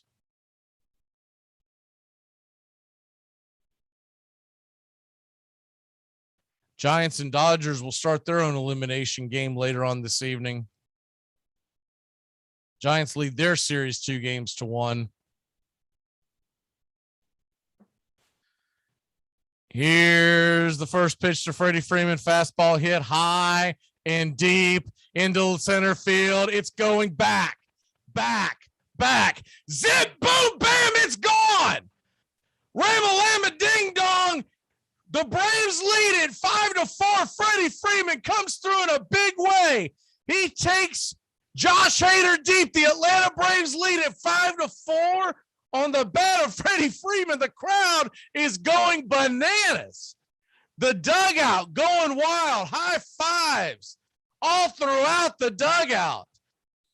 Way to make your presence known. Finally, Mr. Freeman had struggled in this series, and he was sitting dead red, waited on that fastball. And as hard as Hader throws it, he does most of the damage himself because he pretty much gives you the depth if you can get a hold of it. And that was a no-doubter. Back into the seats. Braves lead at 5-4. Here comes Ozzie Albies, 97 miles an hour at the knees, and it's 0-1. What a huge out that is. Huge run, excuse me. It sets up Atlanta to bring in Will Smith for the ninth and hopefully close this series out. Here's the 0-1 pitch, and it's a slider pulled foul, and we'll start it back up at 0-2. Freddie just hit that thing perfectly. It was an unbelievable mammoth moonshot.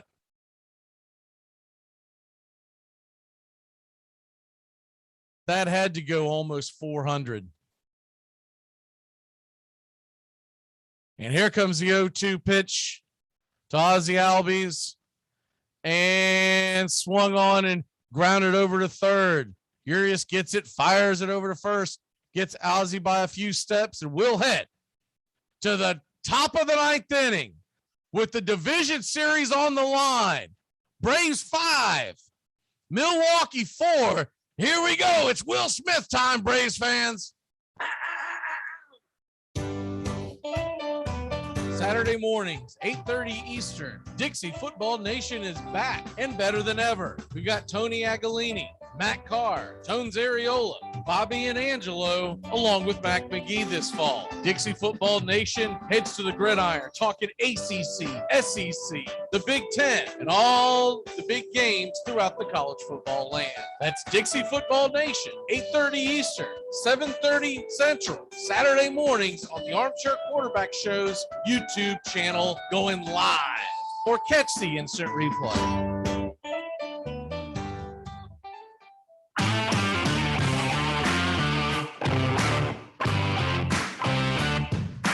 Get your Sunday football morning started off right with the Handicappers on Armchair Quarterbacks YouTube, 10 a.m. Eastern to noon Eastern. Your Sunday morning kickoff show where we tackle your NFL lines out in the desert, a 61.2% win rate over the last 6 years.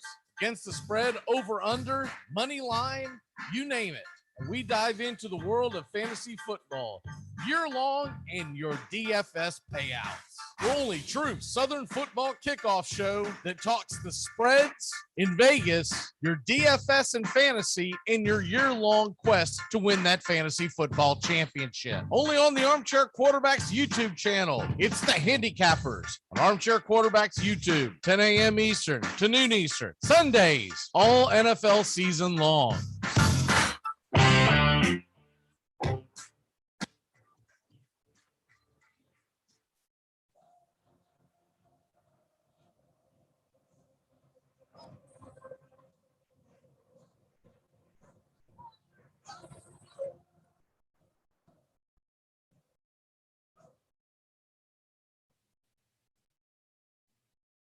Welcome back to Atlanta Braves baseball.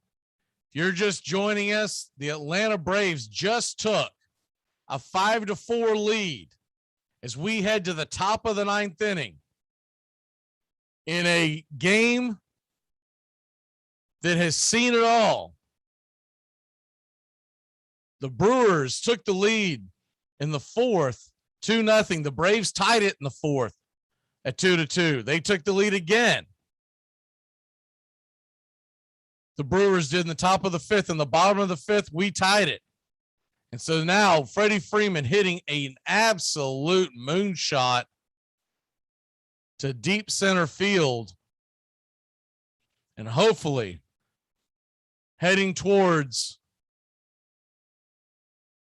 3 more outs to get them to the National League Division Series. Who would have believed this just a few weeks ago? Here's the first pitch from Will Smith, and he misses inside. It is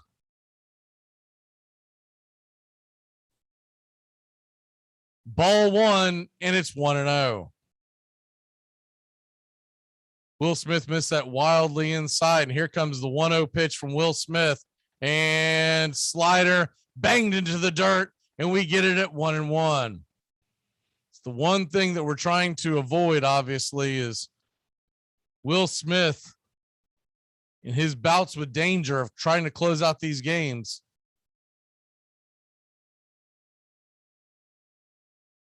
Here comes the pitch, and Escobar, the pinch hitter, will step out of the box and will do it again. 1-1 pitch. He gets back in the box. Here comes the pitch from Will Smith. Slider popped up high, but out of play behind the backstop, and it's 1-2. Atlanta leads at 5-4, but still 3 very important outs that they need to get. As it'll be Escobar, Wong, and Adames due up. Righty, lefty, righty. Here's the 1-2 pitch in, swung on and hit into center field for a single. And they've got the leadoff single on. Escobar and the Brewers. Leadoff single. And here we go. Left that slider up in the zone. He's been very inconsistent all year long with that slider, and gets on. You got to wonder if the Brewers might be bunting him over. Down by 1 with your season on the line in a lefty-lefty matchup. See how they approach this. Wong's 0 for 2 with a hit by pitch.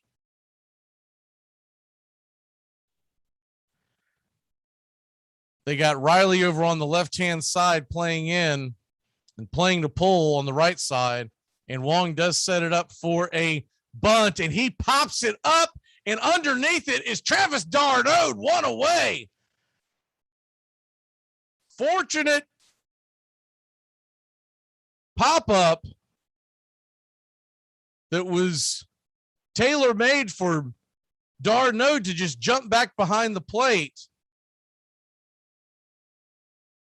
And he easily gets the out there. Looking to see, I didn't see any of the Blues calling for an infield fly. So had he let it go, Wong had quit running it out. He just stopped and started walking. So that would have been interesting if the ball would have dropped. But here comes a slider in the dirt, and it is missed low and inside. It's 1-0. They may have called it and just did not signal it with their hands in time to be able to see it. But Wong had completely given up on the play. Of course, the runner on first, Escobar, was stuck. He couldn't run because he looked like the ball was going to be caught. But if it not been caught, would have been an interesting play. Here's a slider, 1-0 pitch, swung on and missed outside the zone. It's 1-1.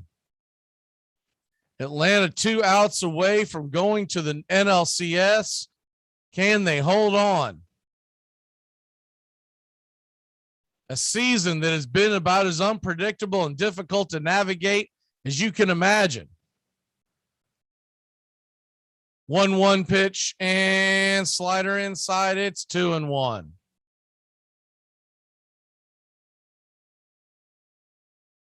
The injuries and disappearance of Ozuna. The injury to Acuna. The injury that never got Soroka on the field this year. And here comes the 2-1 pitch from Will Smith, and it is a curveball missed, slider missed outside the zone, and it's now 3-1.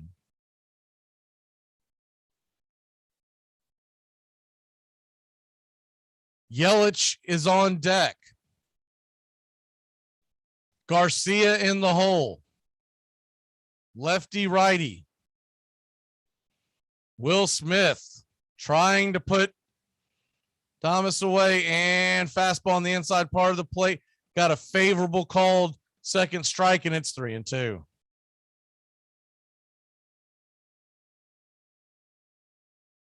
One of those 50-50 balls that had it gone the other way, you couldn't have argued.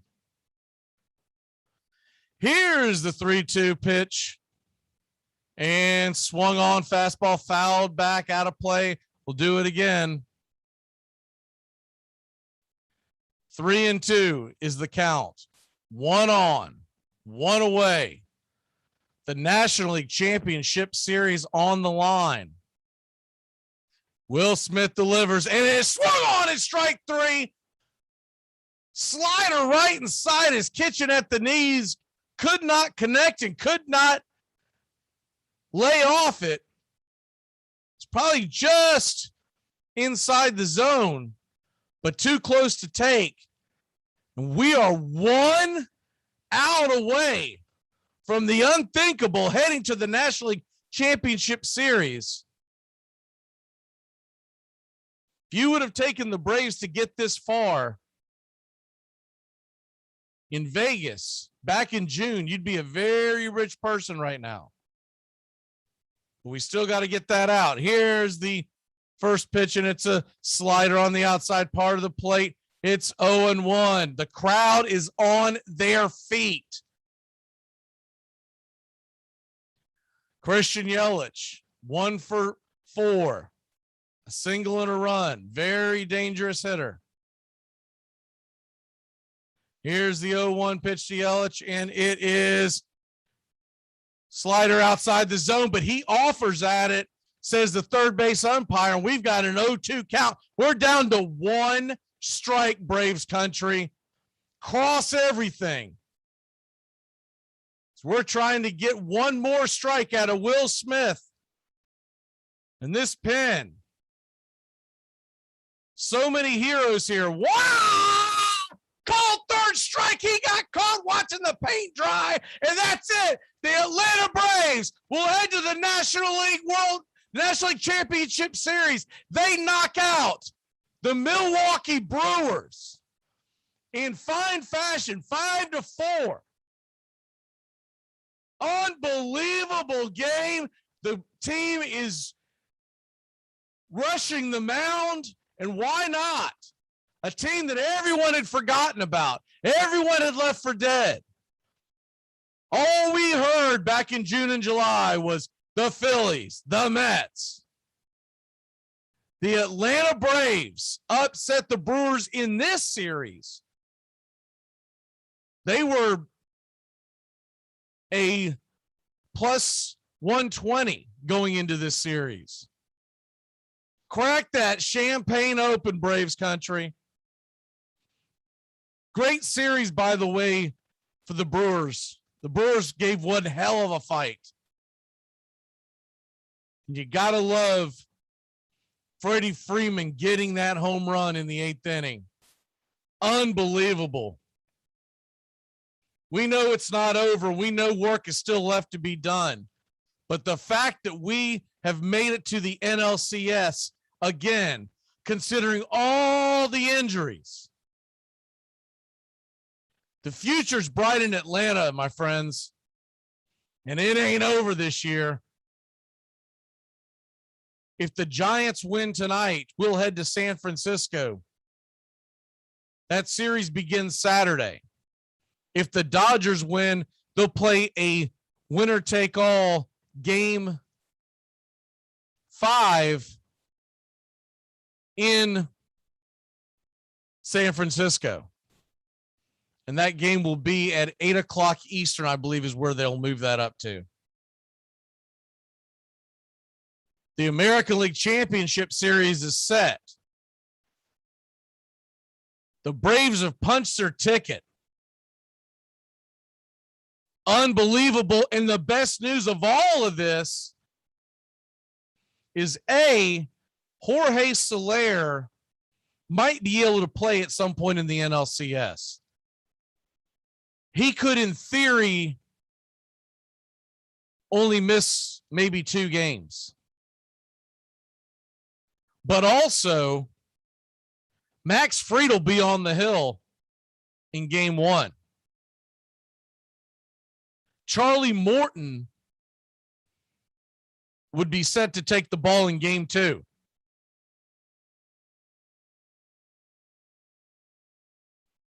The Atlanta Braves, what an incredible game. An incredible season so far, and then it's not over. We will have all the action when the Braves take the field again Saturday. They have not set a time, but it will probably be, in all likelihood, with it being out in San Francisco, it'll be later in the evening, Saturday evening. And then, of course, we'll be back again. Every Braves game will be carried here going forward. If the Dodgers and Giants end up with the game 5, we may carry that. So please like and subscribe. So I know a lot of y'all are going to be interested in that. I think in the big scheme, the best thing for the Braves would be to play the Giants, but for that series to go 5 so they wear out their bullpens. The Braves have just not had good experiences with the Dodgers. But there's a part of all of us that would love to beat the Dodgers, right? Freddie Freeman, the hero tonight. If you're just joining us, I'll go ahead and wrap this up. He went 3 for 5 with a home run and a double, an RBI, got hot at the right time. Rowdy Tellez hit another mammoth shot. What a player he was in this series. As Atlanta wins the series 3-1, wins the game 5-4. RBIs on the night: Freddie Freeman, Jock Peterson, Travis d'Arnaud, and Eddie Rosario. Rosario with 2. Atlanta hits a home run in the 8th inning, setting up a fairly clean inning by Will Smith. You got to give him his props because he has struggled mightily all year, but delivered when it counts. And he'll get a chance to either take on his old nemesis, the Dodgers, or take on his old team, the San Francisco Giants. He has struggled against the Dodgers. I think we would be much better off playing the Giants. But either way, you got to be happy that they made it. Pitching on the night, Charlie Morton went 3 1/3 and 2 earned runs, gave it his all as he was on fumes. Enoa struggled, giving up 2 runs in 1 inning, gave up that home run to Yelez. But the rest of the way, Minter, Jackson, Matzik, Smith, they all came in to pitch 4 innings, no earned runs allowed, 7 strikeouts on the night. What an incredible game. I bid you adieu, Braves country. We'll see you in game 1 of the National League Championship Series. Atlanta wins it 5-4 in the series, 3-1. Please like and subscribe to the Armchair Quarterbacks YouTube channel. This was Braves Baseball, and I'm Mac McGee.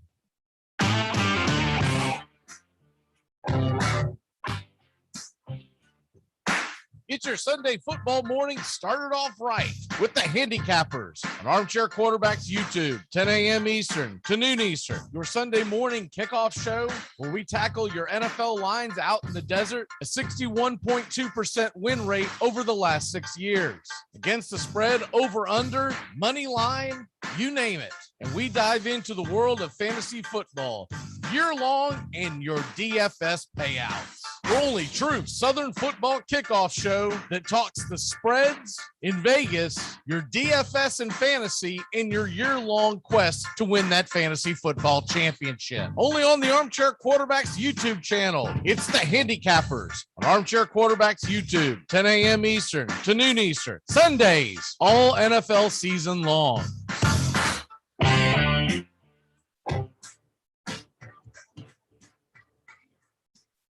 Tom has been a teacher for over 40 years. One day, I think one of the students had asked the question and he didn't remember the answer. And I also noticed that he was letting his class out earlier than they were supposed to let out. I was really starting to worry. Levi and I talked about how it would change our lives, but he was there beside me. When something feels different, it could be Alzheimer's. Now is the time to talk.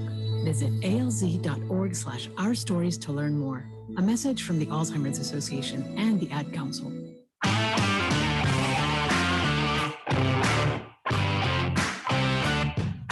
Get your Sunday football morning started off right with the Handicappers on Armchair Quarterbacks YouTube, 10 a.m. Eastern to noon Eastern. Your Sunday morning kickoff show where we tackle your NFL lines out in the desert, a 61.2% win rate over the last 6 years. Against the spread, over, under, money line, you name it. And we dive into the world of fantasy football year-long and your DFS payouts. Your only true Southern football kickoff show that talks the spreads in Vegas, your DFS and fantasy in your year-long quest to win that fantasy football championship. Only on the Armchair Quarterbacks YouTube channel. It's the Handicappers on Armchair Quarterbacks YouTube, 10 a.m. Eastern to noon Eastern. Sundays, all NFL season long.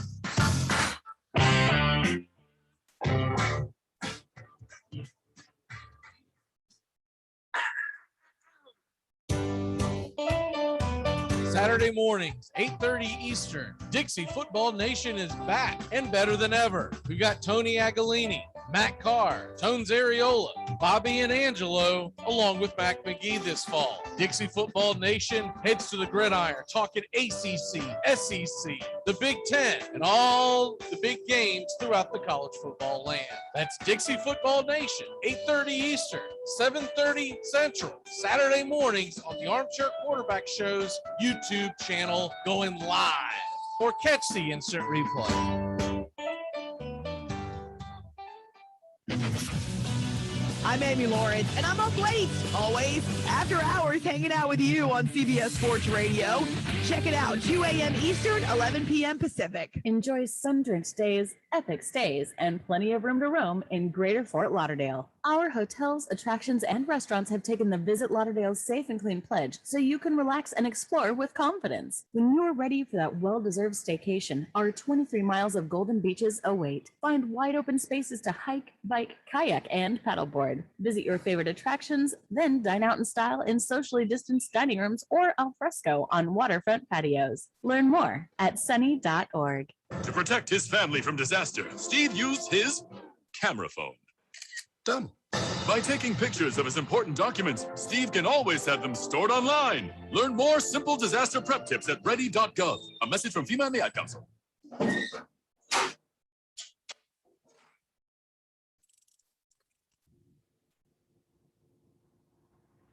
You're talking about a bunch of unproven kids who were in the prom. You know, literally, they were in the prom like 6 months ago at their high school. No, they weren't because they were on lockdown. Exactly. Okay, they were in a These are promless teenagers. If he's from a Big Ten state, they were at a. If he's from a Big Ten state, he didn't have prom. I can guarantee you that. They were at a virtual prom. Anyway, so yeah, it's tough for Wisconsin. That's called porn. That's called porn. Stop it. They get a break this week because I got a mess to clean up, guys. Yeah. Virtual prom. There's my walk off for the day. Thanks, Mac. I gotta dry my keyboard out now. Armchair. Remember, if for any reason you must leave your radio, please have the man at the door stamp your ear so you can listen again later. Saturday mornings, 8:30 Eastern. Dixie Football Nation is back and better than ever. We've got Tony Agolini, Matt Carr, Tones Ariola, Bobby and Angelo, along with Mac McGee this fall. Dixie Football Nation heads to the gridiron, talking ACC, SEC, the Big Ten, and all the big games throughout the college football land. That's Dixie Football Nation, 8:30 Eastern, 7:30 Central, Saturday mornings on the Armchair Quarterback Show's YouTube channel, going live. Or catch the instant replay. Screen pass to Trayshawn DeAndre on the right side. He dodges Crushman, makes his way to the end zone. Touchdown! But wait a second. I think there's a flag on the play. All right, you guys got holding on number 97, right? Yeah, definitely holding. No touchdown. All right, make the call. Yeah, I mean, it was holding. So make the call. Or, we say the flag was for an excessive celebration so they can keep the touchdown and apply the penalty to the kickoff, huh? What do you say? What are you talking about? I didn't see excessive celebration. You sure? Could have sworn I saw a little nay-nay going on. What's going on with you, man? All right, look, guys, I got to be real with you. Trayshawn DeAndre just scored that touchdown. Okay, I have him on my fantasy team this week. I need these points. Are you kidding me? No, I'm not kidding you, Bill. I'm playing against my father-in-law this week, and if he doesn't score this touchdown, I lose. Well, I'm not going to let you make a bad call because you're in some fantasy football league. Make the call. Craig, no. If you make one bad call. This works out perfectly, Bill. I started the quarterback who threw the touchdown pass. We're going to have to ignore the holding call. I have the kicker, and I was kind of hoping that he wouldn't convert on third down, so he'd have to kick the field goal. Armchair.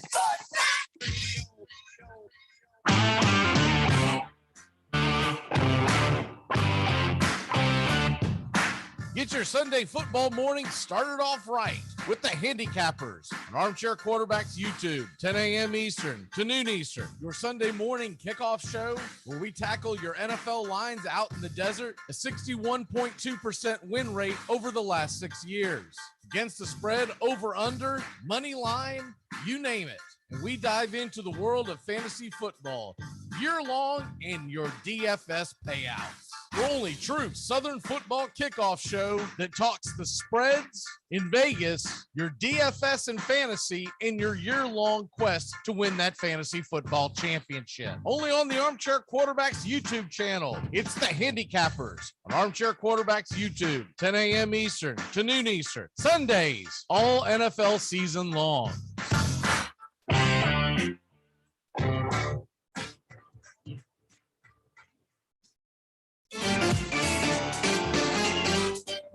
Armchair Quarterbacks on YouTube Live, covering the AFC South and NFC South along with the rest of the NFL. Subscribe and like us today. Your first choice for sports talk live from the First Coast.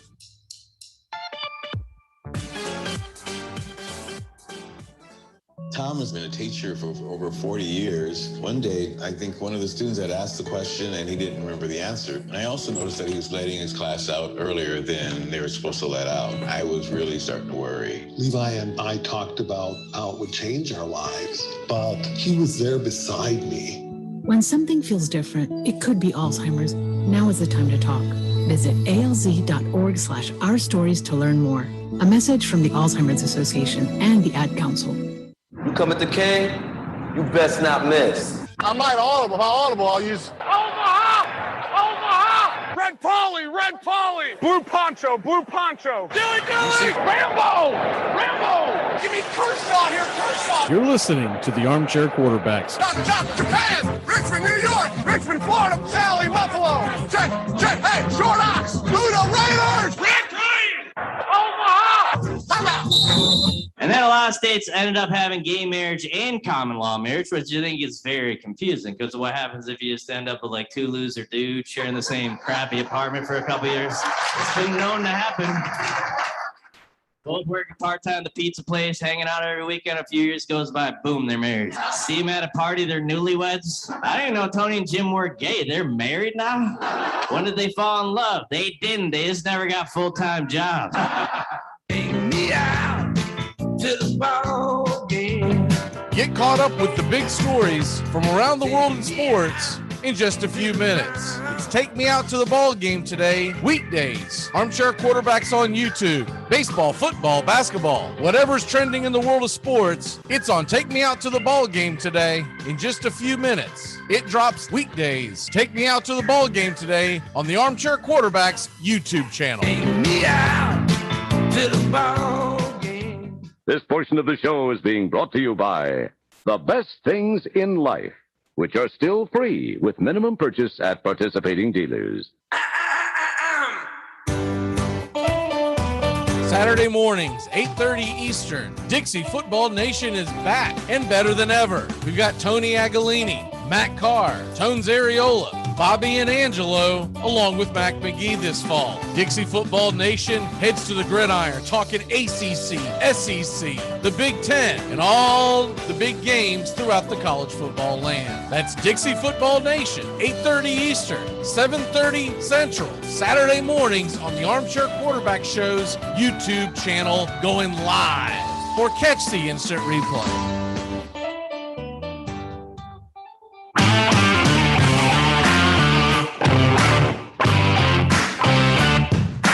Get your Sunday football morning started off right with the Handicappers on Armchair Quarterbacks YouTube, 10 a.m. Eastern to noon Eastern. Your Sunday morning kickoff show where we tackle your NFL lines out in the desert, a 61.2% win rate over the last 6 years. Against the spread, over, under, money line, you name it. And we dive into the world of fantasy football year-long and your DFS payouts. Your only true Southern football kickoff show that talks the spreads in Vegas, your DFS and fantasy in your year-long quest to win that fantasy football championship. Only on the Armchair Quarterbacks YouTube channel. It's the Handicappers on Armchair Quarterbacks YouTube, 10 a.m. Eastern to noon Eastern. Sundays, all NFL season long.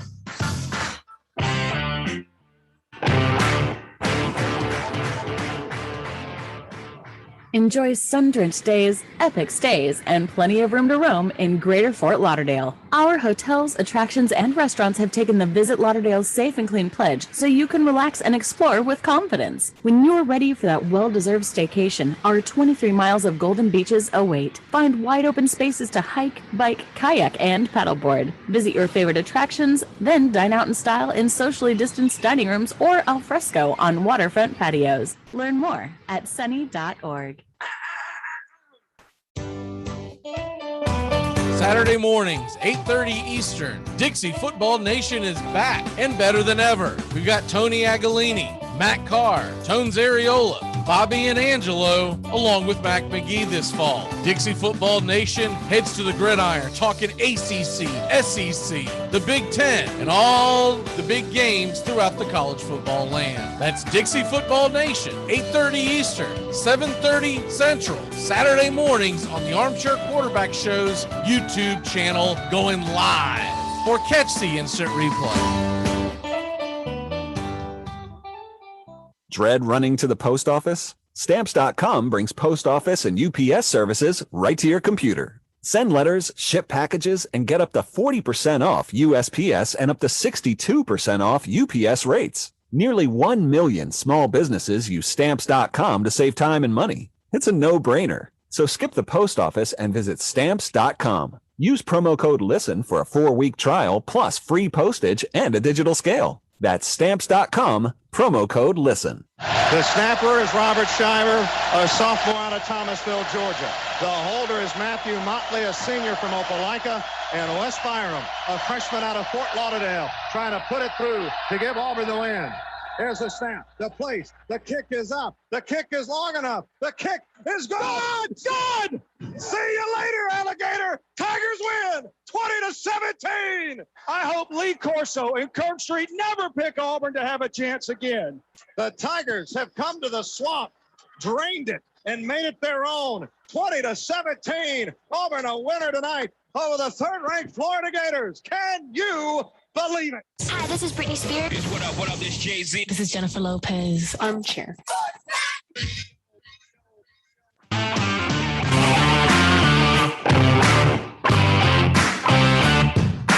Get your Sunday football morning started off right with the Handicappers on Armchair Quarterbacks YouTube, 10 a.m. Eastern to noon Eastern. Your Sunday morning kickoff show where we tackle your NFL lines out in the desert, a 61.2% win rate over the last 6 years. Against the spread, over, under, money line, you name it. And we dive into the world of fantasy football year-long and your DFS payouts. Your only true Southern football kickoff show that talks the spreads in Vegas, your DFS and fantasy, and your year-long quest to win that fantasy football championship. Only on the Armchair Quarterbacks YouTube channel. It's the Handicappers on Armchair Quarterbacks YouTube, 10 a.m. Eastern to noon Eastern. Sundays, all NFL season long.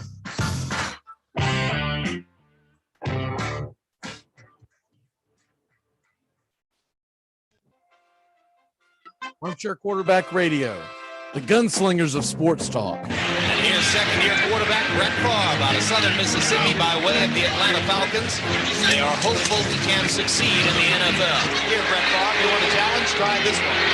So with their best receiver out of the game, from the 35, 19 seconds left. Favre punch throws, touchdown! Is there a spark of life in Green Bay? Touchdown! Yes! Danny Marino! Here's Marino, wide open field, throws for a touchdown, and there's number 37 on the season, breaks the all-time NFL record. Going deep and open. Touchdown, Mark Duper. Duper has returned, and he is super. They are going to bring pressure again. Rodgers is going to roll away, throws it up in the air, says a prayer. Janis, does he stop it? Oh, please. There's something kind of about a kid that's never played baseball. It's important to remember the value of taking time for ourselves, to do the things that help us grow and explore, like learning something new. And now with the Great Courses Plus, it's never been easier to experience the joys of learning. The Great Courses Plus offers thousands of streaming videos that cover hundreds of fascinating topics, from World War II to choosing the perfect wine. You can even take a course on the U.S. government or dealing with stress and anxiety. And because the Great Courses Plus partners with world-class professors and experts, you're always receiving thoroughly vetted, high-quality content from every lecture. Plus, you can watch or listen anytime, anywhere with the Great Courses Plus app. So take a little time for you. Sign up for the Great Courses Plus today for a free month of unlimited access. Visit thegreatcoursesplus.com/radio to get started. That's thegreatcoursesplus.com/radio. Dread running to the post office? Stamps.com brings post office and UPS services right to your computer. Send letters, ship packages, and get up to 40% off USPS and up to 62% off UPS rates. Nearly 1 million small businesses use Stamps.com to save time and money. It's a no-brainer. So skip the post office and visit Stamps.com. Use promo code LISTEN for a 4-week trial plus free postage and a digital scale. That's Stamps.com, promo code LISTEN. If baseball is about caring, about loyalty and rivalry. There's a very peaceful thing. It was created and played in pastures and meadows. There's grass, there's outdoors, there's everything that people thought was American and feel about America. You get in a ballpark, and it's the wonder of walking through that dark tunnel and seeing a huge open space where men play the little boy's game. Baerga is 0 for 3. Left center field. Grissom on the run. The team of the 90s has its world championship.